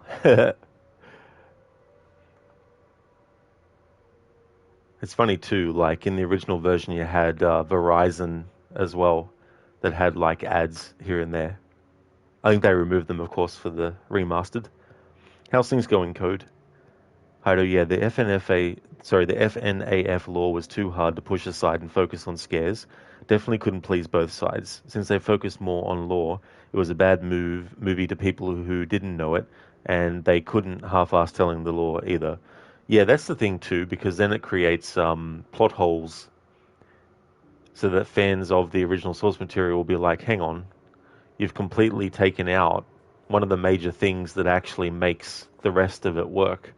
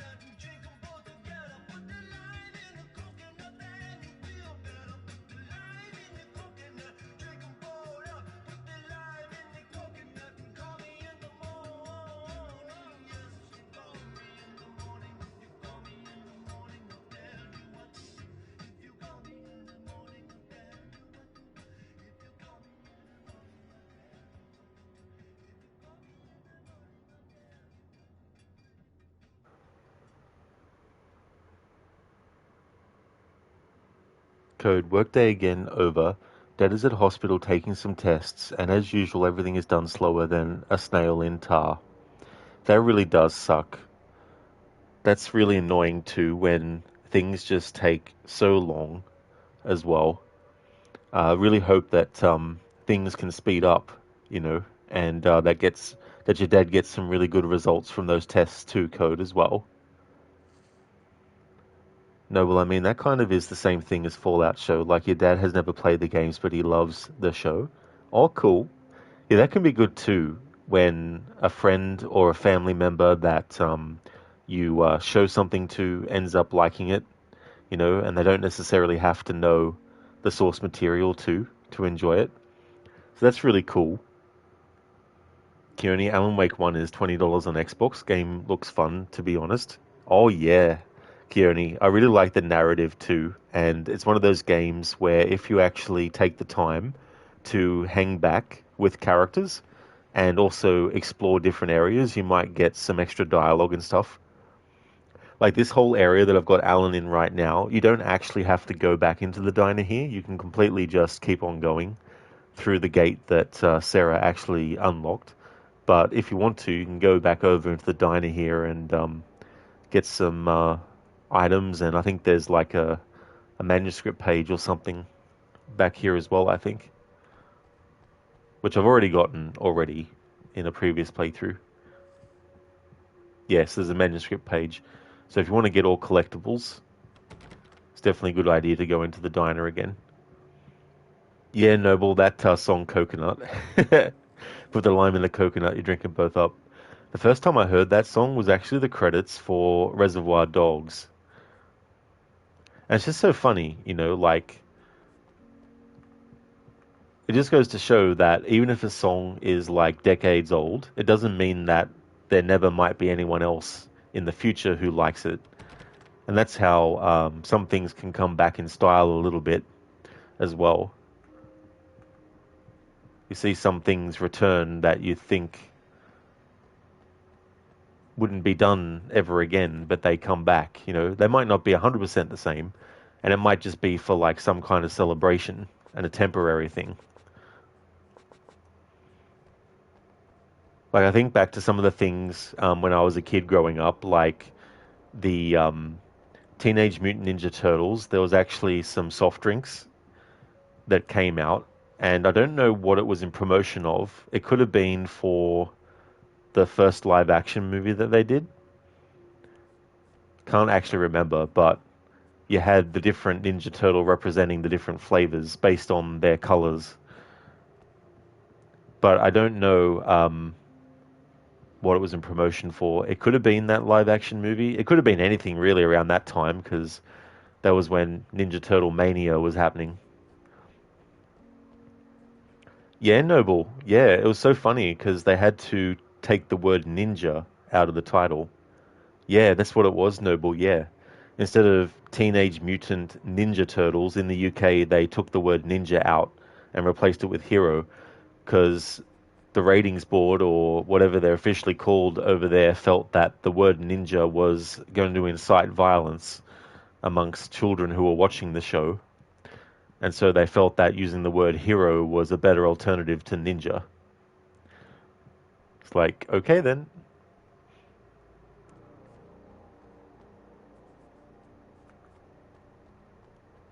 And I think too, in the cartoon, they had to edit out the weapons, didn't they? I think over in the UK version or something. Or maybe I'm just thinking of the second live action movie where they made it that the Ninja Turtles hardly ever use their weapons, their signature weapons. They use alternatives instead.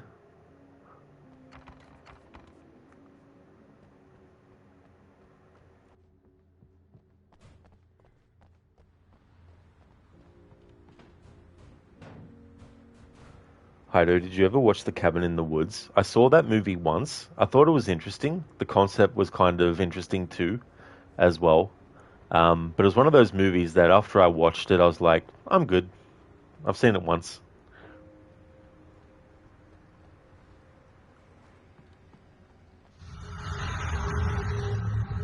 Bright Falls was a very, very challenging location to really develop, to get all the paths and all the branches of the journey to feel natural. The town was designed and built quite a bit earlier than we actually settled upon the final storyline twists and the specifics what actually happened there. This meant we had a lot of problem solving to do when we actually got to decide where Alan Wake and Sarah go to. For example, this branch, this harborside building that you're now just been going past, was something we incorporated very late in the process when we noticed that having the whole harbor street available for combat just didn't work that well as we expected for combat, pacing and technology.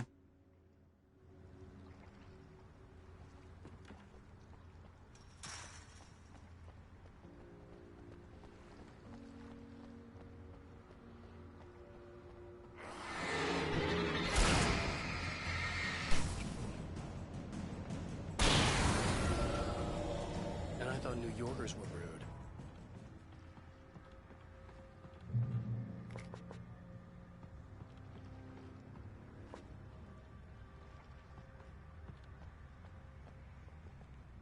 You have the right to remain silent.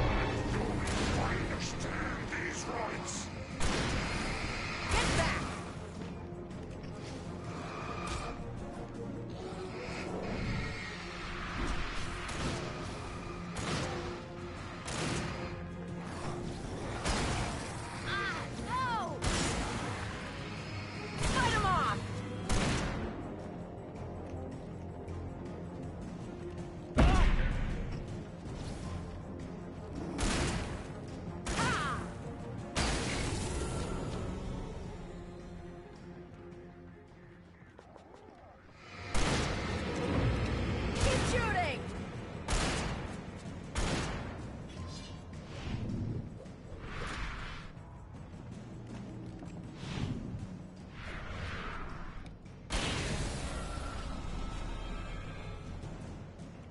Hyder, that's another one of your favorite horror movies. It's cliche, but that favorable cliche, and you love the ending. Oh yeah. That's the thing about cliche stuff. Just because it is cliche doesn't automatically always make it a bad thing.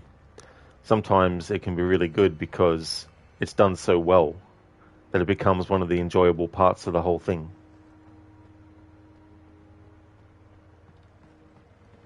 And sometimes, too, they can be used and then turned on their head as well, in either a comedic way or a way in which it wasn't expected.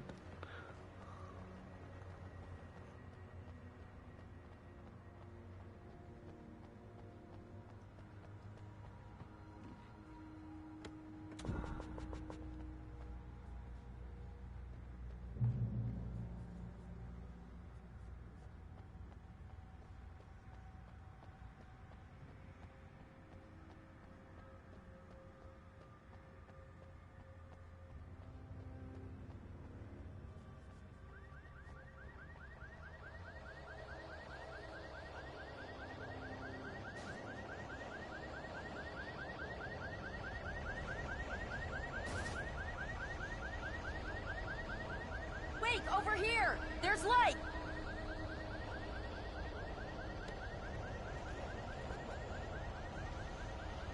I have a key.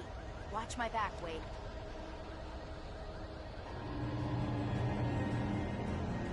It's an ambush!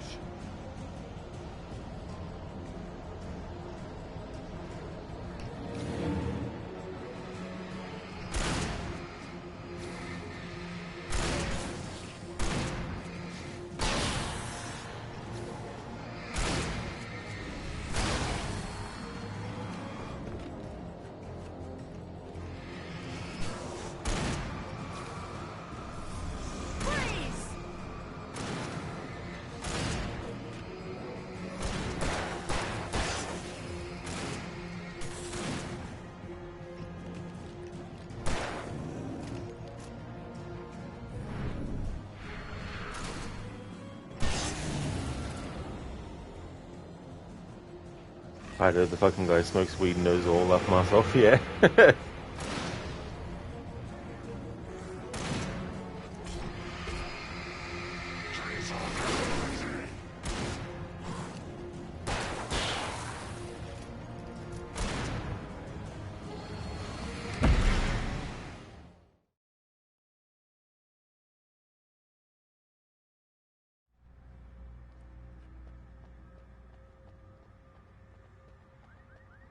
I thought that by the time I held the button down long enough for the flare to come out, and by the time we reached the guy, that the flare would start to actually make it back off. But nope.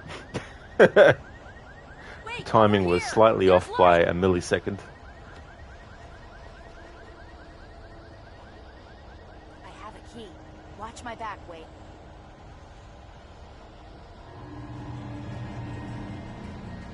It's an ambush.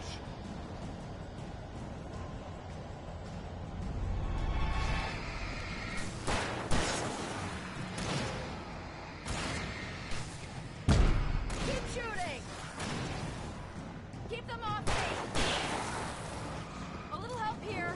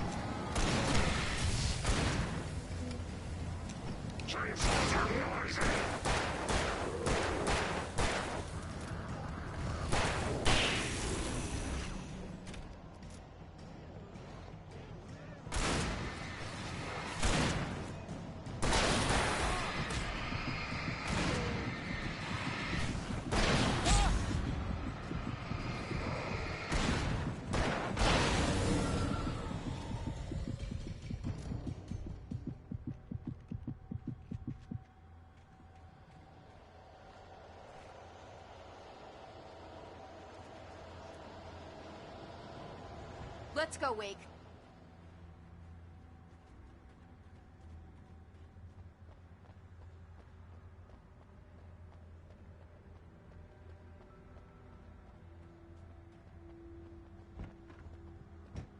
Okay, someone's messed with the fuse box here, but you should be able to jury-rig it while I find the keys. I already got electrocuted once today. How about I look for the keys and you get burned for a change? Fine. They should be in the clerk's office on the other side of the building, near the main entrance. Gotcha.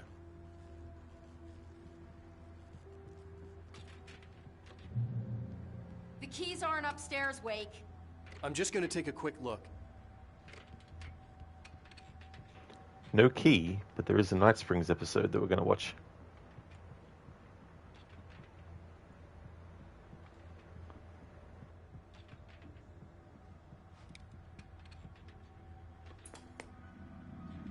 Freedom. A fusion of vigilance, conscience, and uncompromising clarity of vision. A need so fundamental, it permeates our very being. And yet, a man may be brought to his knees in a single heartbeat. In Night Springs. Tonight's episode, taken in his prime. For young Manny, the night hasn't been kind. He's a marked man, selected for a lifetime of servitude after answering an ad in the newspaper. But first, a little field surgery is required. Well, well, look what I found. Ah, please, no!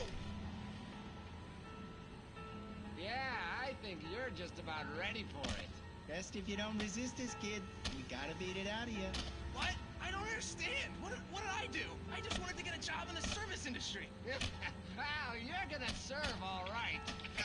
Ah! Ah! Please! Ah! There it is! It's coming out now. Right between the self-esteem and the childhood traumas. What are you doing to me? Fitzfarman! There, I got it. Believe me, kid, this free will thing is more trouble than it's worth.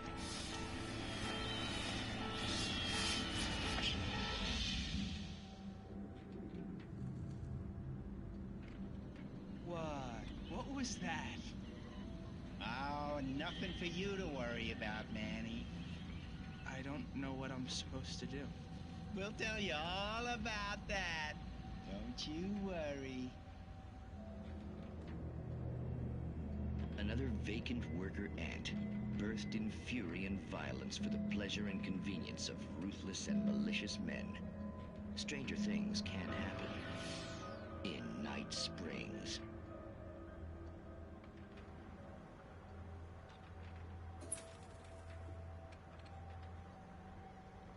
I know you love the Insidious movies as well. Don't really know. Favorite probably the first or third. I think I saw all of those movies except the most recent one, I think, as well. I thought they were quite interesting. I don't know which one I would say I liked the most.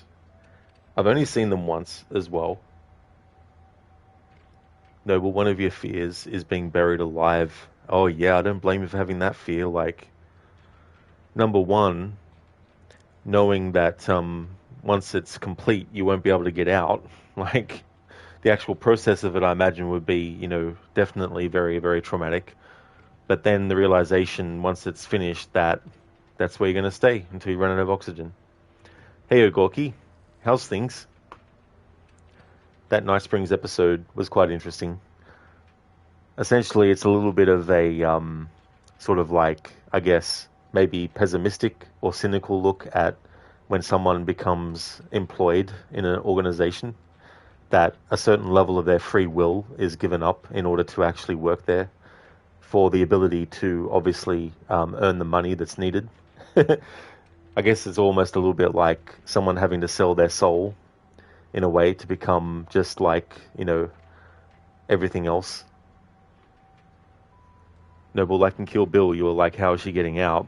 Oh yeah.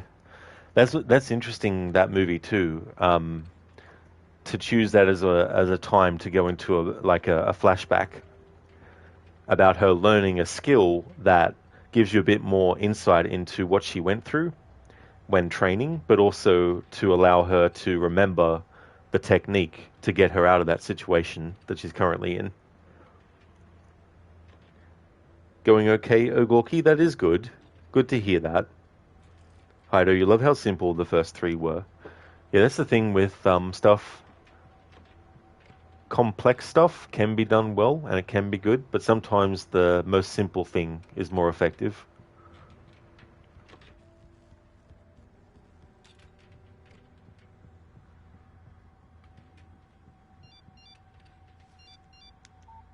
The message was from Barry. He was getting worried at the station. He wanted us to hurry.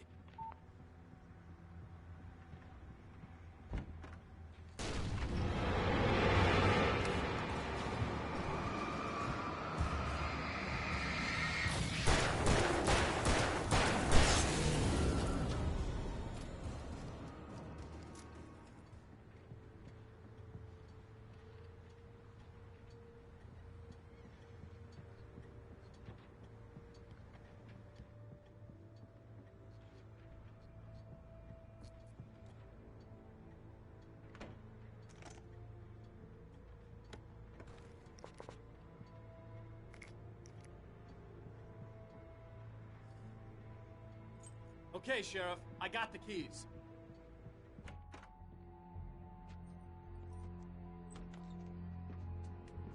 Barry? Why isn't he inside? Oh God! Oh God!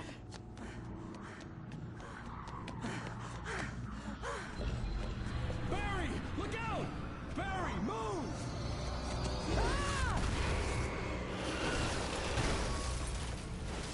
Barry! He made it inside, Wake. He's okay. The storefront's blocked. Come on, Wake. Let's go around. We can meet him in the back.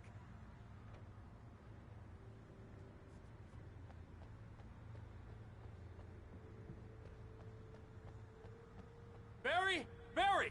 Can you hear me? Are you okay in there? Yeah, I'm cool. Don't worry. I'll find another way out and meet you two out back. Are you sure? I'm fine. Besides, there's all sorts of useful stuff in here. I didn't touch that. I wasn't anywhere near that. Hey, Wake, over here!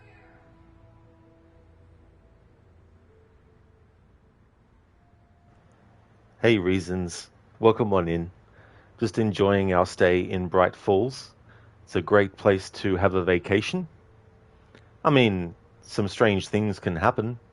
There can be these shadowy figures that try to kill you, but overall, you can have a great time in Bright Falls. How's things, Reasons? Heidi, are you really thinking of horror movies you love? Like there is only one There is only like the OG Halloween movie you like, along with the 2007 one and 2018. Oh yeah. The funny thing is too, all of those are just called Halloween as well. They don't add a subtitle to differentiate which one is which as well.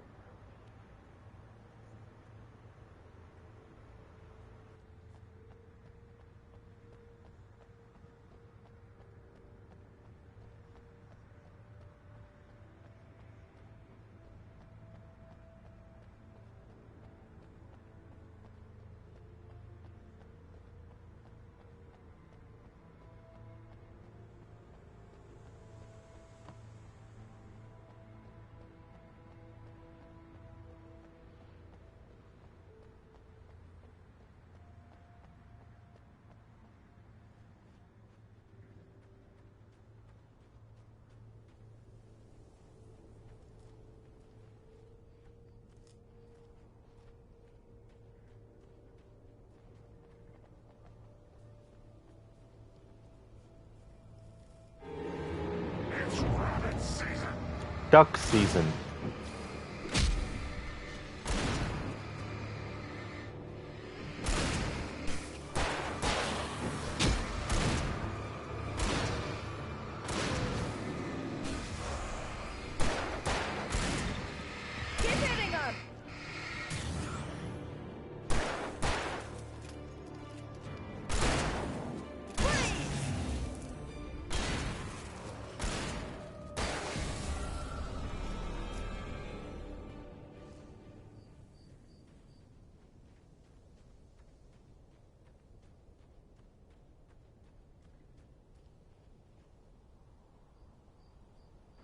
Reasons, you've been pretty good. Just got off work and want to watch one of the top streamers stream LOL. Oh, that's awesome that you just got finished work, Reasons, as well. I hope that you can relax. And thank you very much. I'm glad that you enjoy the stream. I really appreciate that a lot. Thank you, Agorki, for redeeming a random Red Dead Redemption 1 or 2 quote. Hido, yeah, they just kind of suck after the plot for one whole movie is told. Yeah, that's true as well. And the remake, I felt like the strongest parts of it were everything that wasn't actually in the original movie. Like the whole process of Loomis interviewing Michael not long after the whole thing happened. I think that should have actually been how the movie opened, and it should have focused on that for a little bit and maybe told some of what happened in, flashback kind of stuff.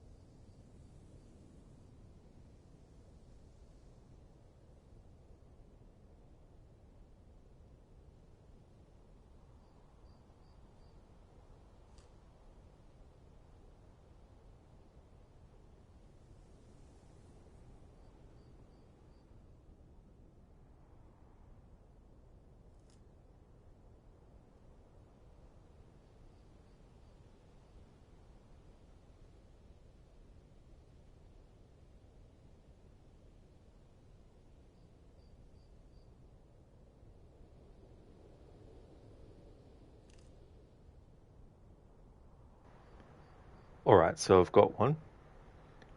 What's that? Tracks. Horses. Quite a few of them. As far as I can tell, the only fools out here are us and them. They must be this way. You good, Dutch? Of course. Listen, I know you don't think much of my ideas recently, but this is the right move. Okay, you know I got your back. I learned a long time ago that you hit Colm O'Driscoll. Wait for him and people you love will die. This feud between you and him needs to be put to rest one way or another.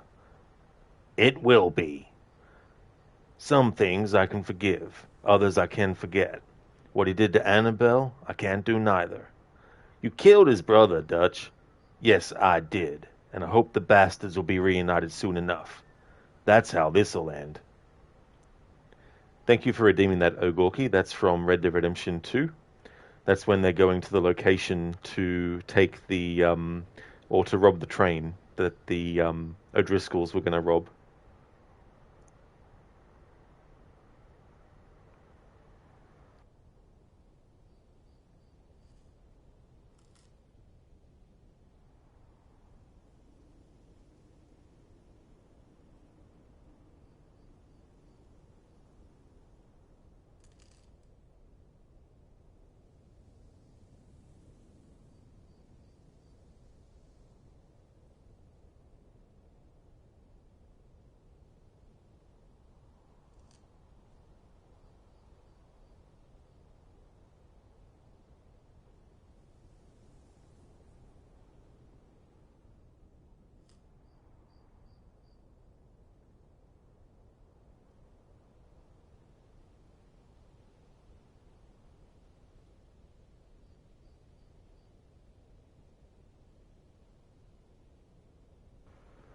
Hydo, that Duck Season thing reminded you of that really good VR Duck Season game you love.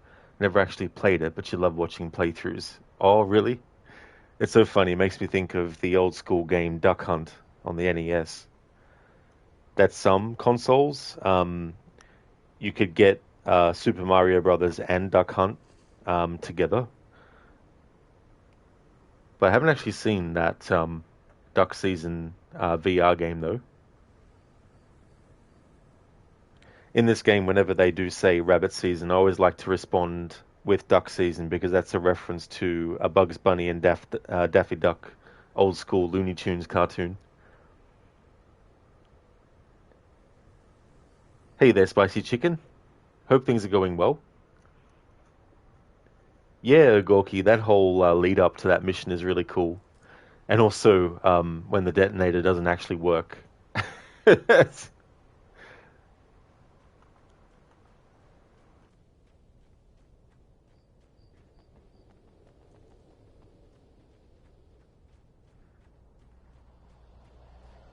We can make it through the bookstore. Wheeler should be waiting for us in the backyard. Keep the hell down or I'll call the sheriff. Oh, hi, Doc. I've got it. Don't worry about it. Sarah, about time somebody showed up. All this shooting in the air is idiotic. One of these days they'll kill somebody. And over Deerfest. I know. Go back to bed. He's got a point, Wake. Look, this town can't take this.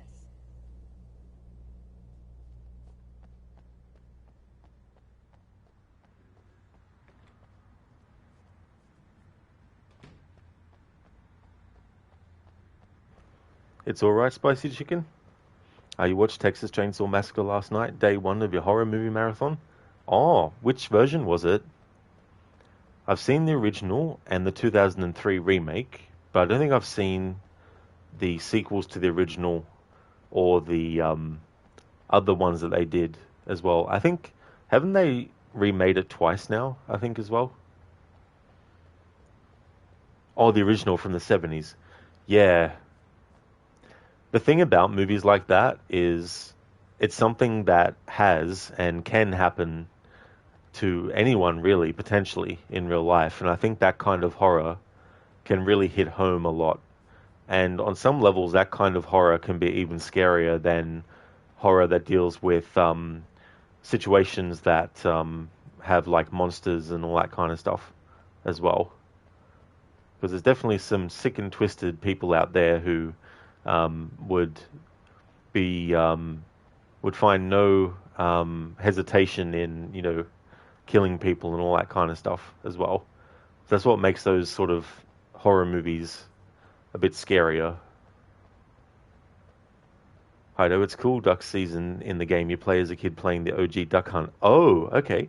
It's a horror game, funny enough, and that dog is a deranged serial killer. It also has like 7 endings and a secret one. Very cool game.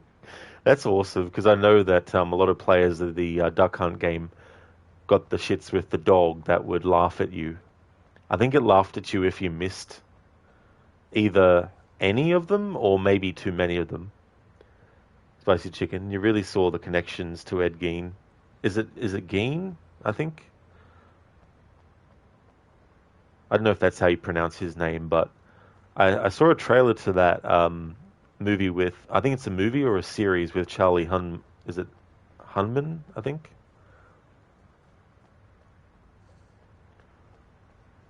But yeah, it was pretty messed up, making furniture out of people's skeletons and, masks out of their skin and all that kind of stuff.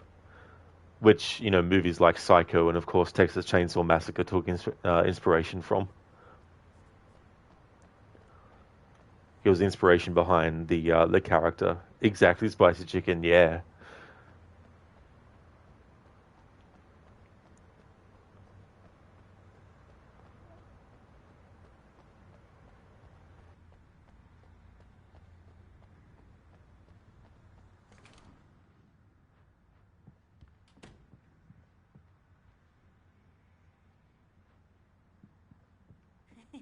They're really taking advantage of your presence here, Wake.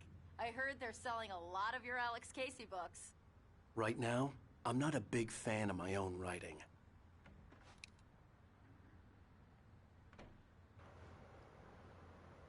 It's not a loop. It's a spiral. Also looks like an orange peel. Skin.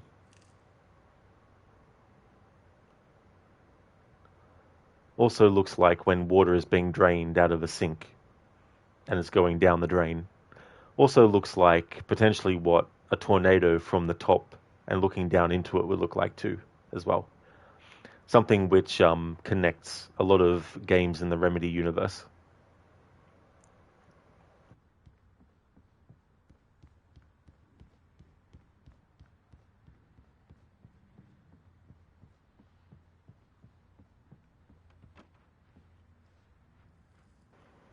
Ogorki House of Wax was a good show. Never actually saw any version of that, to be honest. Like, I know there was the original, and then there was the Paris Hilton one as well. But yeah, I think the original one was with Vincent Price. Hey there, Terry. Frogs are cool, that is all. Frogs are cool.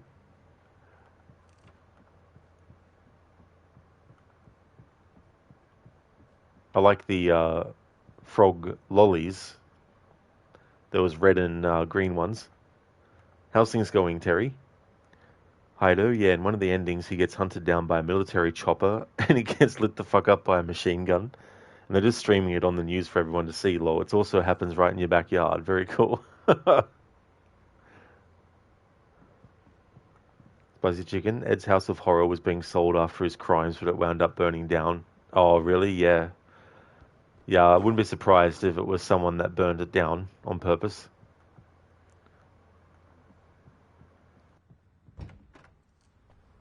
I don't see Barry. Look, Wake! Maybe that's him. That's the way to the chopper.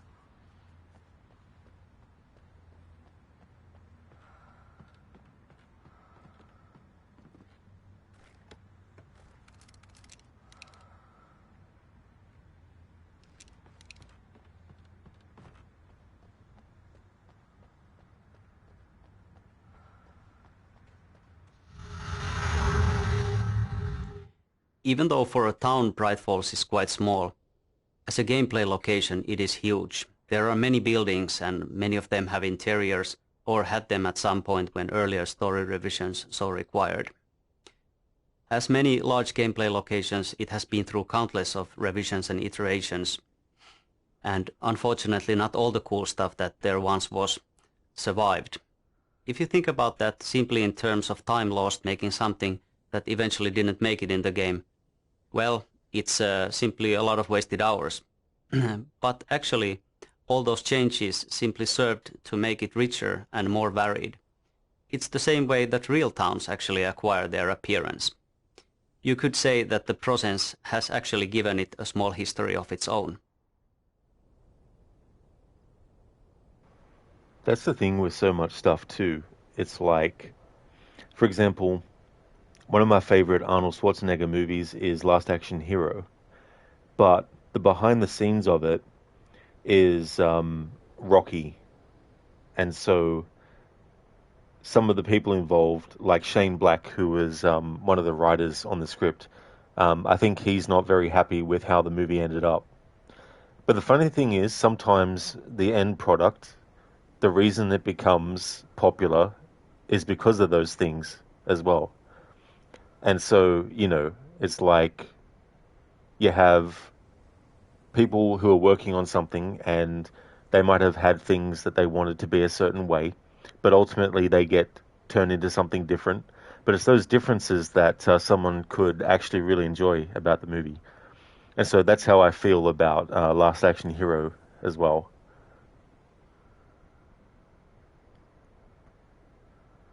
Spicy Chicken, you're not sure which one you're going to watch next. What about the Evil Dead movies, Spicy Chicken? Have you seen any of those ones? Heido, how you feel about the first Texas Chainsaw? For you, you watched it like a month ago, and you think it aged very poorly. The final girl is just screaming for the whole last half of the movie. Oh yeah, it's been a while since I saw it. I actually saw the 2003 remake first. And so when I went back and watched the original, I couldn't really get into it much because I felt like the remake was much better. But then a few years passed after that point, and then I decided to watch it again, and I actually thought it was much better than my first viewing of it as well. But it's now been a very long time since that viewing. Probably would have been 2014, I think, when I saw the original Texas Chainsaw Massacre for the second time as well. But yeah, that whole ending with the original, where she's basically running and screaming, and the person that is driving by, that's it's lucky for her that they stopped to pick her up to save her. Otherwise, who knows what unfortunate things could have happened further than what happened. Which is bad enough, and all that kind of stuff.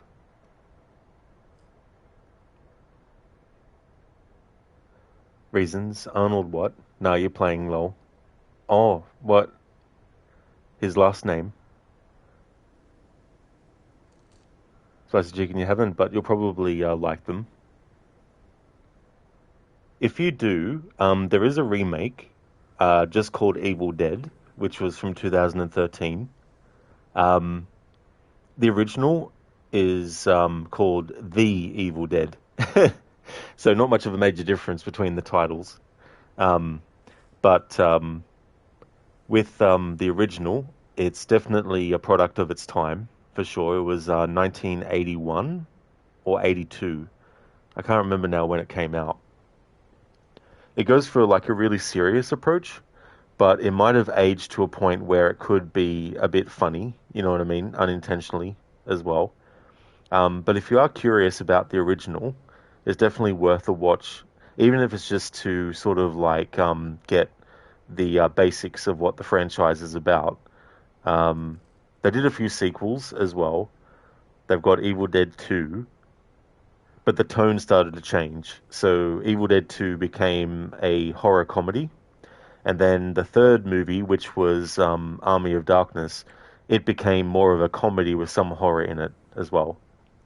But the remake of the Evil Dead from 2013, that is straight up serious, and I actually quite liked it. There's enough differences in it to make it feel like its own thing, but enough stuff in it that also feels very much in line with the series as well.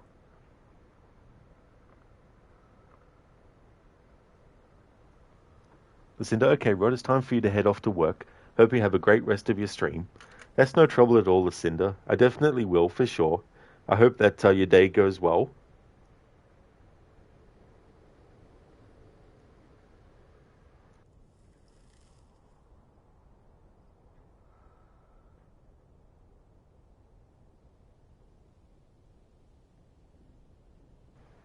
Would like to definitely recommend people check out Lucinda's channel. Lucinda has been doing her first playthrough of Dying Light the Beast, a big fan of that series, also a big fan of the Resident Evil series, also The Evil Within, as well as The Last of Us. A big fan of stealth first-person games too, like the Dishonored series. A great streamer, definitely recommend checking out her channel. I hope that you have a great day today, Lucinda. No trouble at all for the shout-out. No worries at all. Thank you so much for being here, especially before you go to work too, as well.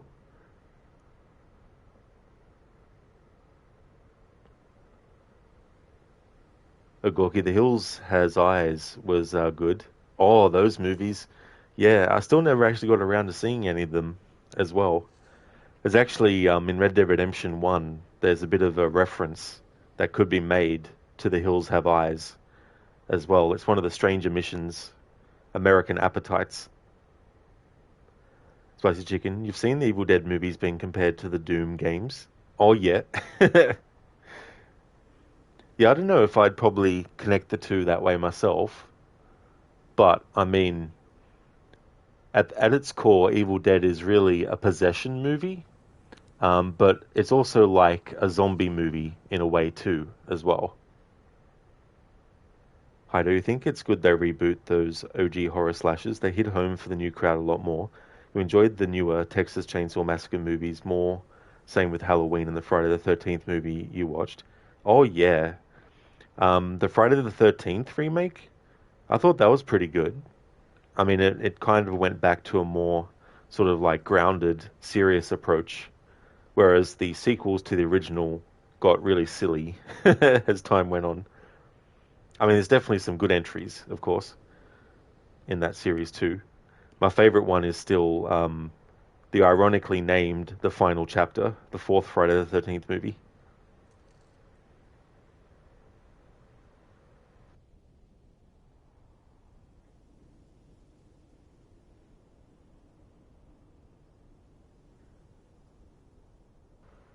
Cody, you have three versions of the Evil Dead 3 film. They called it the Screwhead Edition.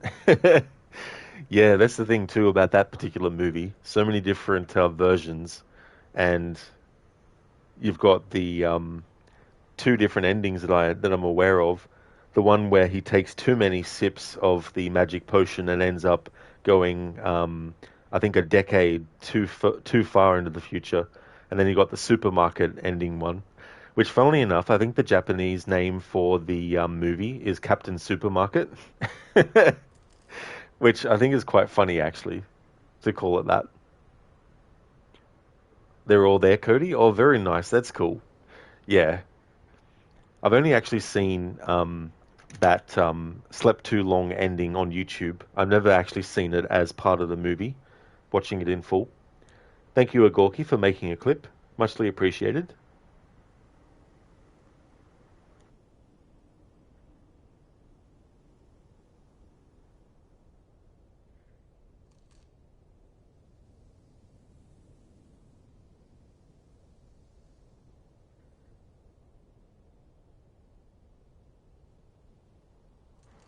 I actually found a quick way on my phone to get to the clips that have been made, so I'll be able to post that in chat.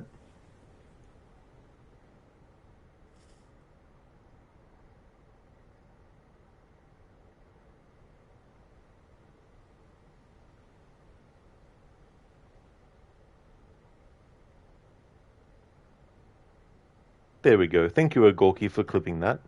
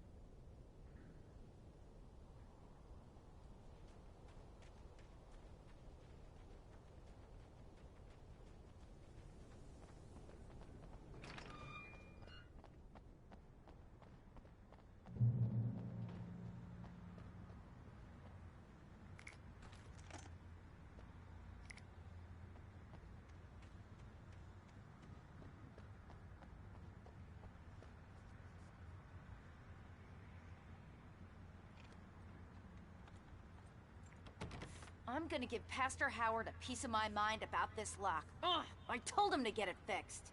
Here they come. Labor. Let's take a break.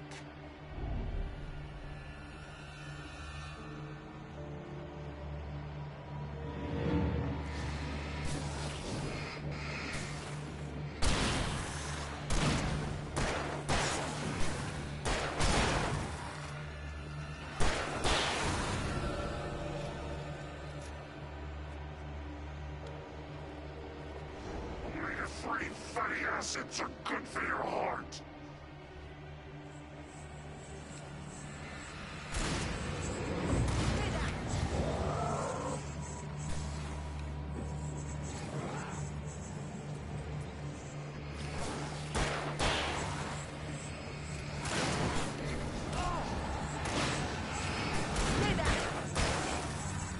Look out, Wake!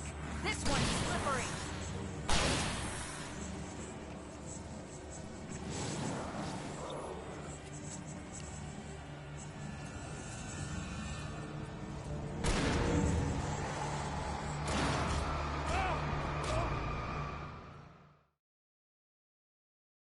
Hello, Shaky. How's things, dude?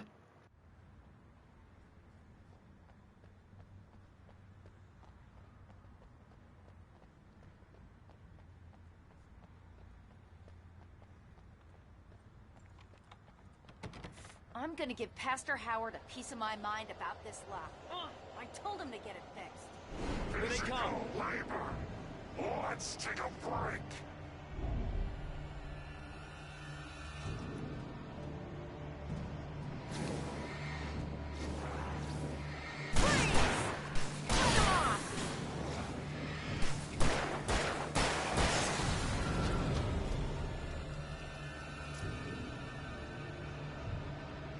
Omega-3 fatty acids are good for your heart.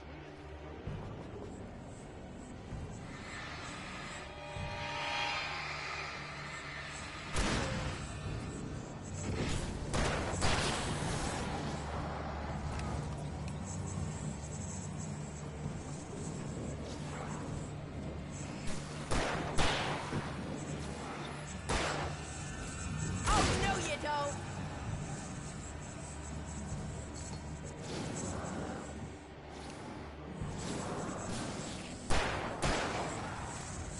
Get back!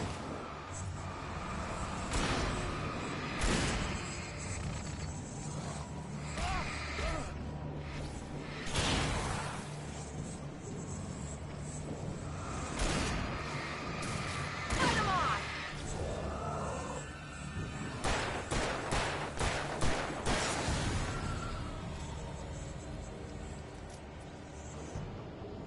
Oh, it's going well, Shaky. We're in episode 5. The next one's the last one.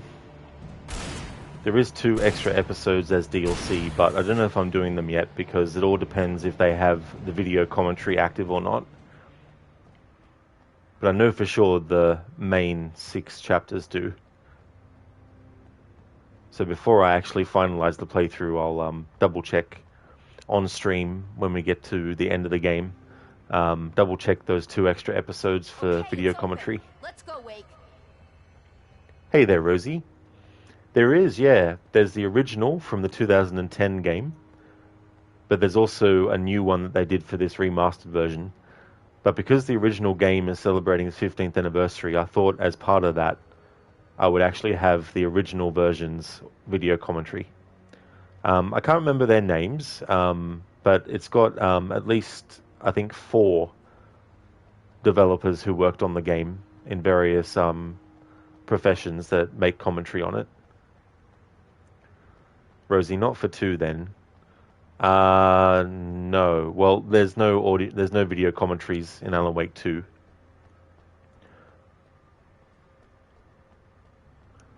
Not Sam Lake, no. But I think he's in the new video commentary that they recorded for the remastered version, though. But, because that's the remastered version's video commentary, I'm not covering that.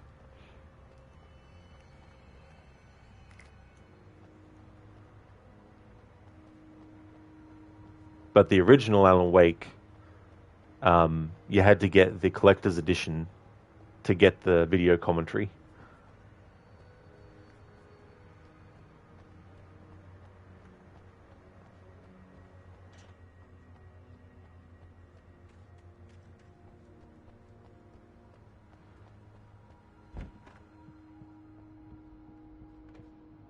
Wow. We keep them lit all night long on the night before Deerfest. Why? Well, it's tradition. It's tradition.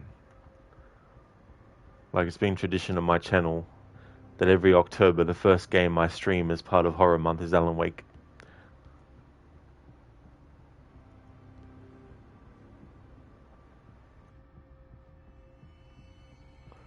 And it was also the first game I streamed on the channel back in 2016 when I first started streaming. So next year I'll be celebrating my 10th anniversary as a streamer.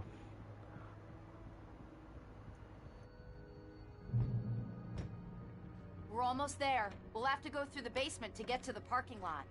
Yeah, there's no way going through the crypt will turn out to be a bad idea. Yeah, Gorky. Time flies so fast. I don't think I'll be streaming for another 10 years on top of that, though.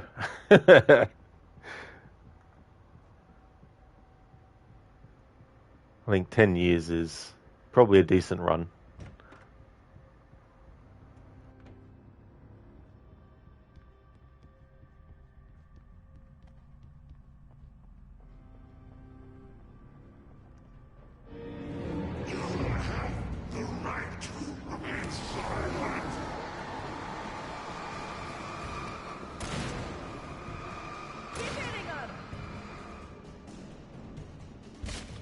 Did you call 911?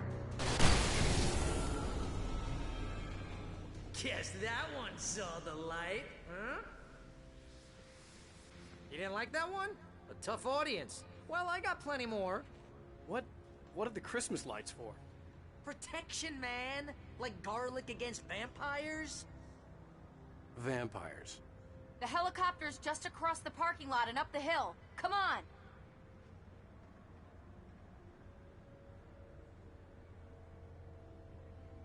I liked your pun, Barry. I thought it was a very bright one. Rosie, anticipatory. Woo! Really? How come? Oh, well, I'll probably stream for beyond next year as well. But I'm not getting any younger as well, so that's also a factor. I mean, while there are streamers who are older than I am even, which this year I'll be turning 42, but it gets to a point where sometimes streaming for like a very long time starts to have side effects that it didn't necessarily have 10 years ago as well. And I might have to start to look at, winding things down a bit as a streamer moving forward in the years to come. Ogorki, you can do it. I like your streams. Well, thank you very much, Ogorki. I'm glad that you enjoy as well. Rosie, one of your favorite streamers is 60 plus. Oh, really? Yeah. Oh, that's cool. And that's the thing too. Like, there can be so many different things that can help someone in games now as well. Like, I think about the Dark Pictures series of horror games.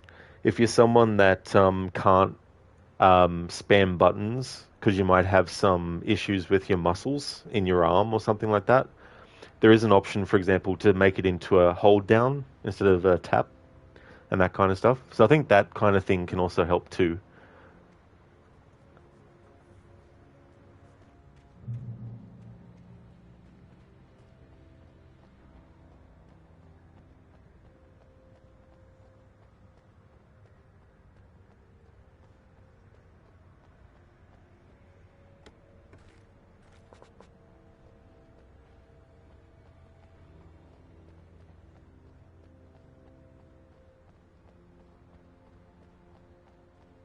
The Bright Falls General Store is now my favorite place in the entire world. See this headlamp? It's like a superpower. I can just look at one of those things and they die. It's my flaming eye of Mordor. I wish I didn't say that. Yeah. Hey, I want a headlamp. Last one. Bastard.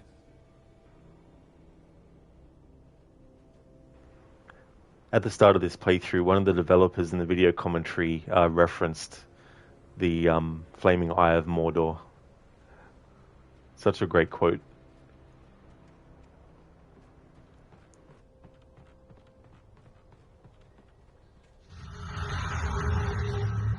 The fire station on the hillside was actually fairly late arrival to the city, the last building that was built.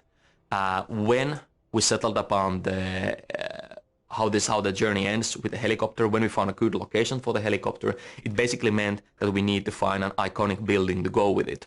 The hillside was the best spot for the helipad, and when that was decided, everything kind of like locked into place. The fire station looked great, and the fire station yard just kind of like worked perfectly for the fight layout.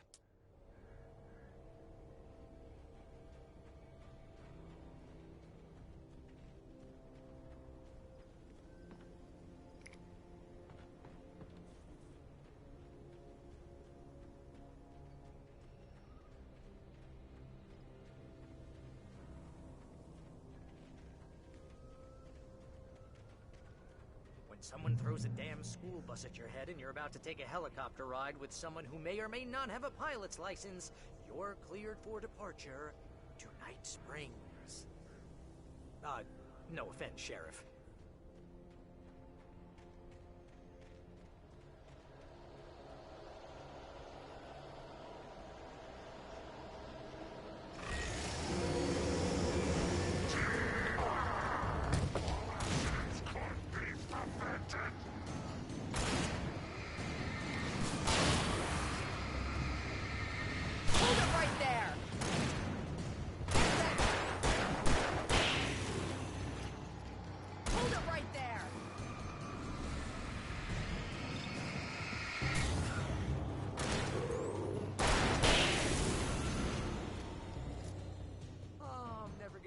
To this.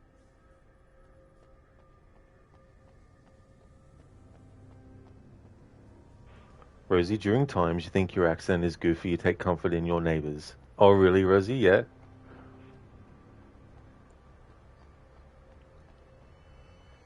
The thing, too, about accents as well is when you have people that are learning to mimic that accent, especially if they're doing roles in something.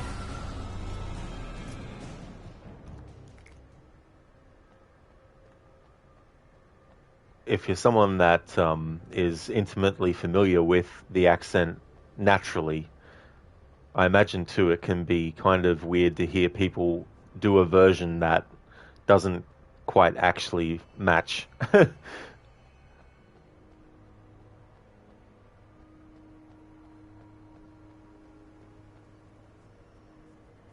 Plus the changes too that can happen with people's voices as well.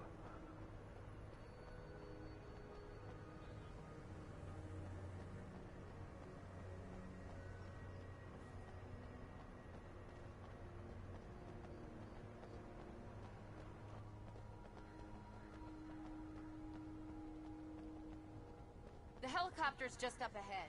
I'll need a while to prep for takeoff. Don't take too long. I want to get out of here.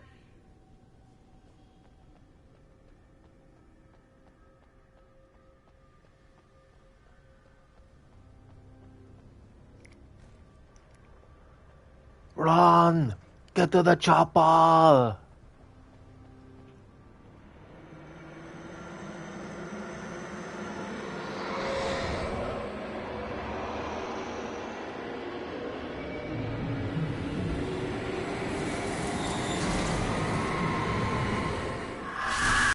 You will never get her back.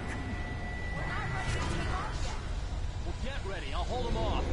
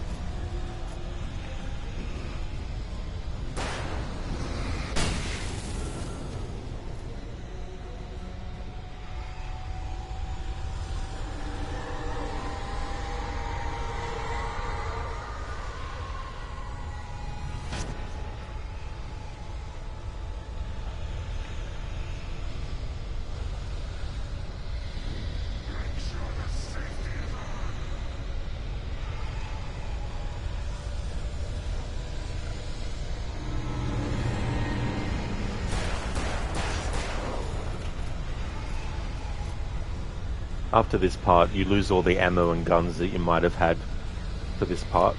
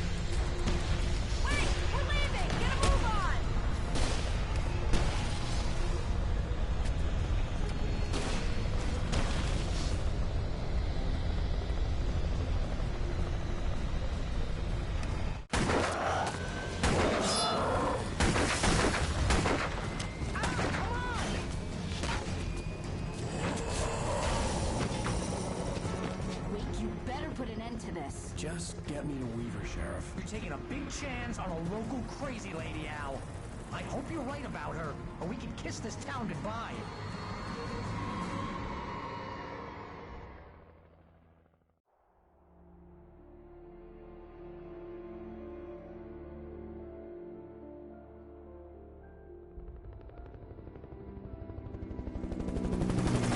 I hope you know how to deal with this, Wake.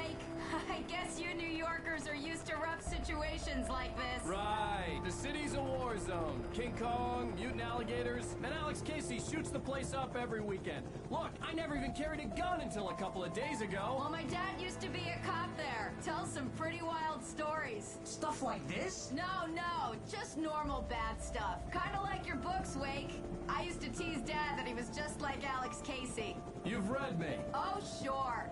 You're a pretty good writer. A little heavy on the metaphors, maybe. Nobody's ever said that before.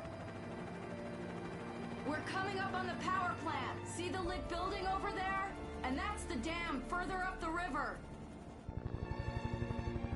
I can't land here. I'll take her down the road across the river. Just get me there, Sheriff.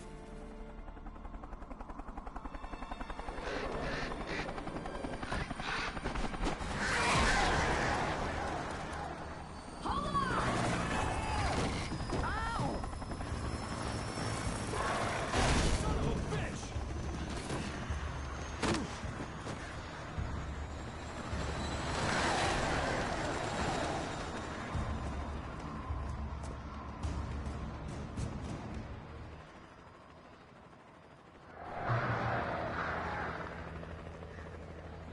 Wait, we're gonna have to shake these things. We'll meet up at the plant.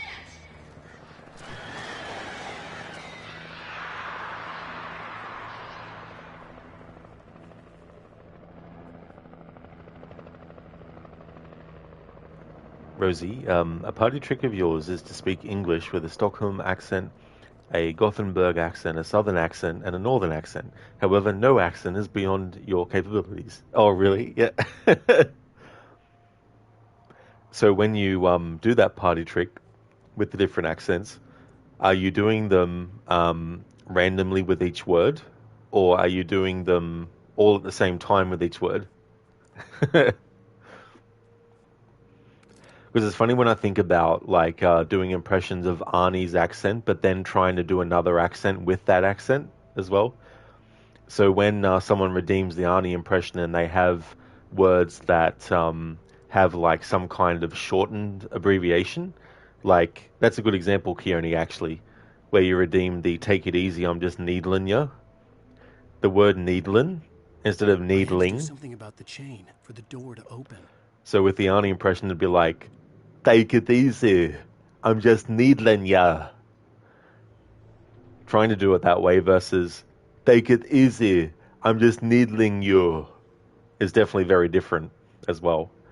But yeah, trying to do multiple accents at once, like, that'd definitely be a talent. You only take it easy, I'm just tickling you. Then you could combine that with, are we done with this tickling contest?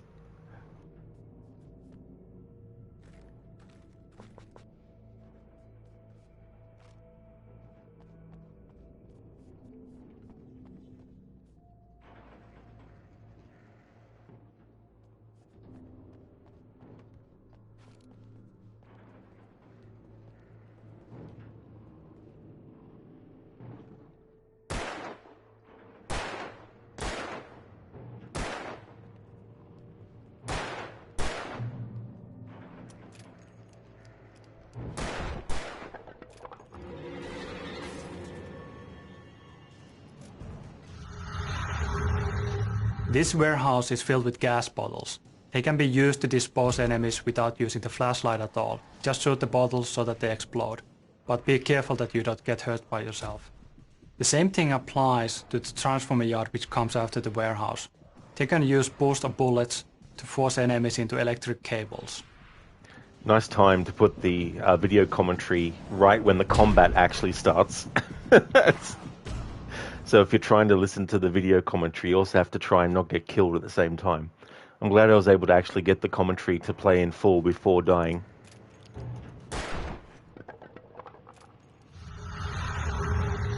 This warehouse is filled with gas bottles. They can be used to dispose enemies without using the flashlight at all. Just shoot the bottles so that they explode. But be careful that you don't get hurt by yourself. The same thing applies to the transformer yard which comes after the warehouse. They can use booster bullets to force enemies into electric cables.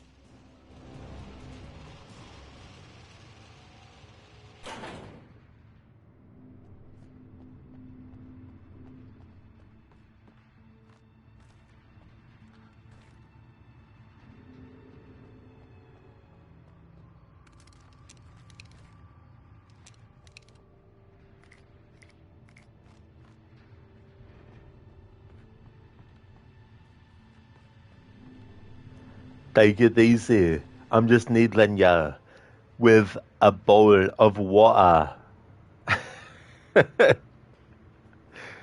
Zara, thank you for redeeming that as an Arnie impression.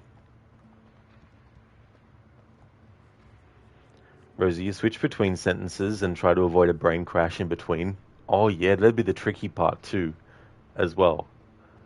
Like, let's see if I can do it a simple way, where I can go from my own voice into like an Arnie voice, where it's like, "Hi there, how are you?" And that's just a simple sentence. Imagine doing like a whole big ass sentence while doing more than just your own voice and one other accent. That'd definitely be tricky.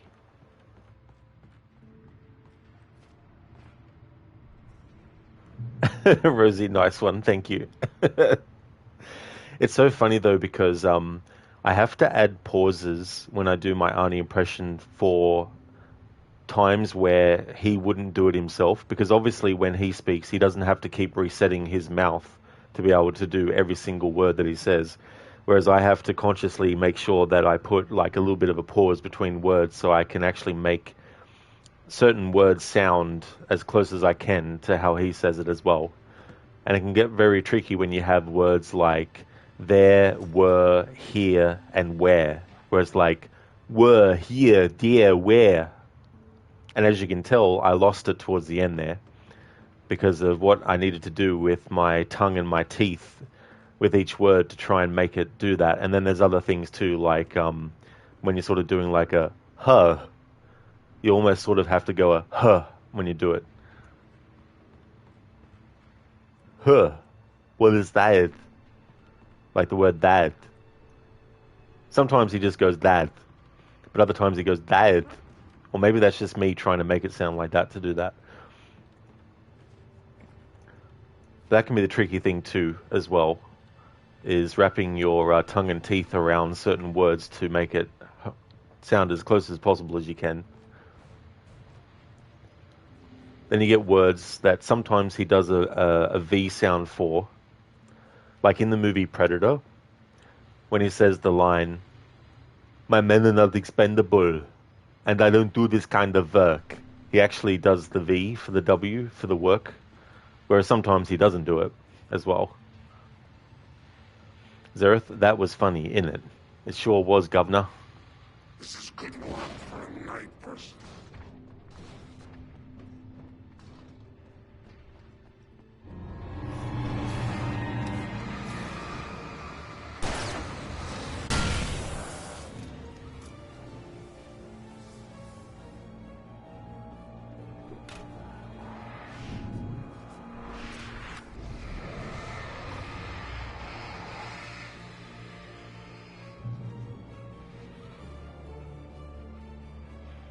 Zereth, yes, bruv.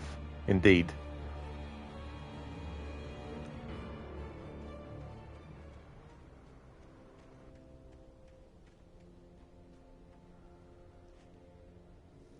The power plant glowed in the night. It was close, but I had to find a way across. A good way I find, though, to practice doing accents is to say each letter of the alphabet or say numbers. Because then you get the letters that have a similar ending sound as well. Like B, C, D, E, G, P, D, V, Z, if you're going to say Z instead of Z.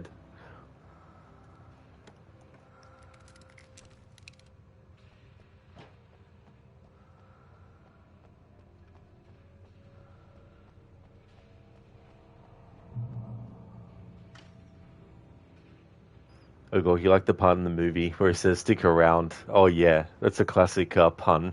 I love it. It's just so funny. Kearney, can you do other actor accents? That's where it gets really tricky, actually.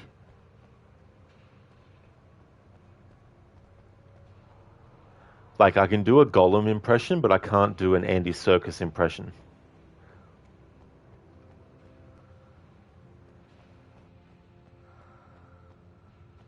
What status, precious? Gollum, Gollum, Gollum. My only wish to catch a fish should you see sweet. It burns us, burns us. But yeah, I can't actually do Andy Serkis' voice. Zereth, you see blood. You might need to get your eyes checked then, if you're seeing blood, Zereth. Dr. Darling, you're back home, and Rod is having an... a what? Arnianiasis identity crisis again? That's a tongue twister. Welcome on in, Dr. Darling. You missed another you missed another playing of the Coconut song. I thought, on the off chance that you were actually lurking, I thought I might trigger the song again, because you can get back to the diner in Chapter 5.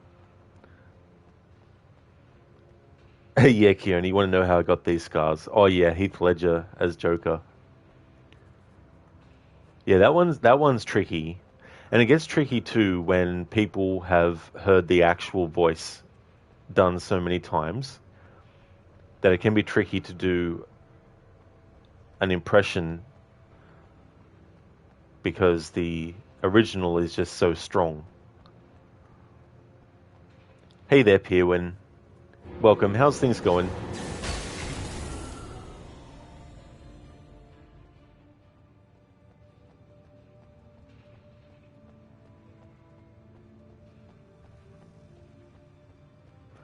across the transformer yard. There's more than meets the eye.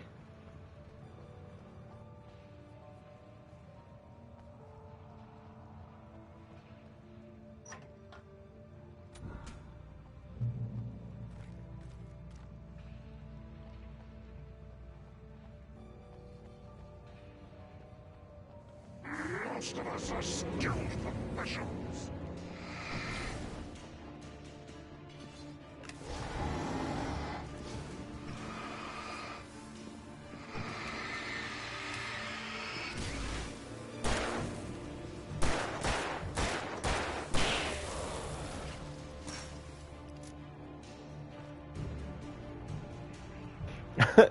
You gotta be fucking kidding me.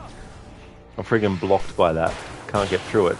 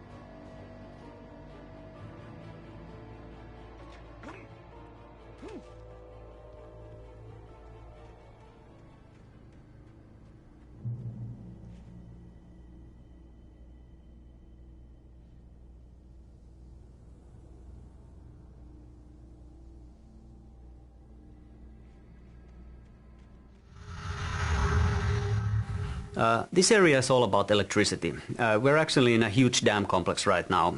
What we're seeing across the river is the power station. The actual dam is higher up in the mountains, and right now we are in the transformer yard area. Pacific Northwest is filled with places like these power stations, and we just had to have one in the game. Yeah, and since you do need power to keep the lights on, it's kind of fitting that this is actually a very important part of the story. Yeah. But it's a little odd, don't you think, for an old lady like Weaver to just manage this whole complex by herself? Oh, hell no. That's how they roll in Bright Falls. But it doesn't hurt that it's also a visually stunning location. Yeah, you can really see far from the top, and that's an excellent opportunity for us to flex the engine and show what it can do.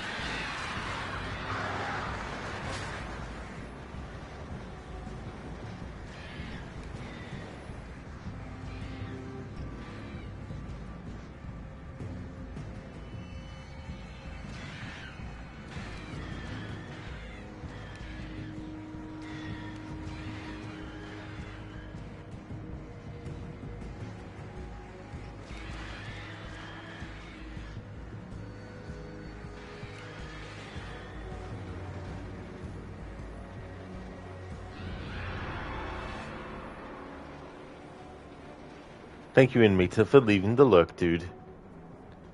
Appreciate that.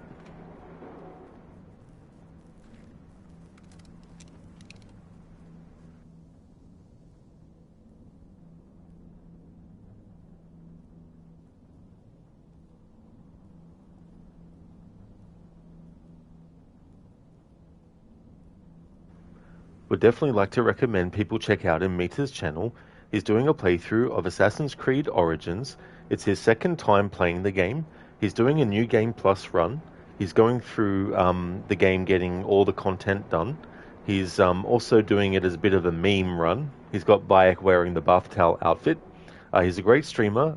Definitely recommend checking out his channel. Also a great stream to chill out to and lurk in as well. That is absolutely no trouble at all, Inmita, for the shout out, dude. More than happy to give you one. Thank you for leaving the lurk. Ogorki, that part reminds you of Watch Dogs. Oh yeah, Ogorki, with the bridge, the rotating one. The one that leads to the bunker. Yeah. Yeah, that's a good call, actually. Definitely very similar kind of bridge. And now for the final Night Springs episode in the game.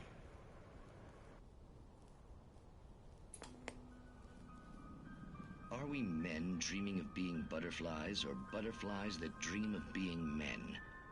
Such philosophical concerns are by necessity abstract. And yet, some of us can find concrete proof of the nature of our existence in Night Springs. Tonight's episode, an absence of creativity. Hello, Martha. What did you want to show me? Oh, Lydia, thank God you're here. Please, it's in the basement.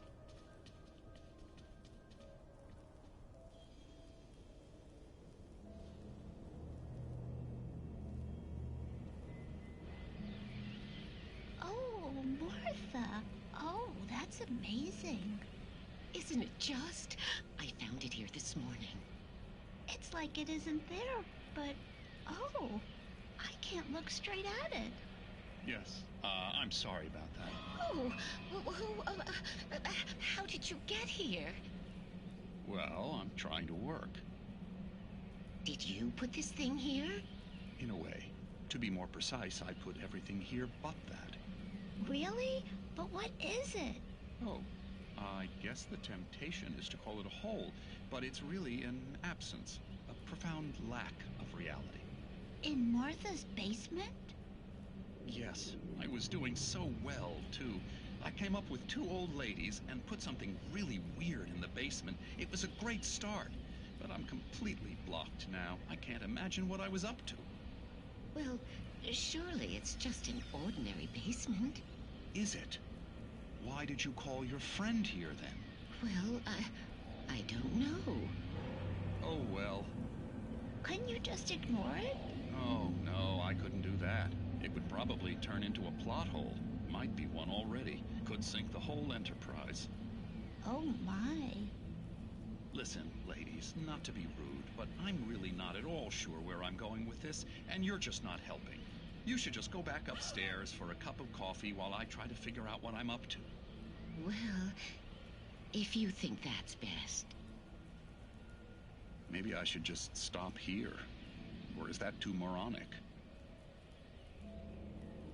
Is that too moronic? Indeed. Who can tell? It's a fine line between the stupid and the sublime. In Night Springs.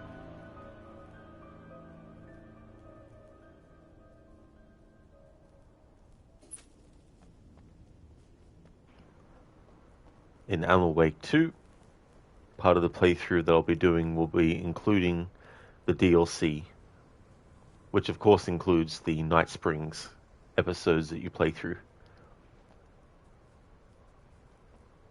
And also the Lake House DLC as well. I'll be covering that too.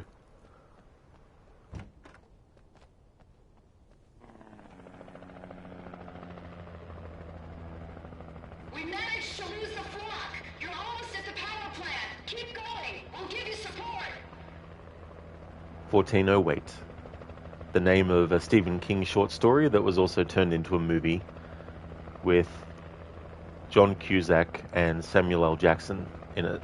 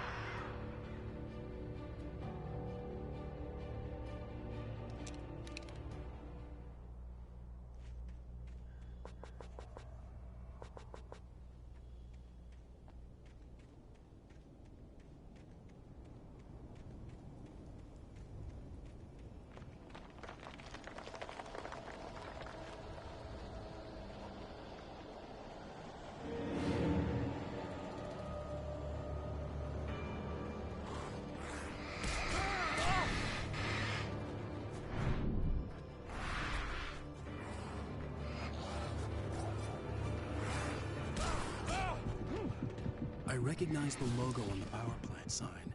I'd seen a version of it painted all over the area, signifying hidden caches of supplies.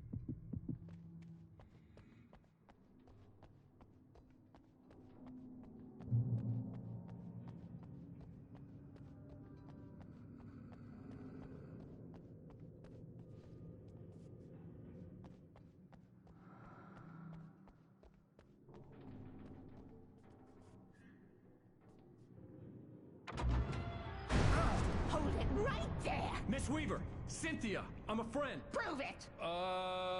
You knew Zane! Thomas Zane! You're the Lady of the Light in the song! You can help me! About time. Young man, I've been waiting a very long time for you.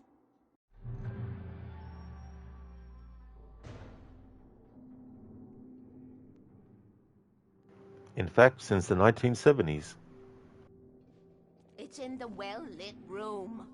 Excuse me? What you need to drive the darkness back.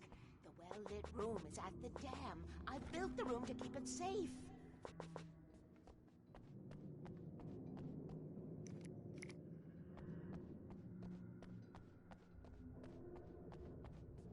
Will it help me find Alice? Will it get me back to the cabin? Fine, let's go.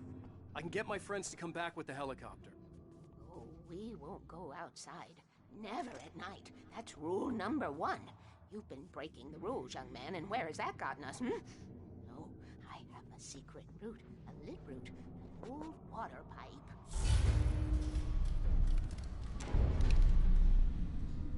Something was damaged at the transformer yard. It's draining all the reserve power. Without it, the pipe will go dark. The power to the yard must be cut. Let me guess. You want me to do it? Young man, you're the one who likes to break the rules. I can't be outside in the dark. The kill switch is outside.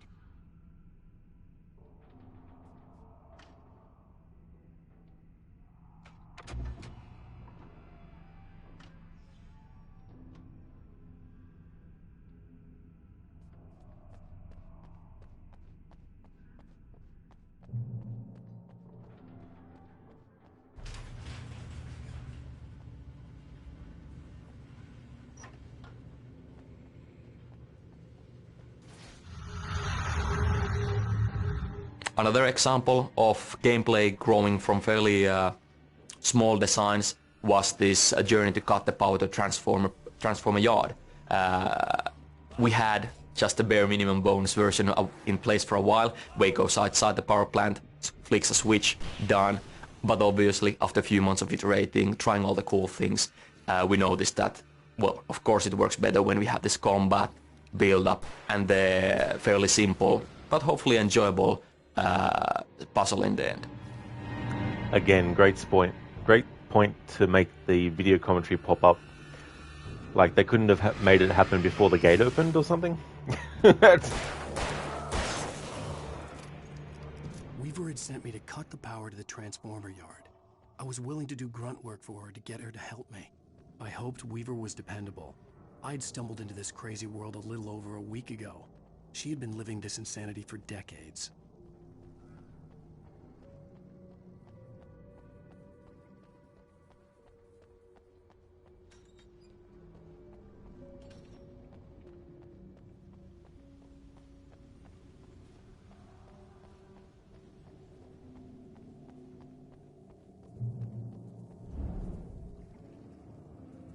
I could see the kill switch that would cut the power to the transformer yard.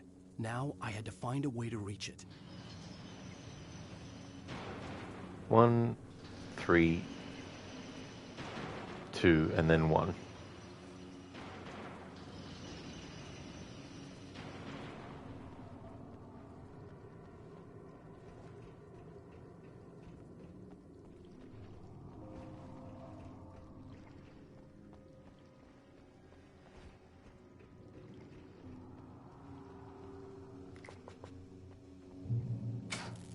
Who designs these things?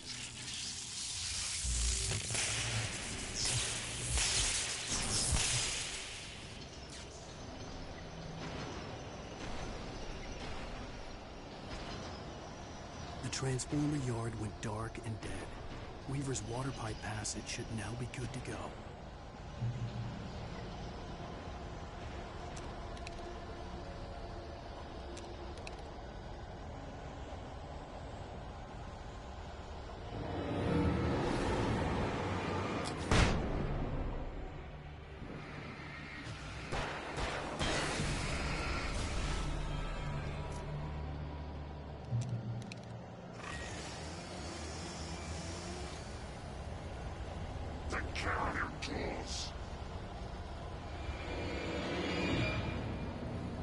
Opening this up before you get to this point removes the step.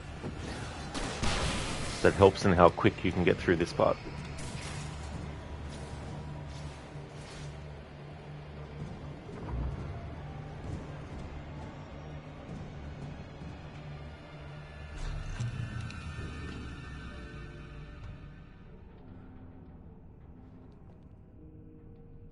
This way, young man. Follow me.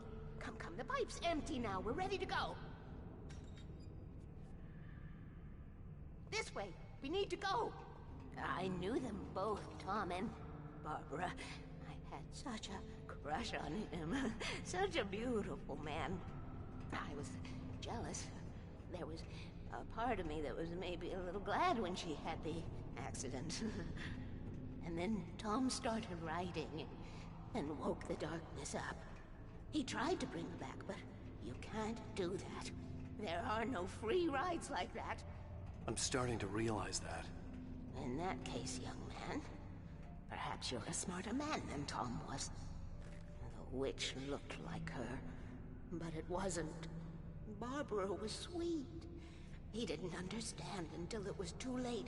He tried to undo it, wrote himself, her, everything he'd ever written out of the world. Oh, he was so famous. And afterward, no one knew. Oh, Tom. He left only one thing behind in my care, in case it happened again. Insurance. He trusted me. Or perhaps used me a little. Tom knew how I felt. Knew I wouldn't refuse him. I built the well-lit room and put it there. It's been waiting for you. We are characters trapped in a story you have written, and none of us will survive to see the end of it if the darkness isn't stopped. She'll twist the story to her own dark ends. How do you know all this? Tom, that's the way he wrote it. He still talks to me, you know, in television, from beyond, from below. We have both been touched by the darkness, young man. He saved us both with light, but the darkness stays with you. You sustain. That line always gives me chills. But it's true though, with Alan and with Cynthia and with Rose as well, all being possessed by the dark presence and used as puppets, even when they're actually saved from becoming a Taken, it doesn't mean that they're without any scars, so to speak.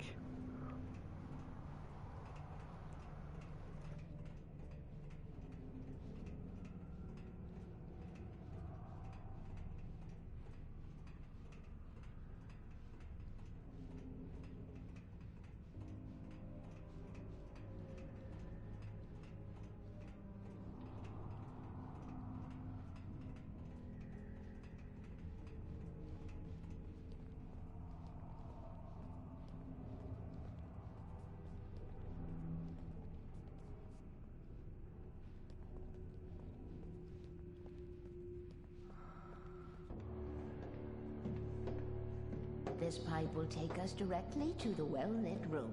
Okay, I need to call my friends, tell them where we're going. Hello? Al! Barry, we're headed to the dam in one of the pipes. Meet us there. Okay, I'll tell Sarah. It's Sarah now?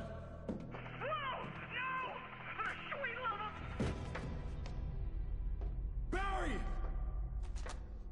Barry! We gotta go see if they're okay. They're probably dead. You must reach the well-lit room. This is no time to be a selfish idiot. That's my best friend.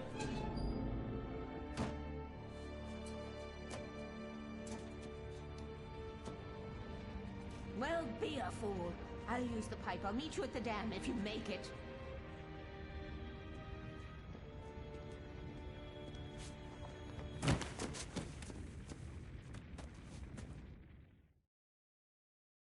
At least I didn't have to worry about her. She knew how to stay safe. It's so ironic there when Cynthia says, "Don't be a selfish idiot," when the thing that Alan wants to do isn't selfish. He wants to actually help someone else and make sure that they're okay, which I think is not really a selfish thing to do. I mean, yeah, you could argue that some people use that as leverage for selfish reasons and all that kind of stuff. Cynthia Weaver, like Wake, has been touched by the dark presence, and like Wake, she sees things that other people can't. She's the one who's been helping Wake, she's been leaving the supplies for him, she's been painting the weird messages on the walls, the ones that are revealed by light, and the thing is that nobody else can actually see them, only the people who have been touched like this. To everybody else it seems like she's just, painting with imaginary paint on the walls, but it is actually real. It's a kind of a mystical thing. Cynthia knows a lot about fighting the Taken and the Dark Presence, but she's really not a warrior. She's too crippled for that by her encounter with the strangeness that sort of permeates the area. When she refuses to follow Wake into the darkness and rescue Barry, she's not being petulant about it. She's just physically unable to enter these areas of uncontrolled darkness. You'd have to drag her there, and if you did, she'd try to kill you. But, let's put that in perspective because, she's guarding a secret she doesn't really understand anything about because a man on her TV screen told her that she has to, and she never really had any choice about it. So, it's not easy for her either, but, all things considered, I think she does okay.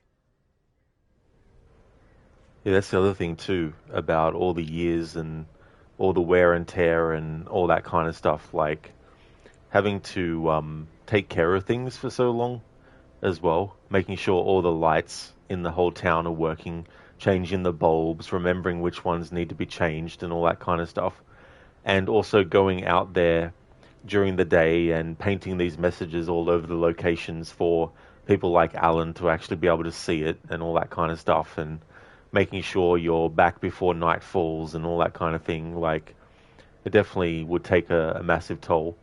And this is a spoiler for Alan Wake 2, but yeah, it doesn't really end well for a lot of characters that are in Alan Wake 1, Cynthia Weaver included. And you got to keep in mind too that the events that happen in that game are 13 years later, and she's already quite frail at this point. So adding another 13 years on top as well. And yeah, just unfortunate because the Dark Presence is able to basically take her over as well. But fully, unfortunately, so she can't be saved.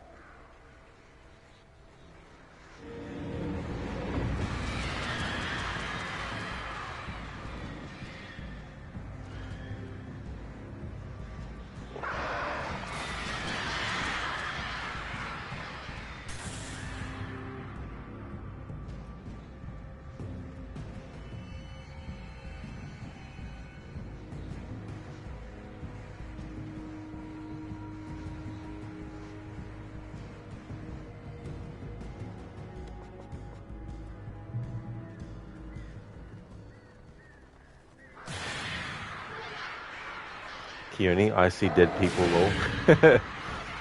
The Sixth Sense.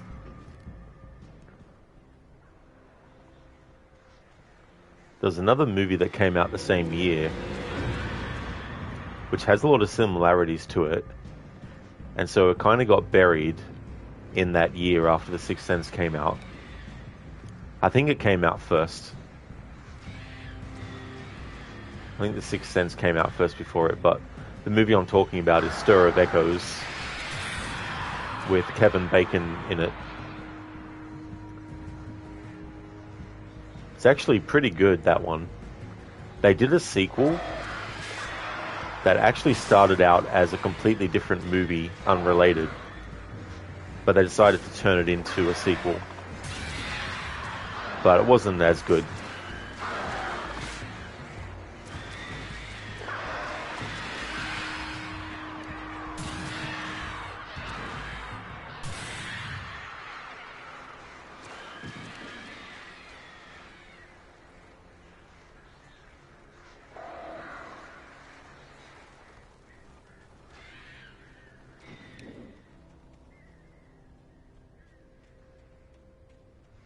Nice one, Zereth. I see dead people. Damn it, now enemies are suspicious. That's true. Enemies become suspicious when they see a dead body.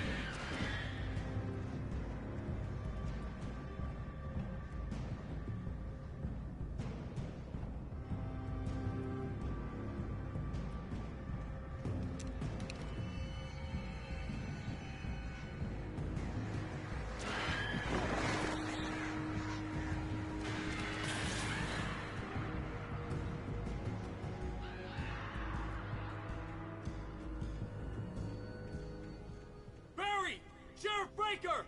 Sarah!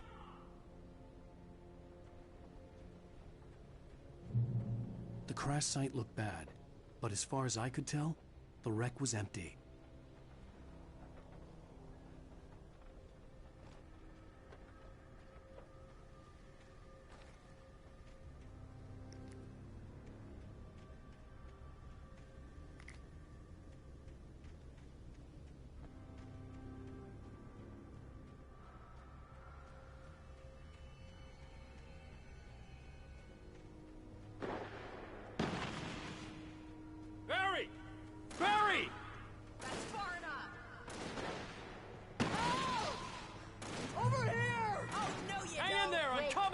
On the move.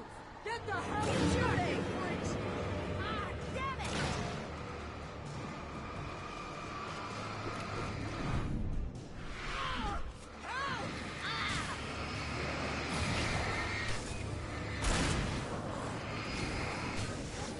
Keep hitting her!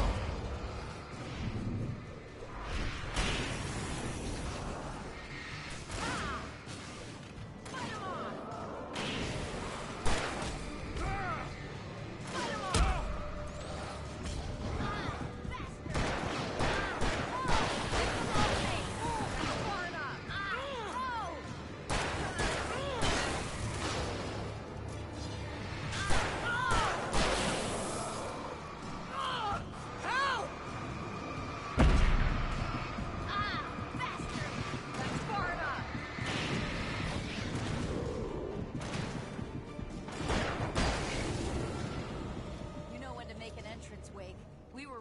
like Butch Cassidy and the Sundance Kid.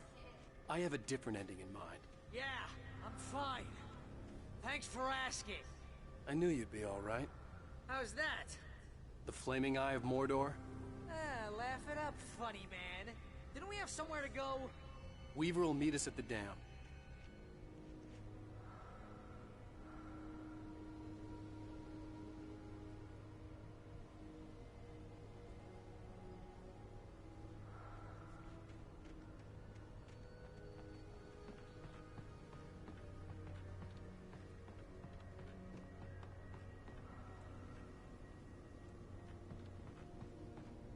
Nice one, Zereth. Dead bodies become suspicious when they see an enemy.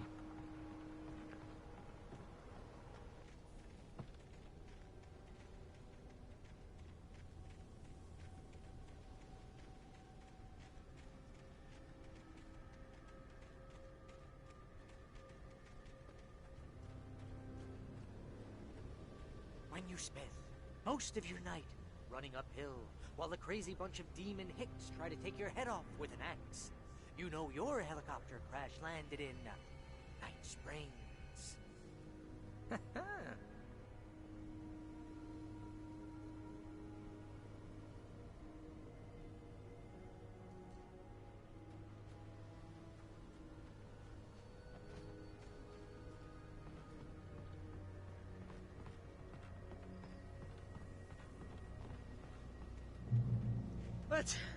Let's take a break, huh? Come on, Al. Couldn't we just wait here? Please?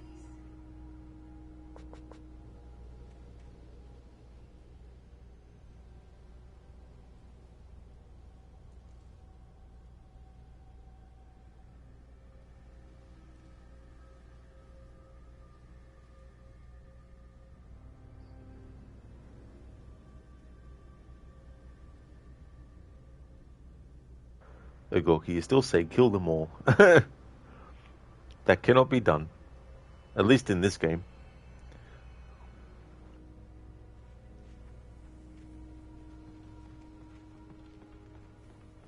Ooh, I should have kept that gym membership.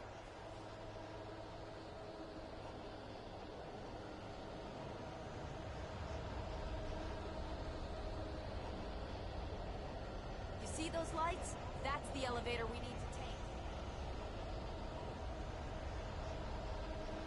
If you want to, you don't actually have to hang back with Barry and Sarah. You can actually keep on going ahead. Once you reach the destination, they will automatically teleport to where you are. But I wanted to actually follow them to get some dialogue and stuff.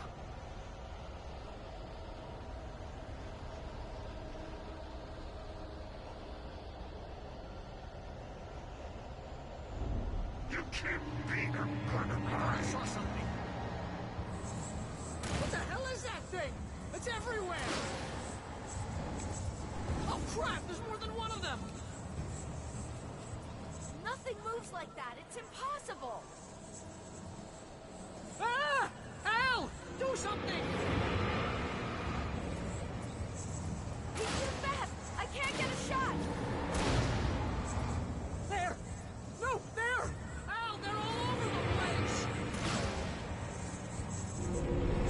How many of them are there? Where'd that one go? Ah, this can't be happening! Wait, something's on the move. Hold it right there. Wait, this is bad. This is really bad. Keep hitting us.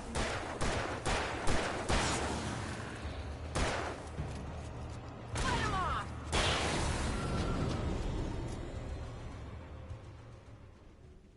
Was that it? Are we safe? That was... wow.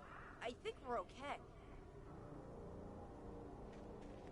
Hey, Al, I got a bad feeling. Let's keep our eyes open.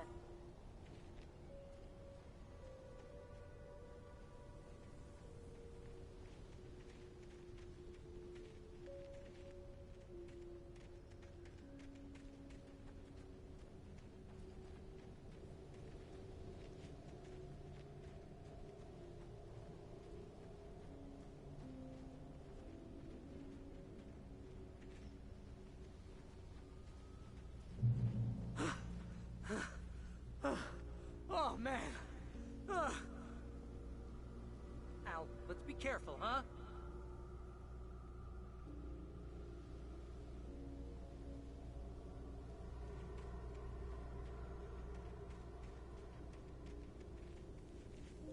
The Taken are filled with darkness.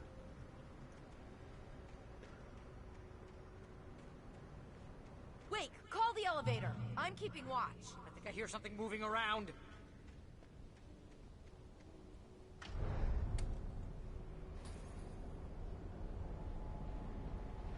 Heads up! Here they come! Oh no! Oh no! They're coming! We have to hold them off!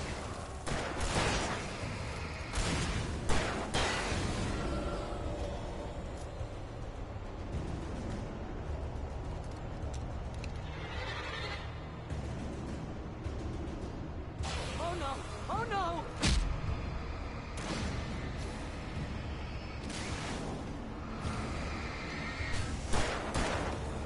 That's far enough! Keep hitting them!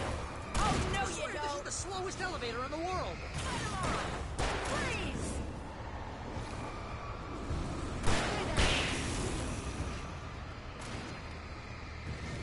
It's almost here, Wake. Just hold on. Fight 'em off! Right there.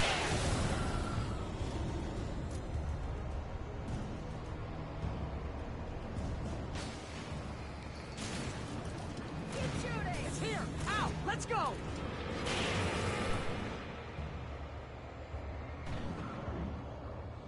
Ah, damn it! Get back!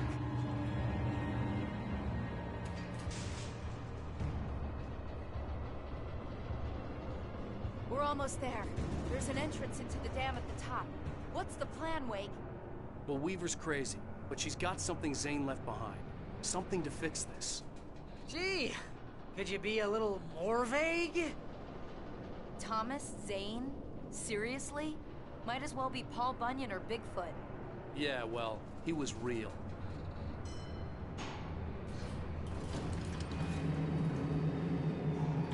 Let's be careful, okay? Oh, jeez, I hate this.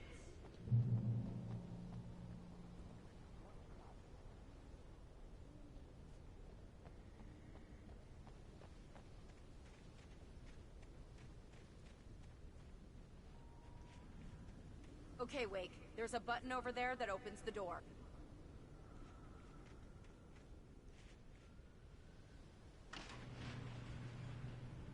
I think something's broken. Hold the button down so we can get in. Keone, is what Ogorki said. Kill the wall. Ow! Wait! What's going on? We can get to the dam through here. What's happening out there? You guys go ahead and find Weaver. She should be in the dam now. I'll have to make it alone through the top. Okay, Wake. Good luck. Don't get yourself killed. Ah, please, be careful. I'll take quick care of Barry, Wake. You just look after yourself.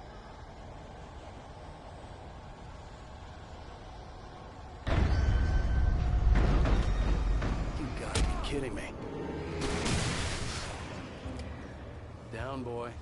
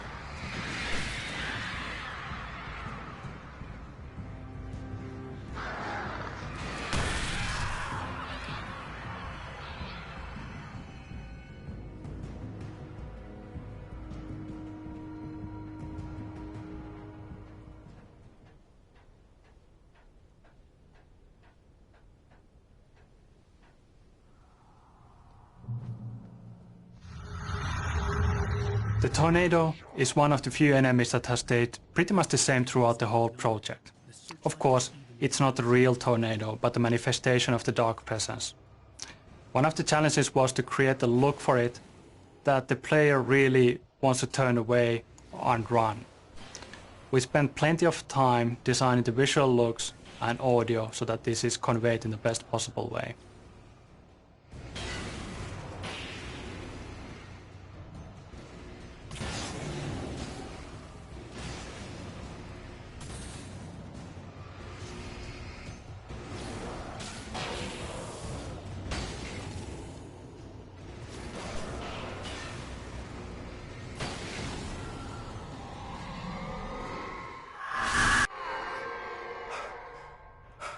I didn't actually. You will go no further. I didn't actually catch what he said because I was too busy trying to not get killed. Stop now.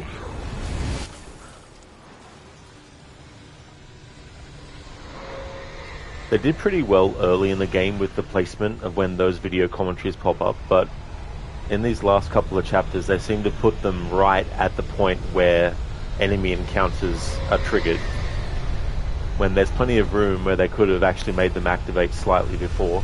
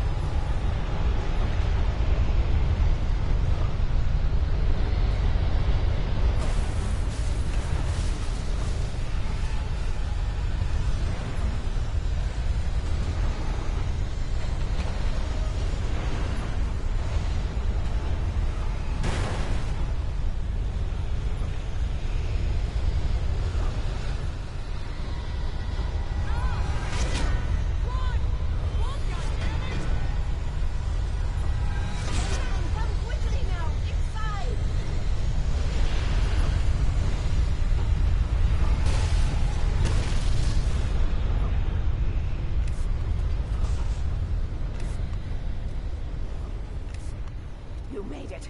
Well done. Glad I was wrong. And it was a foolish chance to take. Don't worry about the boy. We're safe here. I have looked after the well-lit room for many, many years now. There is no shadow in the well-lit room. The power is fail-safe, and all the bulbs are numbered and changed regularly based on their make and model. Right.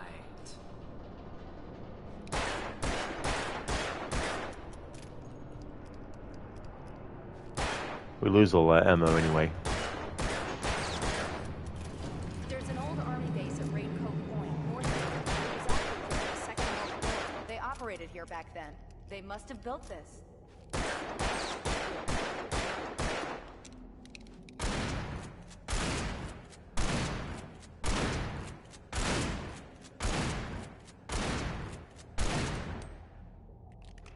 Hey there, AMC.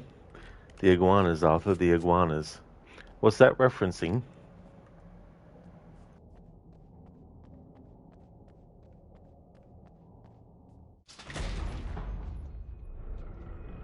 Take it, and I won't need to worry about the room anymore, because 6 and 33 and 118 need changing soon, and I don't want to climb up the ladder to change them because it's very late, and I'm tired.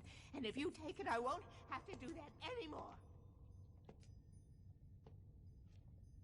The page was autobiographical, a memory from my childhood. But I didn't write this. It was a page written by Thomas Zane. None of them were supposed to exist anymore. Alan, 7 years old, would fight sleep to the bitter end. When he did sleep, he soon woke up, screaming, the nightmares fresh in his mind. One evening, his mother, sitting by his bed, offered him an old light switch. She called it the clicker, and flicking the switch would turn on a magical light that would drive the beast away. To imbue the talisman with all possible power, she added that it had been given to her by Alan's father.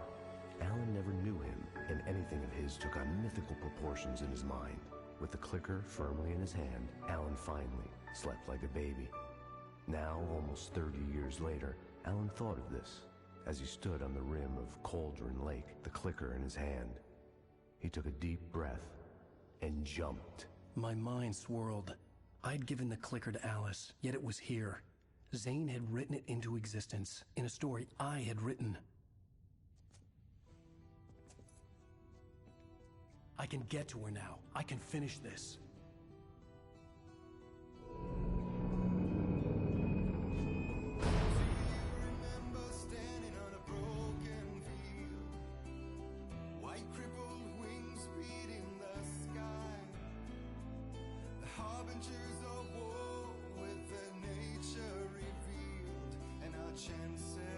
Previously on Alan Wake, I wrote a horror story that has come true. Thomas Zane did the same in the 70s. You will go no further. If I continue like the Dark Presence wants me to, the story I'm writing won't save Alice. It's a horror story. No one will survive. You knew Zane! Thomas Zane! You're the Lady of the Light in the song! He left something behind to help me. The clicker. Alan thought of this as he stood on the rim of Cauldron Lake, the clicker in his hand. He took a deep breath and jumped. I can get to her now. I can finish this.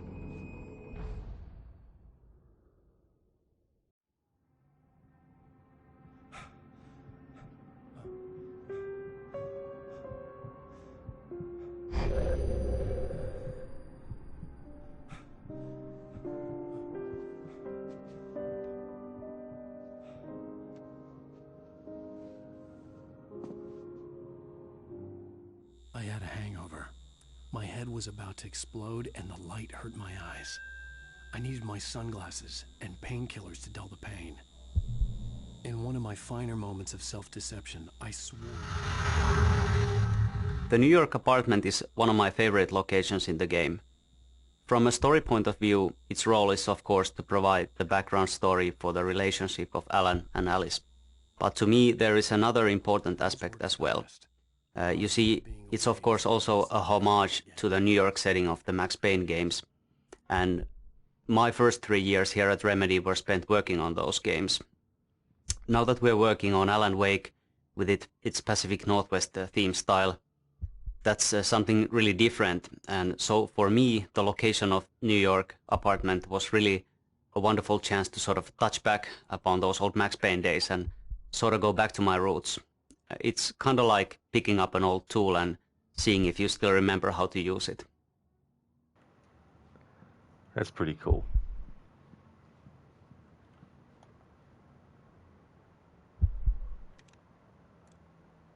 The sunglasses made the world look bearable.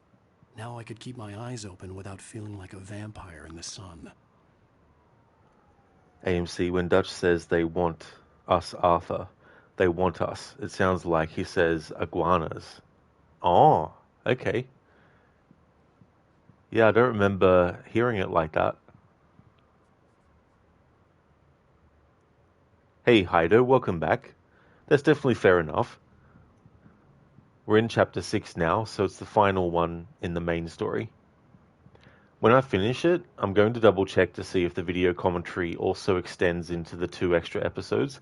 If it does, I'll have to leave that for another time. But if it doesn't, then it doesn't, and I won't include that content as part of the playthrough. So yeah, it just depends if the video commentary extends into those extra episodes or not.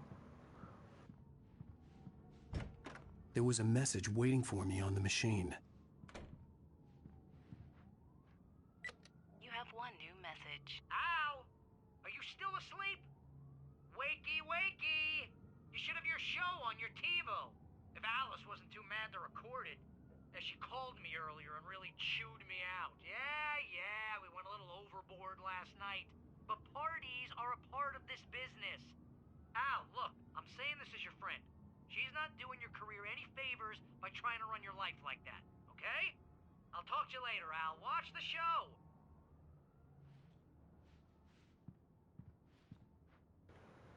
Thank you, Heido, for redeeming the random horror movie quote. Since Scooby-Doo is horror-themed, even though it's actually a random horror movie. Talk show the previous night, talking about my latest book. The show was supposed to be waiting for me on our TiVo.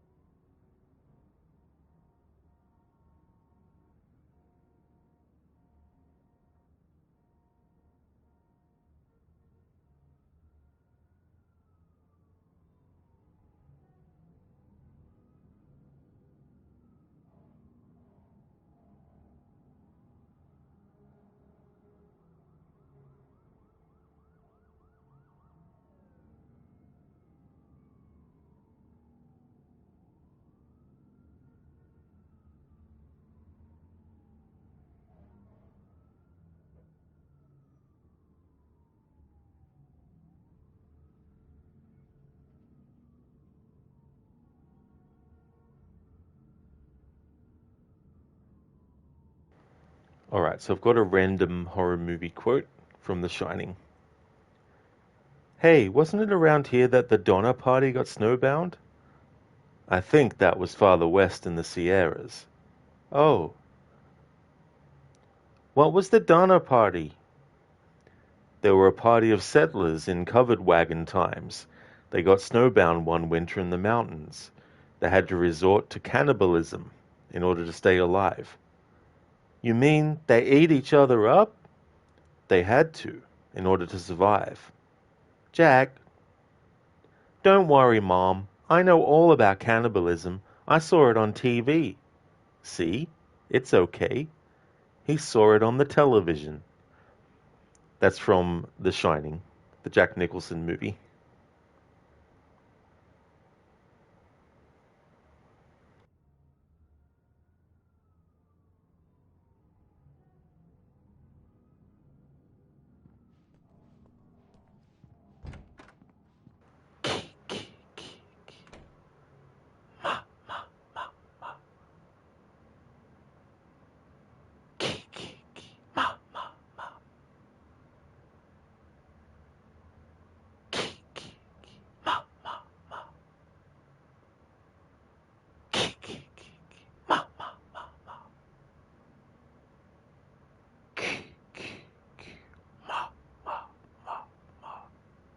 Thank you, Keone, for redeeming that.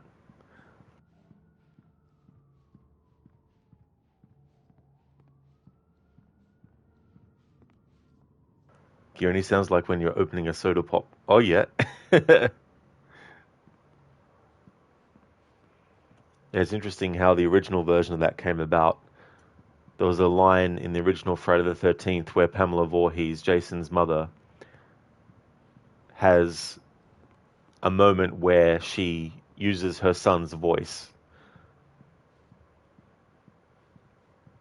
And she says the words, "Kill her, Mommy. kill her. And so when they were doing that, they actually took it from her line, kill, and then the mom, the ma, and then joined it together and did like the audio effects to it to make it be like, of course, as the series went on, they changed it up a bit, so it didn't always sound similar to that. Sometimes it was like, things like that.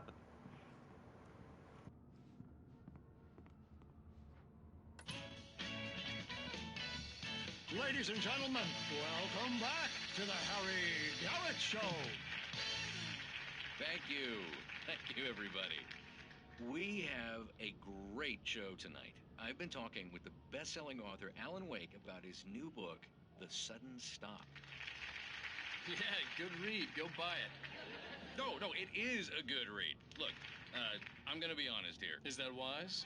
No, but I'm gonna do it anyway. I got people who give me the lowdown on books. I'm a busy guy. But this one, I actually read from cover to cover. I mean, I'm a big fan. Wow, thanks. Now, this might be a spoiler for those who haven't read the book yet. Based on the sales figures, the 2 people out there who haven't read the book yet. But this last book is all about the death of the main character, the hard-boiled New York detective, Alex Casey. Now, there's been a lot of outrage about this. Why the hell did you kill Casey? What the hell were you thinking, man? Good riddance. No, seriously, though. 7 years and 6 books is a long time. He was a gloomy guy to spend all your working hours with, and it was a good run. But it's time to explore new things. My next book will be a departure from the old for me. You selfish bastard, always thinking of yourself. Well, you've certainly given us a lot of entertainment over the years. And now that you mention it, Casey was a gloomy guy. Never had much luck with his love life with the ladies. Was that autobiographical in any way? Yeah, no kidding. Casey's lady friends tended to die on him. With Casey, it was all about his pain. No, nothing autobiographical about that. I'm a happily married man. My wife is my muse. Well, congratulations. That's great to hear. So, how's the publicity tour been treating you? Good. Great. But I gotta say, I'm glad to be back home in New York. Well, you've certainly been on the news a lot lately. Lots of parties and, you got into a fight with some paparazzi. Oh, man. Well, that guy was really in my face. I lost my temper. I know that wasn't cool. You are famous for that temper. Well, I did also write several books. Well, your latest novel is called The Sudden Stop, and it's in bookstores now. Go get it. That means the 2 of you out there who haven't bought it yet. Ladies and gentlemen, that's all we have for you tonight. I want to thank all our guests for the evening. Alan Wake, Sam Lake. Once more, do the face for his Sam. There it is. And our musical guests, Poets of the Fall. Thank you, and good night. At least I'd been funny. I told myself I could live with that. Hey, Lee. Did you watch the show? I didn't say anything stupid if that's what you want to know. Okay, Grumpy. You want an aspirin or something? Are you going to start with me about drinking now? You know what? I should have followed her advice. But suddenly I was angry, mostly at myself. And she was there, a convenient victim.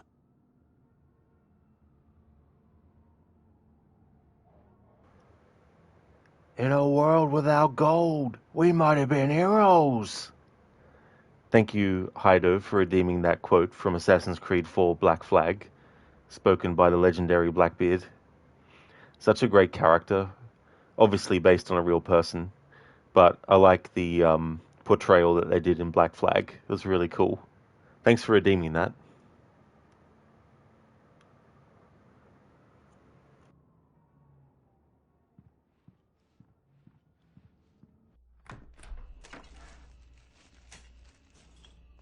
What? Now you can't even talk to me? Well, this morning I was angry because you said you'd be home at midnight and you showed up at 7 a.m. and passed out in mid-sentence. Now I'm over it. Are you angry? This goddamn tour. It's gotten out of hand. Oh, honey. It's almost over, right? We can get back to normal. Then you can start writing again. I'm sorry, honey. Alan, you're not thinking straight. Just take a shower and go back to bed, huh? Yeah, you're right, honey. I'm sorry. Once this is over, let's go away together. A vacation. Just you and me. Some peace and quiet.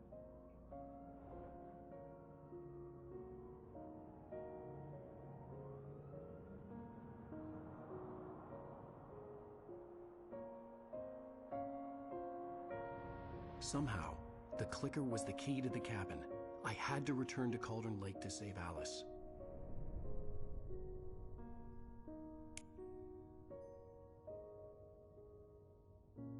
I'm going back to the lake to finish this.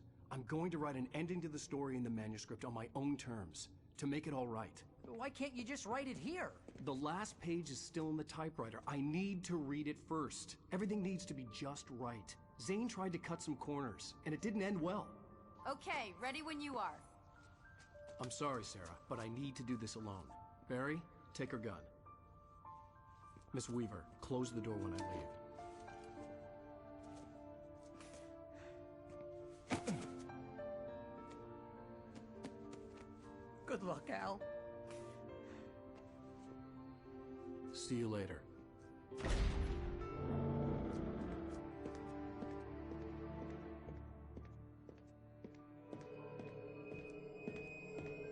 When I got out, it was warm and sunny. I'd flicked the switch of the clicker. Had it done this? I didn't stop to question it. I had to take advantage of the sunlight to get to the lake. On Zane's page, I'd stood on the rim of Cauldron Lake, about to use the clicker. That's where I was headed.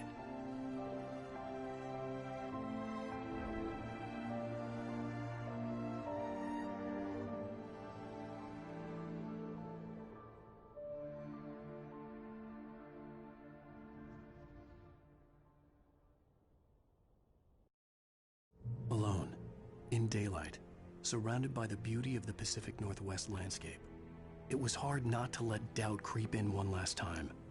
I could still chalk everything up to a dream, a delusion. I had enough imagination to make up something like this, having been in the cabin all this time, trapped in a story inside my head, gone mad from grief over Alice's death like Hartman had claimed. There would be no way of knowing. I told myself it didn't really matter. My course was set. Heido, you gotta play Black Flag again. You didn't really listen to the story and you want to. You really love that quote though. Oh, you're definitely in for a treat. Heido, there's a lot of great story and characters in Assassin's Creed Black Flag for sure. The performances in that are just chef's kiss all around.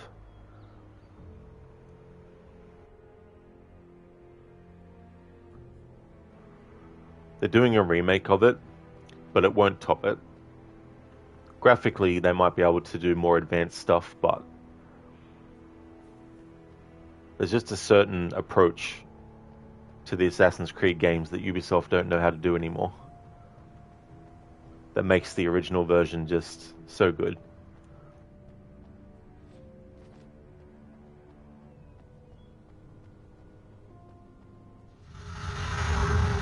One question that's often asked about games these days is open world or linear. They are the two extremes of the same scale, and both have their pros and cons. Open world is of course all about the freedom of movement. You can go where you want and do what you want. And that's cool in itself, but by nature it fights against the traditional storytelling. Whereas linear gameplay fits storytelling very well, but that can get a bit constricted at times if the path is too narrow. We always want to tell a meaningful and compelling story, and we didn't want to compromise that in any way. But at the same time, we had lots of different scenarios and beautiful nature, and we didn't want to throw that away either. So what we did was intersperse it between the important story locations. So there is plenty of chance to explore your surroundings and plenty of cool stuff to find if you do. That's actually great too, as well, because it's trying to get that balance as well. The parts of this game that let you explore a bit, there's collectibles of course, but there's also sometimes dialogue that you can hear too as well. As much as there's some great open world games, I probably prefer things that are a bit more linear really. Because sometimes having restrictions on things actually can make them better, because you have to really think about, is this really needed? Is it actually really something that is relevant to the game? If it doesn't have it, does anything really change? And so if nothing's going to change by excluding it, then don't put it in, because by putting it in, you might be just creating filler content that really has no value. Heido, yeah, you really paid attention to AC3, but you didn't for Black Flag. You have no clue why. Oh, that's fair too as well. But yeah, there's definitely a lot of great stuff in Black Flag's narrative, and the character arc of Edward Kenway is just really good too, as well. You definitely see a great evolution, and it also give you a great insight into the Assassins and the Templars from an outsider's perspective as well. Edward being someone that didn't even know that the Assassins existed, or that the Templars still existed. Had no idea about that until the events of the game happen.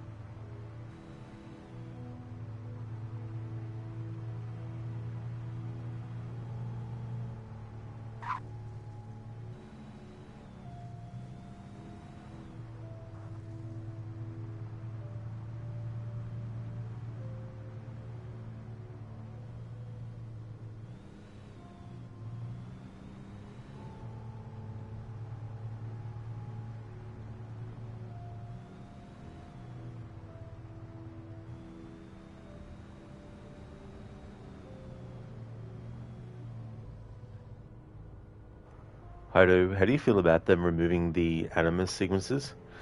Yeah, that's the other thing too. Because there's things in the present day of Black Flag that, in terms of like the past story, you don't necessarily need. But there's also some things, because it's not the first entry in the series, there are some things, of course, that if they don't have the present day, then when people are doing playthroughs, if they decide to play the games in like order, you know what I mean? Like they might not play Assassin's Creed 3 because they might think, well, I've got to play Black Flag because it's set before Assassin's Creed 3's events. So when they play the remake of 4, because there's no reference to anything, then when they get to AC3, they'll be a bit confused, because then it's like, well, what's the relevance of this present day story to what happened in Black Flag? And it can just cause confusion. At least having the present day in the original Black Flag, it means that referencing Desmond and what happened at the end of Assassin's Creed 3 makes it match up better if you're playing the games in order as well. So I think it might create some confusion maybe as well. But if you look at it as a standalone story and all that kind of stuff, then you don't need to know about any of the present day stuff that's going on. But at the same time, taking out the present day in a remake also presents a missed opportunity to expand on the present day story that wasn't in the original. And some of the things I could think of at the top of my head that they could do in a remake of Black Flag in the present day sense is give us more about Sean and Rebecca. Actually show more of their characters infiltrating Abstergo Entertainment, you know, but also have a way to make it so that the present day content can be avoided if you don't want to go into it as well. Maybe that would be something that's better, instead of completely gutting it out of the road as well.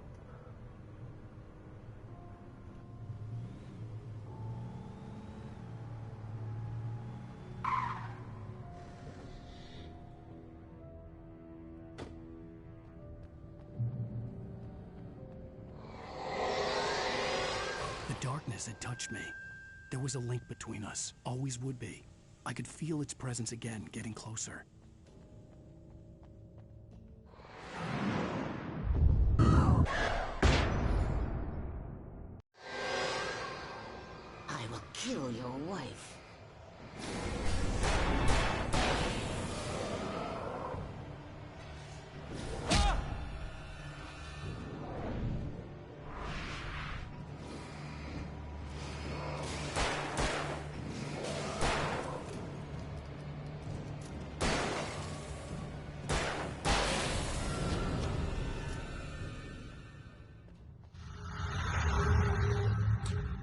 We're nearing the end of the story here. At this point, we pretty much know the answers to most of the major questions, such as what happened to Alice, where did the manuscript come from, and so forth. All that remains for Wake now is to make his final run into the Heart of Darkness and make his final sacrifice. He's said goodbye to his best friend. He's not really expecting to come back from this one, but he's willing to do that to save Alice. I'm not really sure if you could call Wake a heroic character as such. You know, he doesn't really, he doesn't have the square-jawed look or anything, but when it's all said and done, I really don't think he's a coward.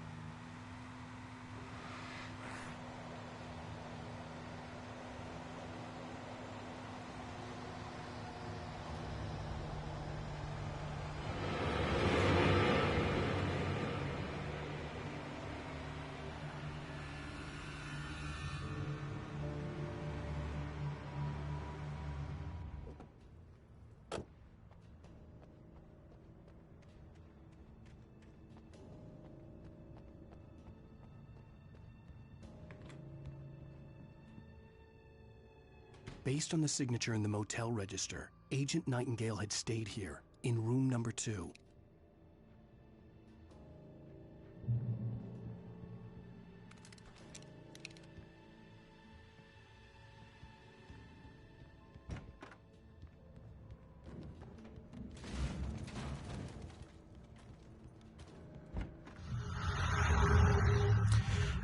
Agent Nightingale has a drinking problem and his judgment is poor, as you can tell, but he is after Wake for a reason. I know we don't really go into it very much here, but if you're seeing this, you're probably also in the possession of the Alan Wake Files book that comes with the limited collector's edition, and we kind of open his backstory up a little bit more there. In fact, if you look carefully around this room here, this Nightingale's motel room of course, you can see those very files sticking out of the air vent. We have a lot of little hooks like that in the game. At one point, Nightingale actually flew out of Bright Falls with the rest of the gang and made his way to the power plant, but we kind of had to cut that part out for pacing reasons. It just wasn't working very well. It was a shame, but it's just one of those kill your darlings things. But at least he makes it through this game alive, as you know if you look through the ending cinematic of the game. So hopefully we'll see a little bit more of him in the future. We kind of have a soft spot for him. You don't actually have to go into this area either. You can just bypass it. So I'm glad I didn't, because I was going to. But then I thought, no, I'll go into the room where Nightingale stayed. So I'm glad I did, because we got some more video commentary. That was actually a detail I didn't notice before in the vent there. This had obviously been the room where Agent Nightingale had stayed when he hadn't been busy harassing me. The Alan Wake Files book that was mentioned as well. In Phase 1 of celebrating the original Alan Wake's 15th anniversary, I actually did a playthrough where, as I went through the game, I would stop at certain points and read certain related parts of that Alan Wake's file book. I didn't actually read the contents of it in order, but I did read all the contents of it though. But I just chose certain points. So when we got to Nightingale's room, for example, I read the part of the Alan Wake Files that covered his stuff. I think mainly the interviews that he carried out and all that kind of stuff too. He also makes a couple of diary entries in that book too.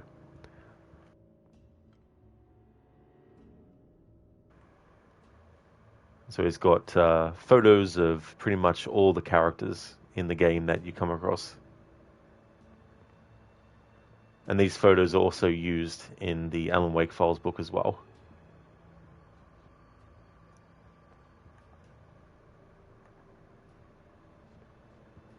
And it was interesting too, because when this was recorded, obviously the Alan Wake 2 that we actually got was 13 years away from when the original version of this game came out.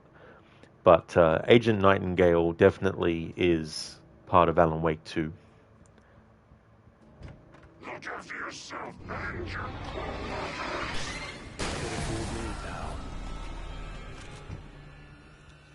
So when the dev who spoke in that talked about how they'd like to see maybe more of Agent Nightingale in the future, well, that actually became a eventuality.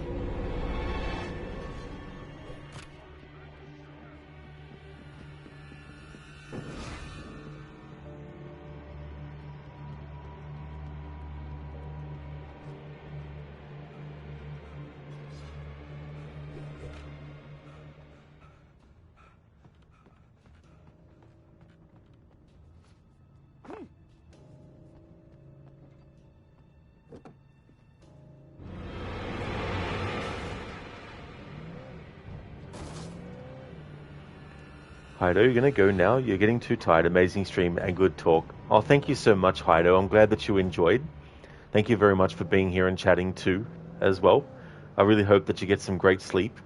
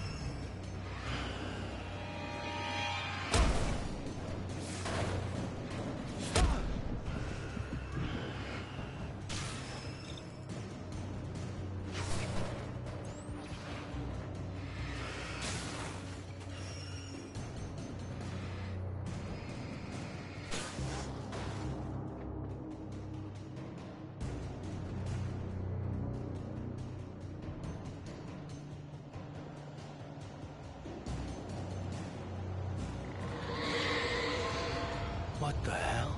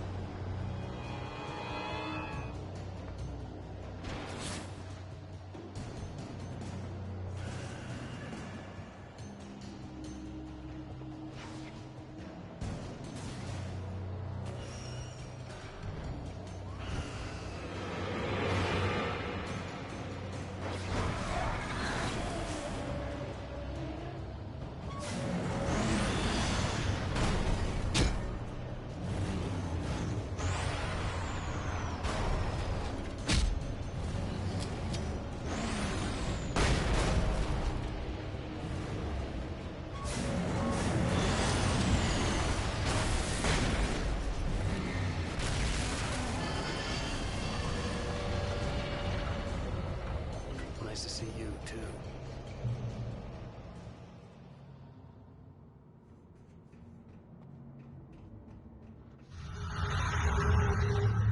As Wake continues towards the conclusion of his story, of this story, we had the chance to create more outlandish sequences, more wilder places to really amp up the action.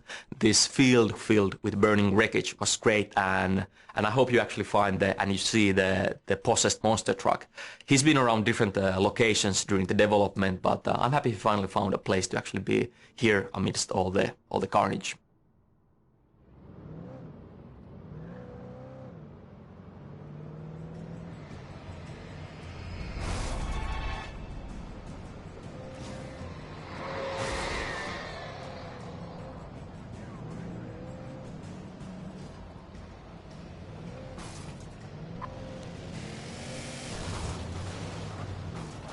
There's the monster truck they mentioned.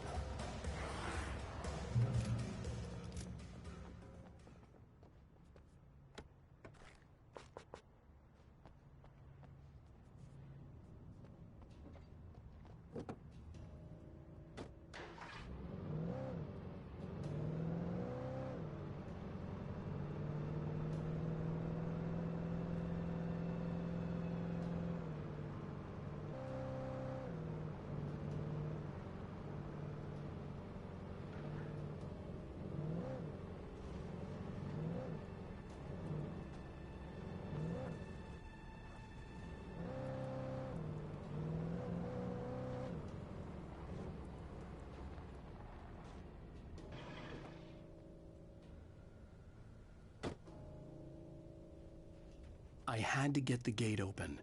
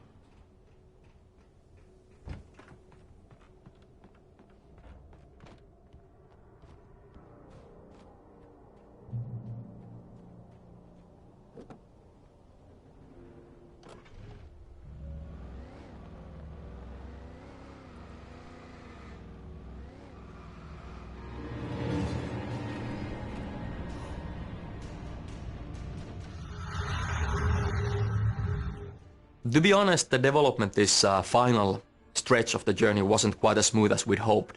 The environment, the scope of this area east to the Golden Lake is massive, and we had problems in actually polishing everything to the degree we wanted. That being said, it's been great that, for example, here in the junkyard, we managed to create the massive swinging crane to hang above the fight, and we did chance to create the burning piles of wreckage on the hillside.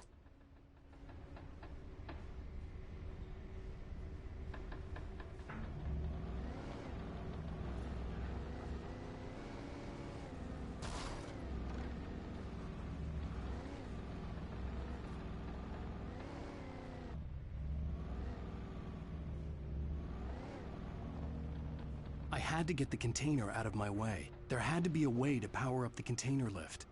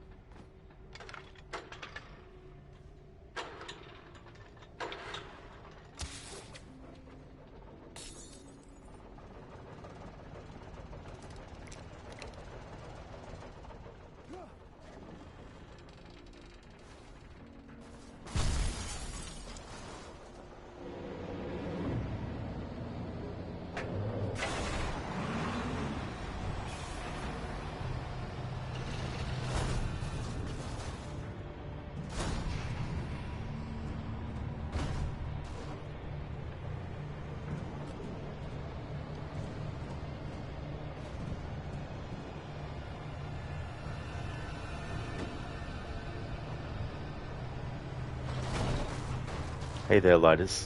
The scope of this area is insanity. You're like, since when did Rod sound Swedish? You mean nothing wrong with that, but you're used to Australian insanity just saying, oh yeah, Lidus, that's fair enough. Yeah. But yeah, they're actually Finnish.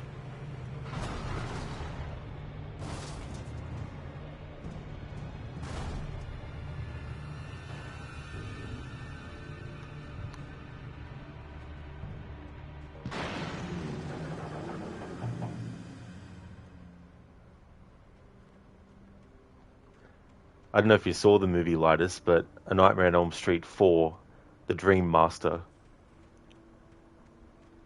In the previous movie to that, Freddy Krueger was killed in a car yard. This part of Alan Wake always reminds me of that. In Nightmare on Elm Street 4, it's where unfortunately the character of Kincaid gets killed.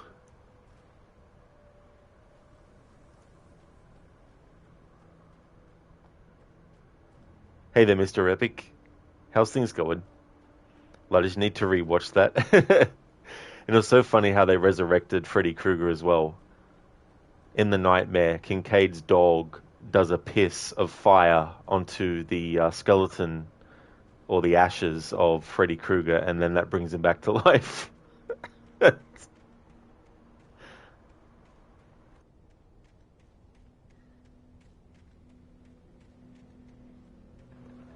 I like when Freddy, comes up.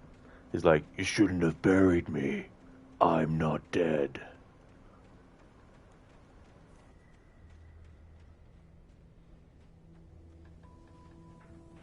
Mr. Epic, you're doing good. Been playing some Borderlands 4, having a good time. The story is great.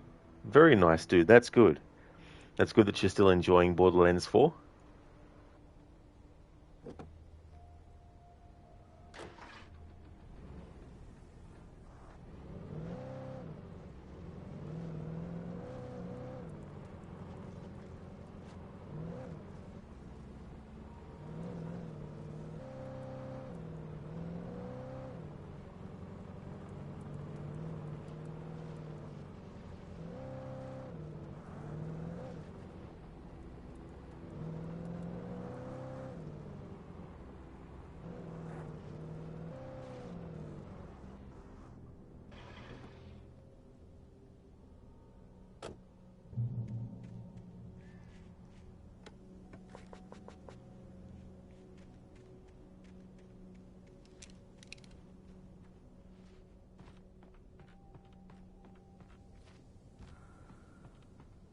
When I told Barry my plan back in the well-lit room, I'd acted as if I knew what I was doing. I didn't. I was operating on the shifting logic of a dream. I had to fight my way to the lake through the horrors of the night. I had to flick an old battered light switch imbued with childhood magic. I had to write a happy ending to a horror story. I had to save my wife from the dark prison she was being held in.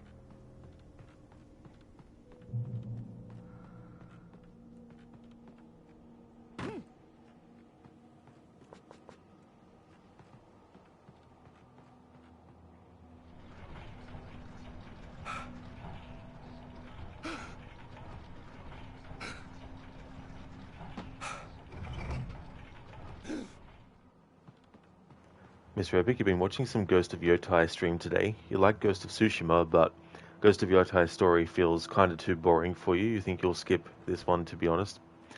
That's totally fair too, as well. If there's games, even if it's like a follow-up to a game that you really liked, like if you're not feeling it with a sequel, definitely understandable not to want to worry about it.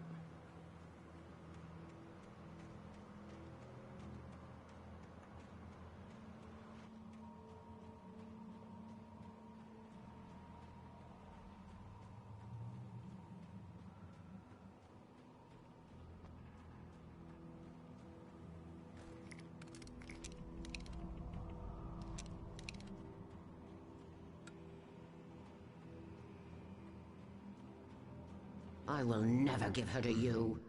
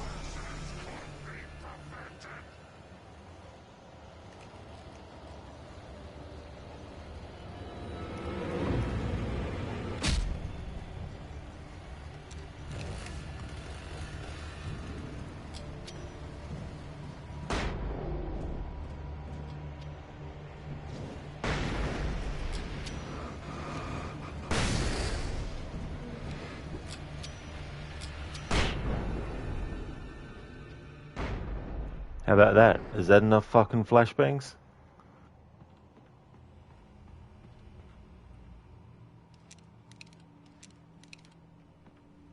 Hey there, Oliver. How's it going, dude? What a familiar sight. Rod is awake. Dun dun dun dun. Absolutely, dude. How's things been? The first game for Horror Month on the channel.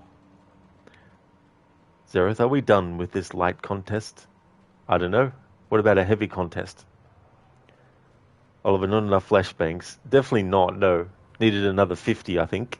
I love using them, though. They're probably my favorite weapon to use in this, aside from, like, the flare gun. But yeah, some of those enemies, though, they eat them. Mr. Epic, you like Ghost of Tsushima, it's a great game, but why couldn't they make, instead of Yotai, a new Infamous game?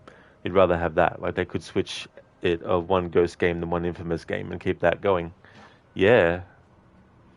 Yeah, if you're a fan of their other series too, and that hasn't gotten some love recently, it's definitely understandable to want them to do more for that one. Zereth, stop being so flashy.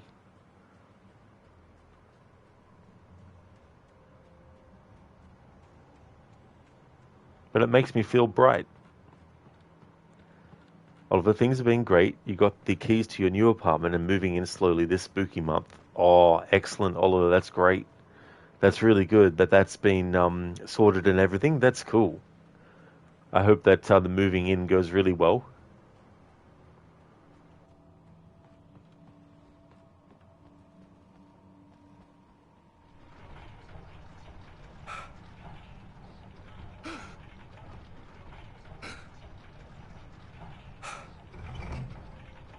Zereth, are we done with this moving contest? I don't know. Then it would become a stopping contest.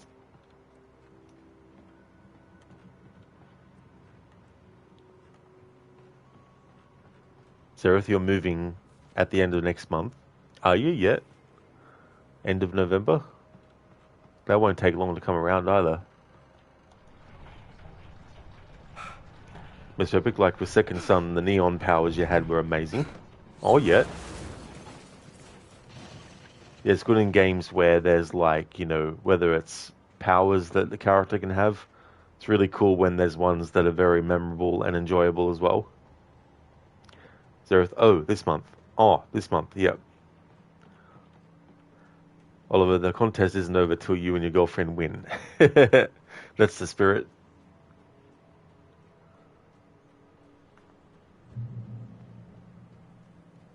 I could see Mirror Peak in the distance. That's where Cauldron Lake was. It's not a lake. It's an ocean. Alan, wake up.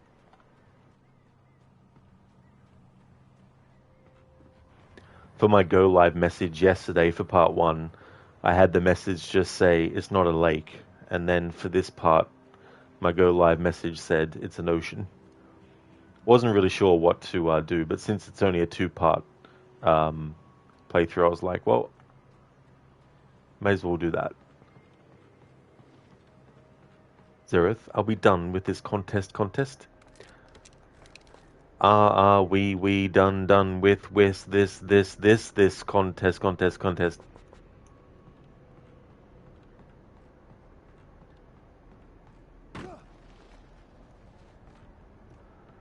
Oliver, quite a small ocean, in it. Very, very small. Very small. Keone, done, wake, Alan, wake, awake. Oh, sorry, Keone, yeah, if you want more than one word to appear, you need to put something in between each word, like a dash or even like a dot. Anything except for just spaces, and then you'll be able to have it say multiple words.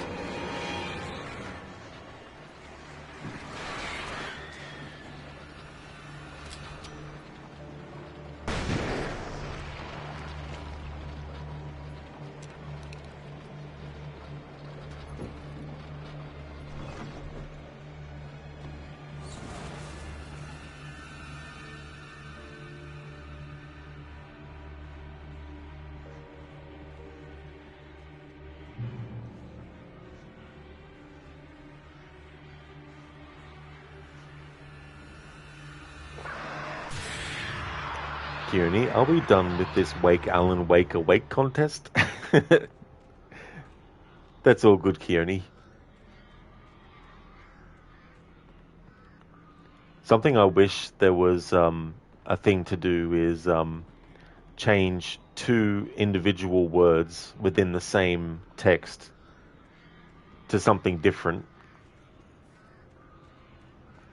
Oliver, are we done with this ass-kissing contest?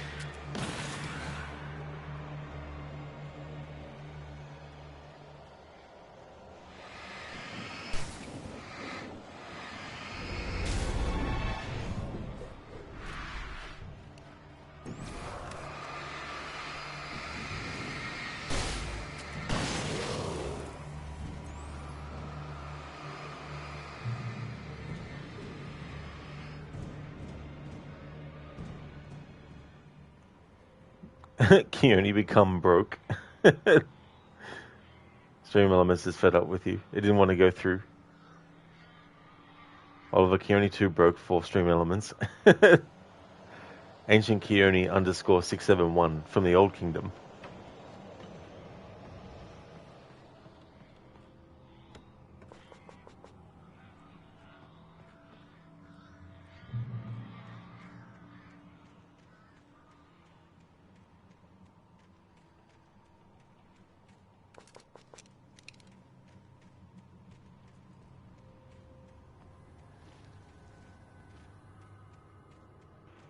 Keone, how long is this game?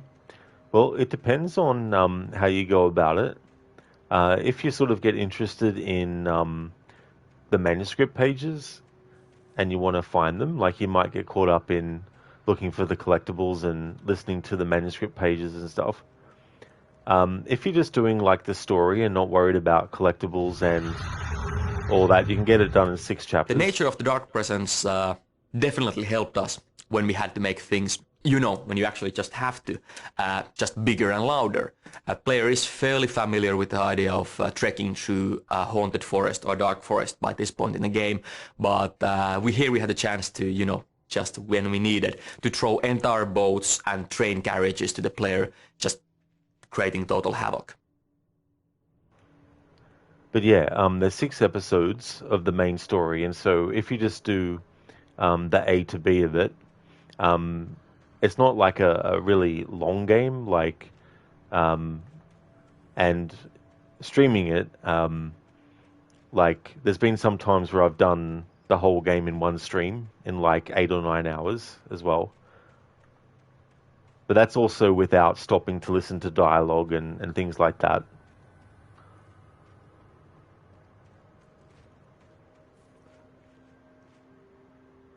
Zereth, how do a thief make a phone call? The crook dials. Nice one, Zereth. Thank you, Mr. Epic, for the 20 months in a row. That is amazing, dude. Thank you very, very much for that. Thank you for using your Prime for that too, as well. Show me the champion of light. That's a great song too. In Alan Wake 2. Thank you so much for the 20 months in a row, dude. Keone, gotcha. I remember finishing Dead Space 2 in one sitting. It took you 8 hours, not getting 100%. Yeah. Yeah, so roughly about that. I mean, it might be, 10 hours maybe, if you're just focused on the story, depending. There's some parts where you can take sort of like shortcuts as well. Mr. Epic, has it been 20 months already? Damn, time goes fast. It really does, dude, for sure. Too fast sometimes as well.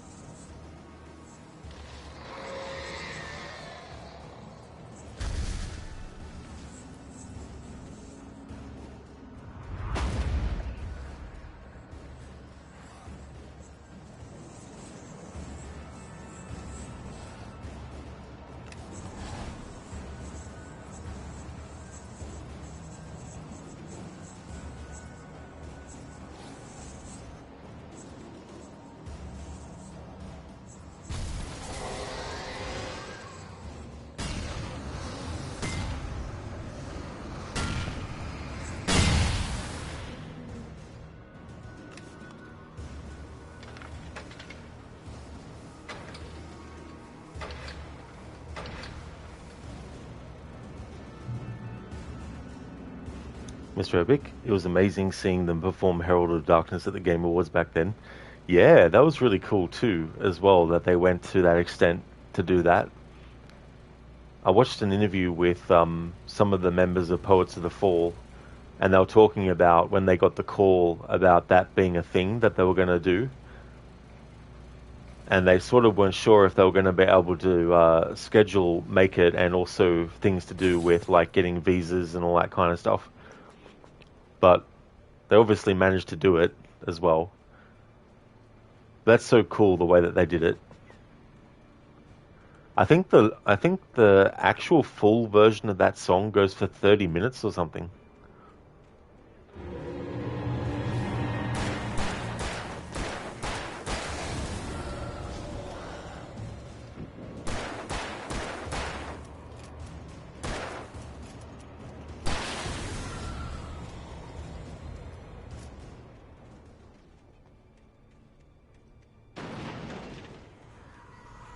Oh, crap.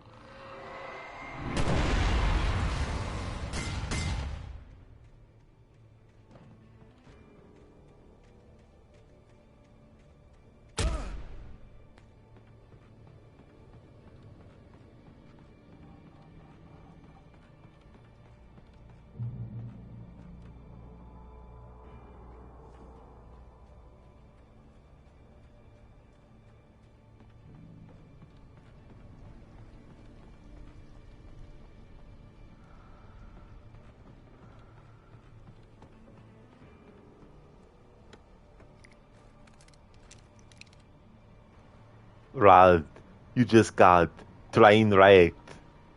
Thank you, Mr. Epic, for redeeming that as an Arnie impression. Very, very much so. Made Alan's life go off the rails.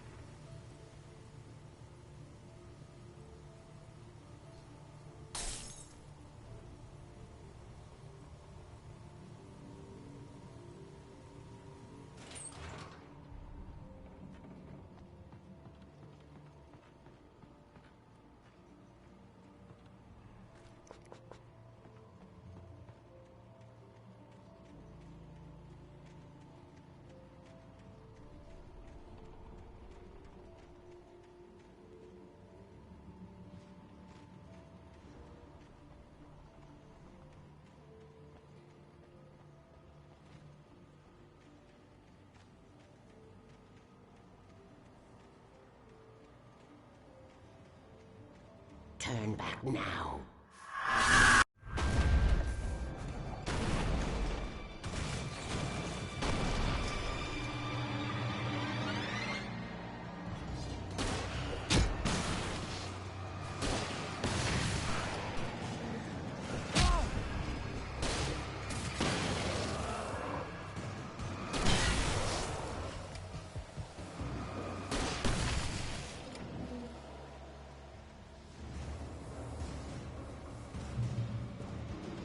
Do as you're told.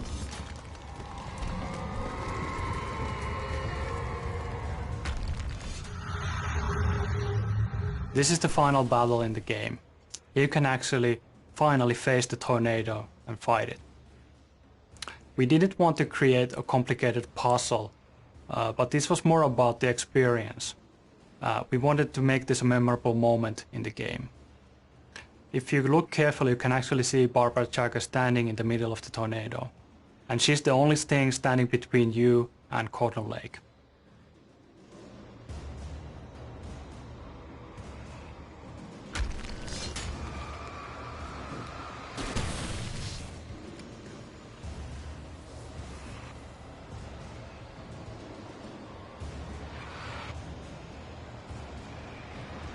Alice never loved you.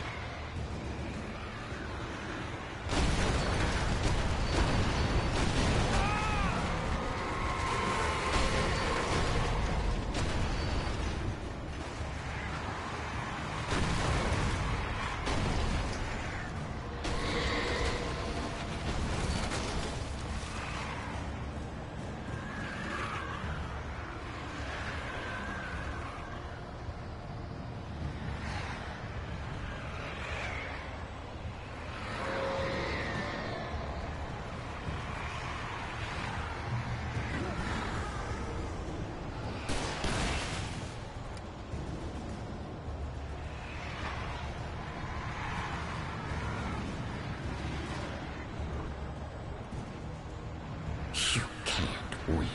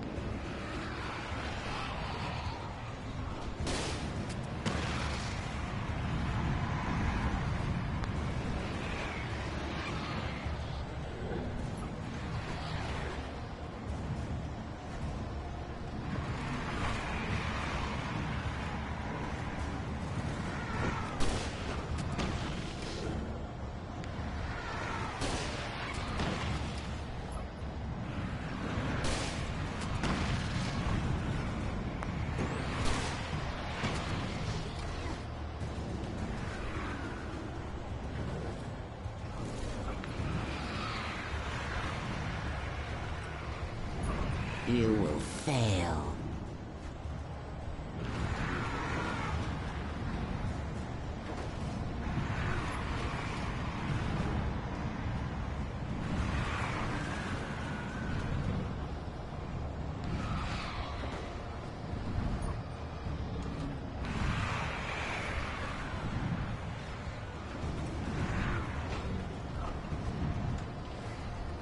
In the tornado there you can see Baba Yaga.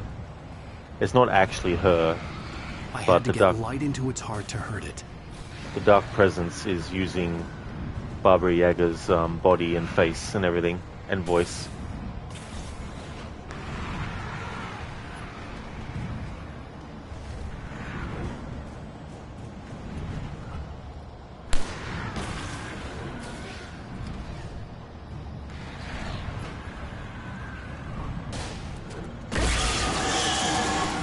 It's all in your head.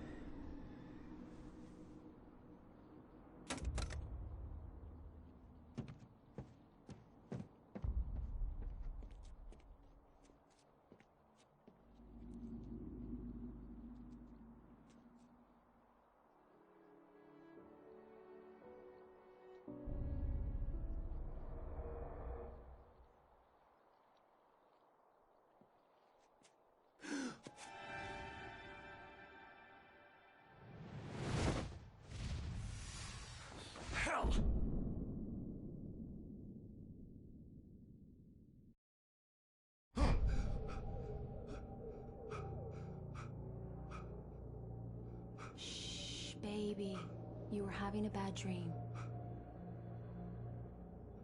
It was just another nightmare. No.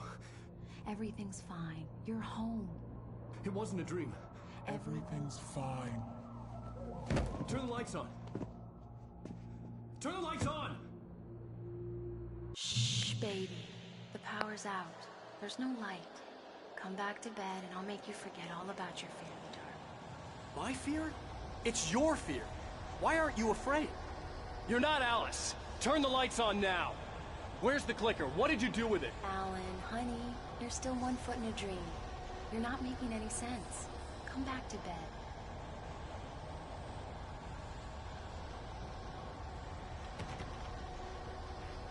bed. Nice one, Keone. It must have been the wind. Literally the wind. Literally. Very, very windy.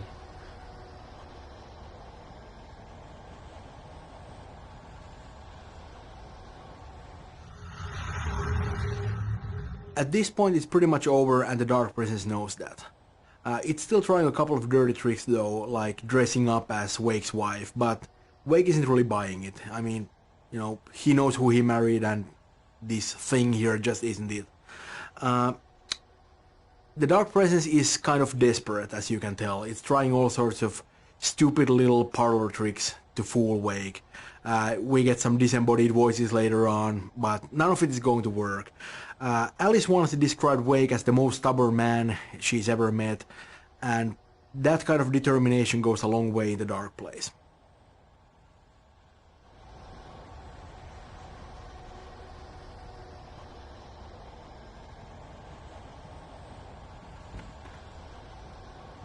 Alan, you're scaring me now. Come back to bed. Have you taken your pills? Do you want me to call Dr. Hartman? I read your manuscript. It's brilliant. Departure is your best work yet. You're a genius. I'm so proud of you. Come back to bed. We'll talk more about it in the morning. Oliver, the Dark Presence has taken over the stream.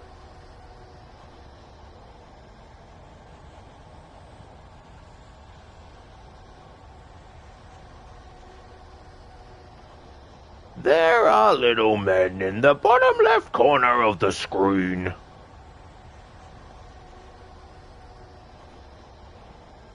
I better not do that too much, or I'll wreck my voice.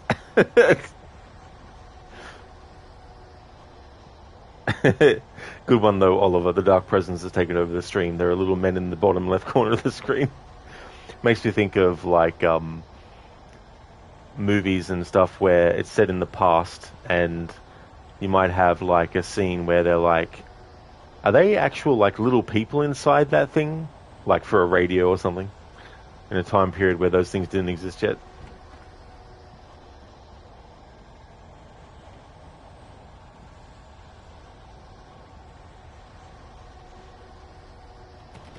Oliver, that voice is creeping you out. Oh yeah.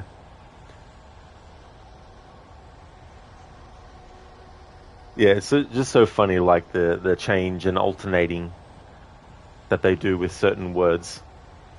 Keone, do other games do that? Oh, with commentary. There's probably a few that have done it by now. The only ones I've actually had experience with is Tomb Raider Anniversary that had like a commentary. This game as well, this original video commentary, and also the other one that they did for this remaster as well. Just trying to think what other games might have had an audio commentary. Can't actually remember now. As in ones that I've played though. There's probably a lot that I haven't played that also might have it. Oh, I think Half-Life 2 did or something. Oliver, how's spring treating you over there down under? Not too badly actually, although my allergies sort of go up and down. This becomes annoying, you know, sometimes waking up with sniffles and stuff is just like, ugh. But it's not really too bad so far. We've had some hot days here and there, but it hasn't become sweltering hot like it can in summer and stuff.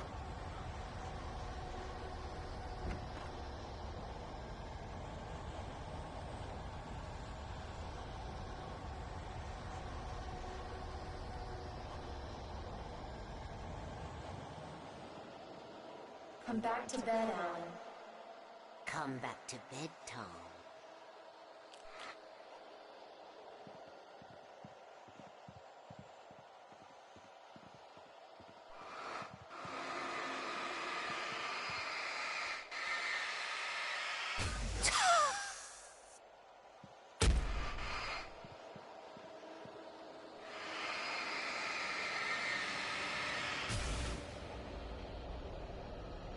All of us, so you gotta hide in a cave soon, lol. I wish it was winter again. We've already had our winter though. Next up, it'll be summer. Dr. Darling, you had muted Firefox, thought you were being silent. Oh, did you, Dr. Darling? Yeah, I've had that accidentally happen with tabs. Not as much as the hills, but it felt weird. Silent Hills.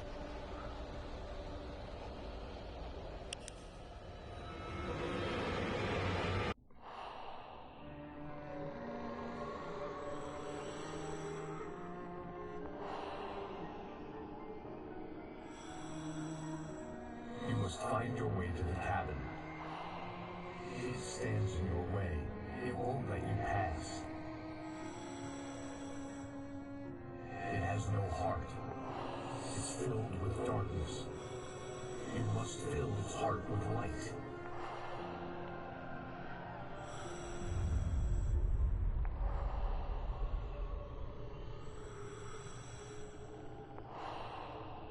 Don't mind him. He's Mr. Your friends will meet him when you're gone.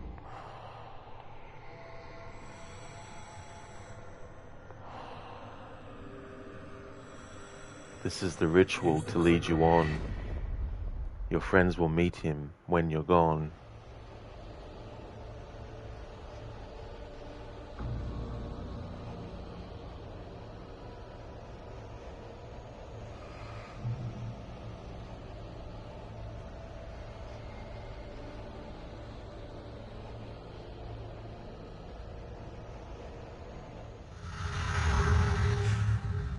Wake's manuscript is one of our main storytelling tools in the game, and it has a lot of power. It's not just about a couple of words on a page, but at the same time writing those pages was really difficult because we don't have a lot of space there, and you still need to be able to tell these sort of little stories with a beginning and an end, and that was really challenging for us.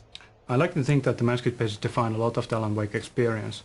While they also provide relevant information on how the world works, they also gives you a deeper access of the histories of certain characters. Right. It's a really nice way of adding a little bit of depth and complexity into the whole game, and at the same time the pages themselves feel kind of relevant to the whole story because, well, they are the story. I especially like the idea how they predict certain events in the game as they unfold in front of the player as written, and it doesn't have to be tied into writing. Yeah, it's really more about the sort of creation rather than the method of creation. There's a lot of potential here. Yeah.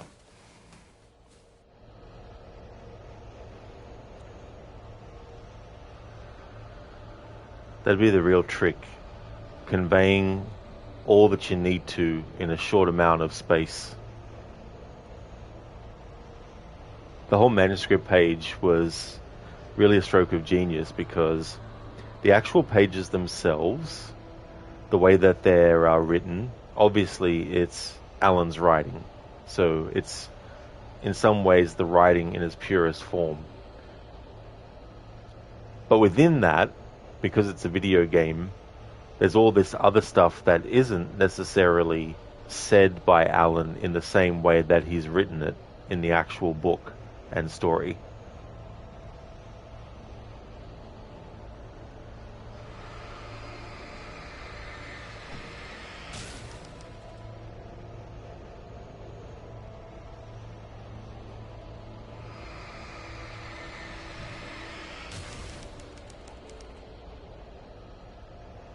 What I like too about using the flashlight on the words and how once you do, whatever the word was, that's what actually appears. It's a great way to show.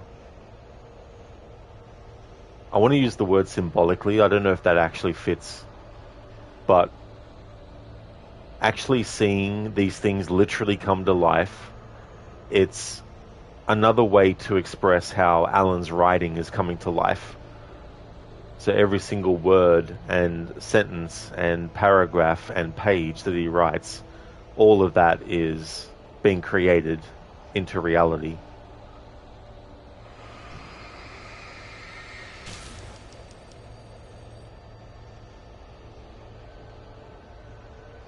I followed the idea of a path.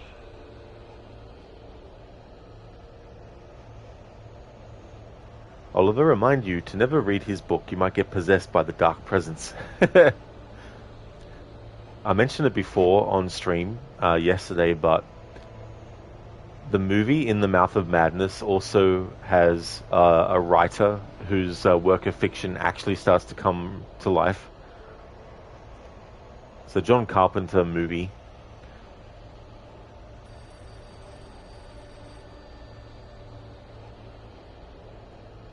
I followed the idea of a path.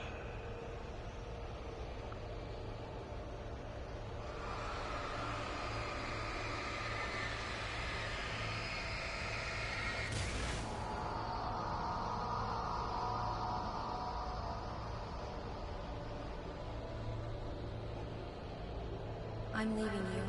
What? I'm leaving you, Alan. I met someone. I'm in love with someone else. Alice? No, what are you saying? You can't. You don't love me. How could you? You don't even love yourself. All you do is torture yourself with work you can't do anymore. No, I love you more than anything in the world. You're my muse. I'm not. Who are you? What have you done with my Alice? Alan? What are you doing? Put the light back on. What are you doing, Alan? Stop! Put the light back on! It wasn't true. Nothing like that had ever happened.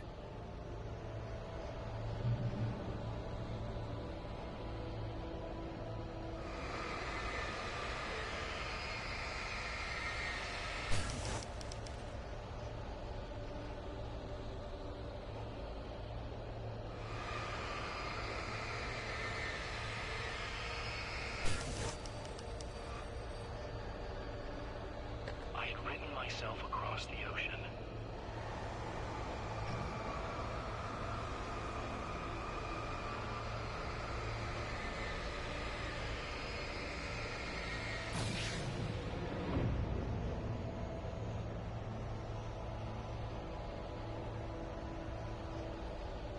You're not my Barbara. Tom, let me go. I promise to be good. Please, untie me, you naughty boy. I will help you write your masterpiece. I will love you forever. No, you're not Barbara Jagger. I made a terrible mistake. I should have never written you back. You came back wrong. Your heart is filled with darkness. Put that knife away, Thomas. Put it down.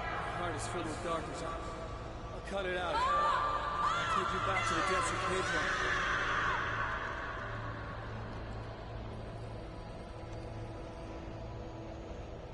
Filled with darkness.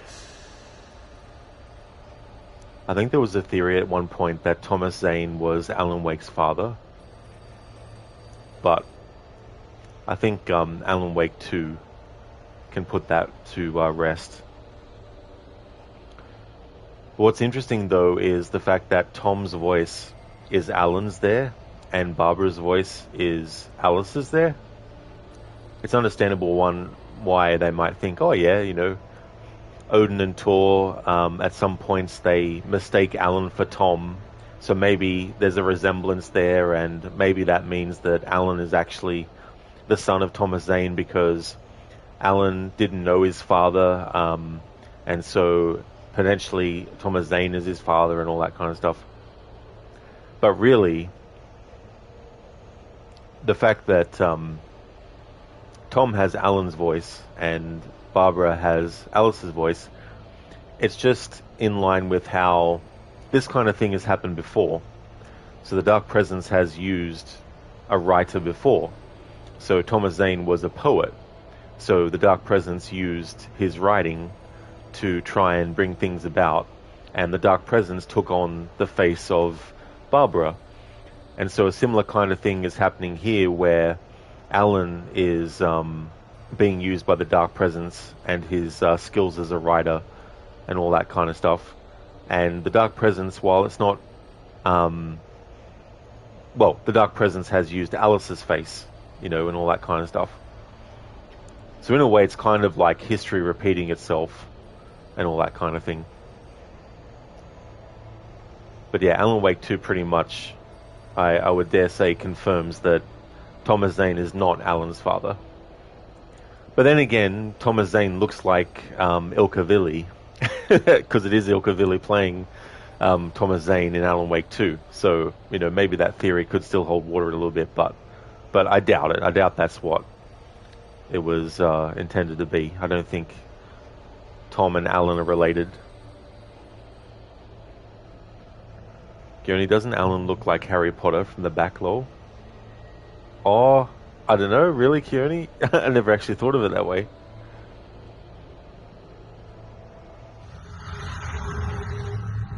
And that's it for the commentary. Thank you for hanging around all the way to the end. I hope it answered any questions that you might have had after completing the game, and maybe it showed you a bit how Remedy works. Thank you.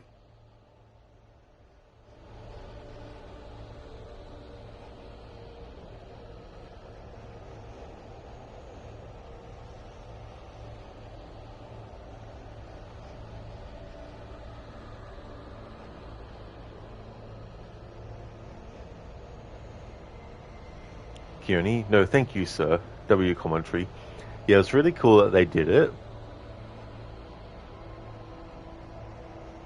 Always like getting a little bit of extra insight into the behind the scenes of stuff. Also what might have led to certain things becoming a reality.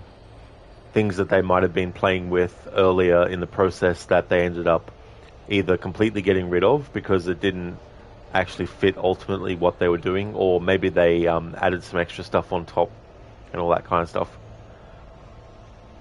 So I guess that confirms that there's no commentary for the extra DLC episodes. So for this playthrough, I just wanted to do the video commentary. It's the original one that, for the PC version of Alan Wake, the original, the Collector's Edition version, it came with that. And because the original game is celebrating its 15th anniversary, I thought it'd be cool to have that video commentary playing.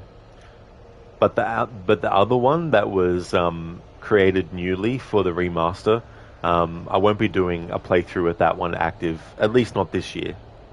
But definitely would like to do that in the future.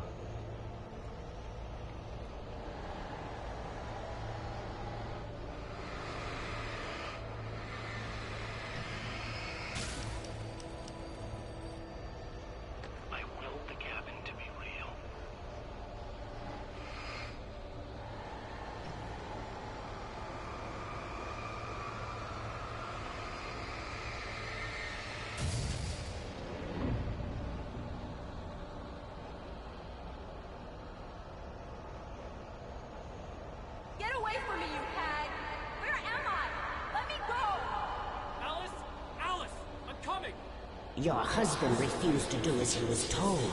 All he had to do was write what I wanted him to write. Now it's too late. It's his fault. You'll stay here forever.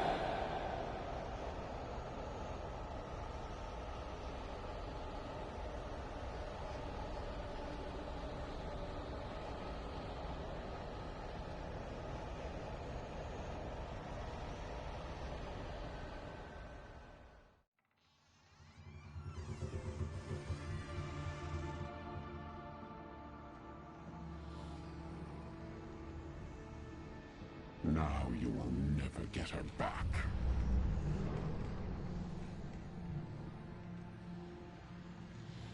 I am much older than you.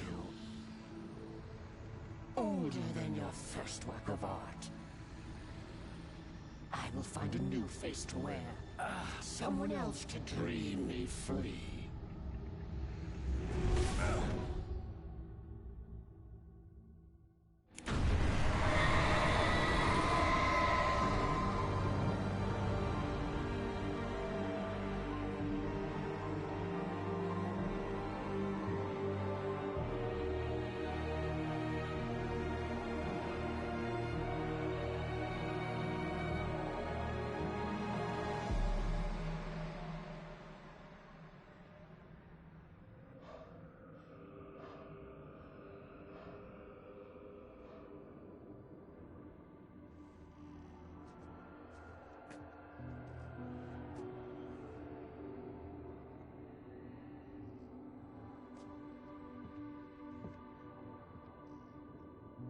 I could feel Alice's presence close by.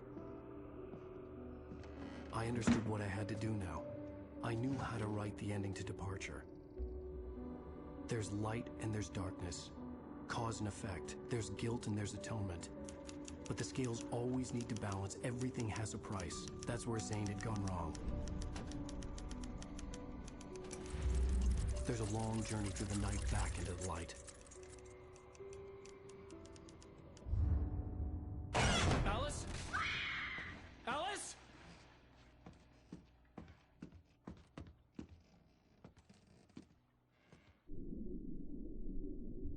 Oh no!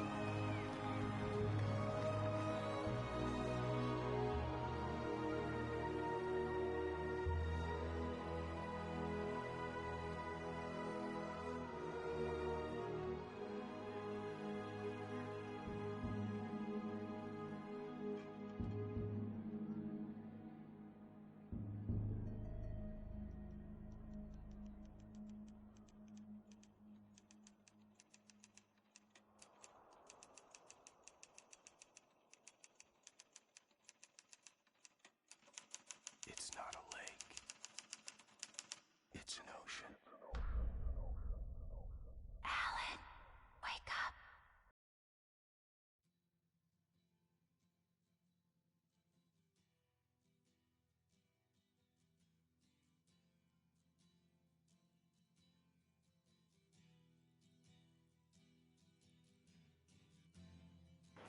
Hey there, Inmita. Welcome back.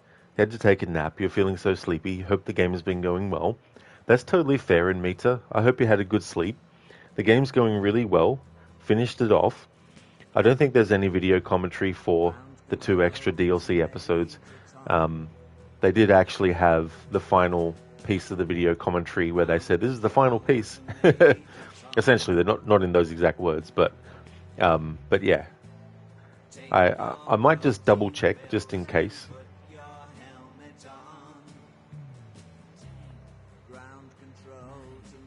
That's right, in Keone, she said the thing. Alan, wake up. Alan, wake up. Still there? Exactly, Anmita. Wake up, Alan. Thank you, Keone, for the GGs. And thank you as well, Anmita, for the GGs too. Muchly appreciated. Before I call it a playthrough finished, I will just check to see if there's any commentary for the two DLC episodes. I'll skip cutscenes though because there was no audio commentary in the cutscenes of the main game. Previously on...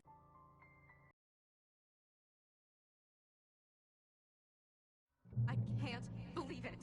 I had a disturbing feeling of déjà vu. I had no idea why I was here or where I had been before this moment. But something was waiting for me at the back of the diner. I couldn't leave. The eerie feeling of being carried along in a nightmare grew stronger. Go in there, young man. You can hurt yourself in the dark. If it is going to be active for the DLC as well, I'm sure it won't take too long for it to come into play.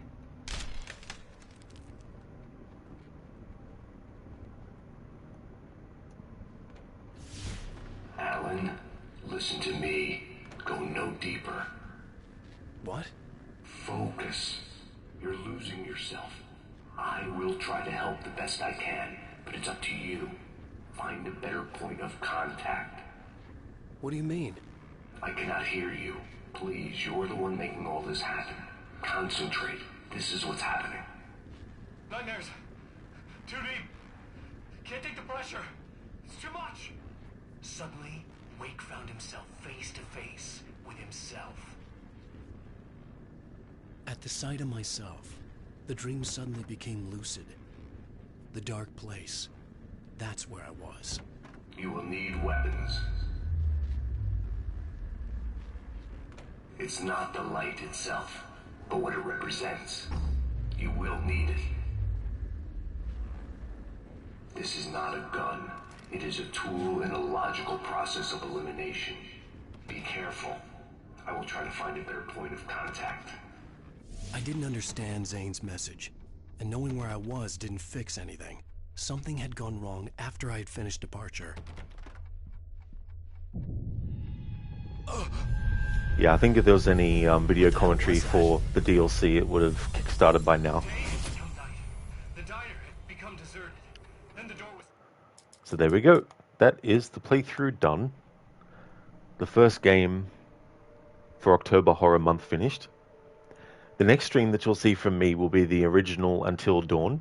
I started a playthrough doing a music focus for its 10th anniversary. And I've carried that over into October because obviously being a horror game, it still fits. Because for this month, I wanted to just have horror stuff and no games outside of the horror genre. So the next stream that you'll see from me will be Until Dawn, the original, continuing my music-only playthrough. If you tune in and there's no dialogue or sound effects, don't worry, it's not your audio and there's nothing wrong with the game.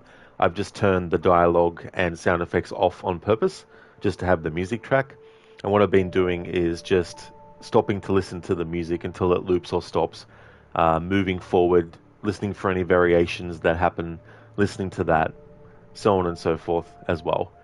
In terms of Alan Wake stuff, I'll be doing Alan Wake 2 starting on Saturday.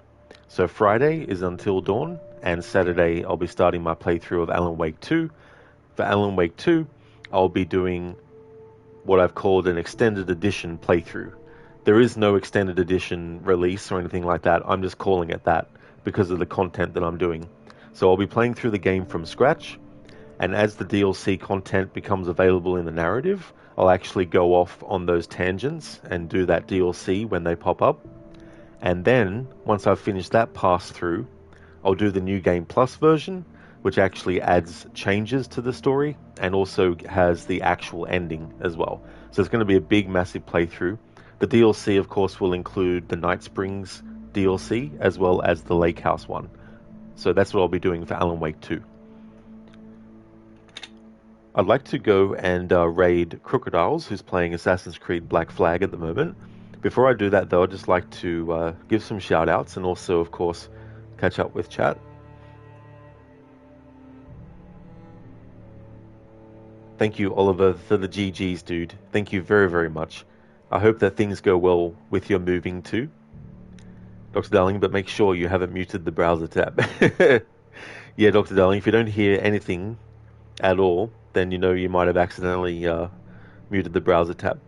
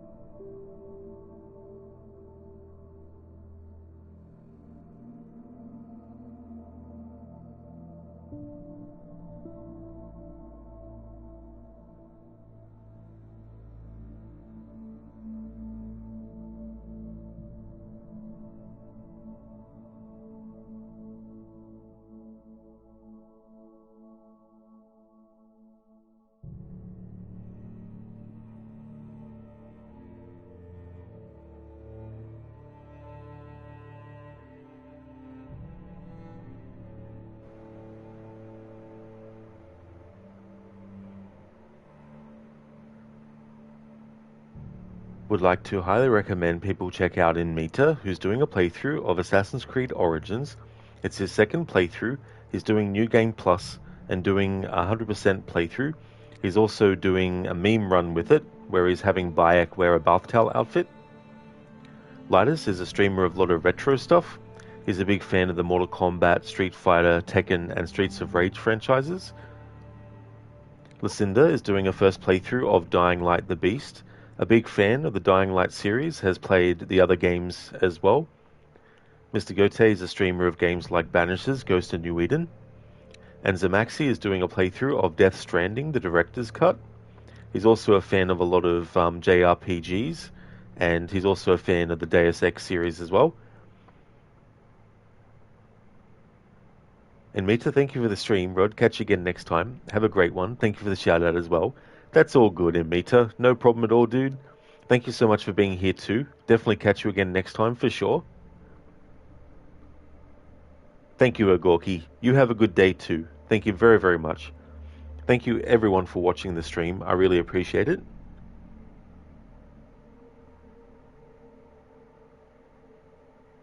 Keone, thank you for the stream. Had a great time. This game looks awesome and GG's. Oh, no problem at all, Keone.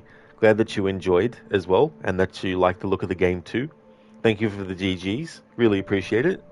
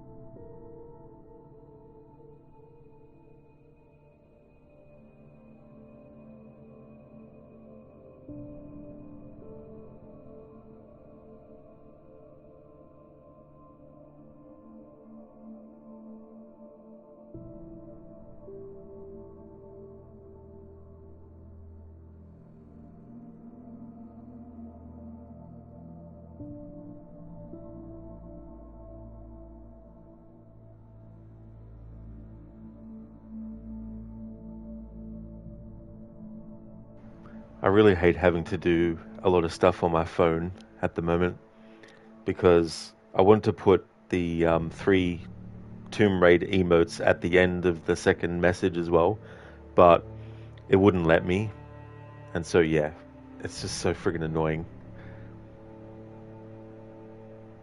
When you're so used to being able to do things in 5 seconds, and then you have to do it in like a 5-minute thing, it becomes so annoying. If you see me streaming until dawn, then you know it's become Friday. Alan Wake 2 will be started on Saturday. Hope that everyone has a great rest of your day, and catch you next time.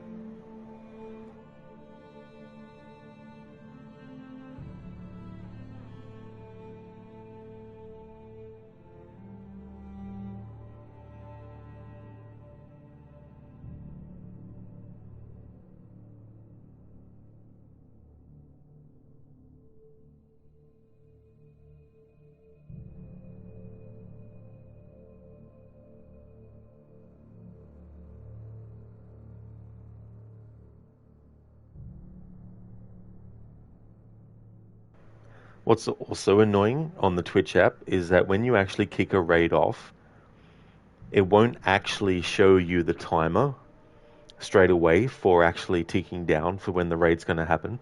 When I raided Queen of Skeletons yesterday, I didn't know if I had actually raided or not, and then I was like, oh, maybe the raid didn't actually go through. So I started another raid, and then it said 2 viewers, and I was like, oh. And then I looked. Luckily, I went to her stream because then I was like, oh, the raid did go through. It's just that I couldn't tell on the mobile Twitch app because the mobile Twitch app is stupid.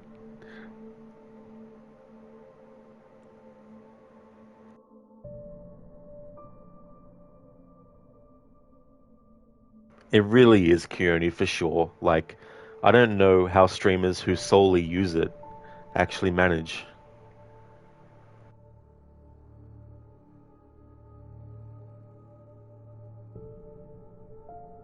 No worries, Oliver, for the stream, dude.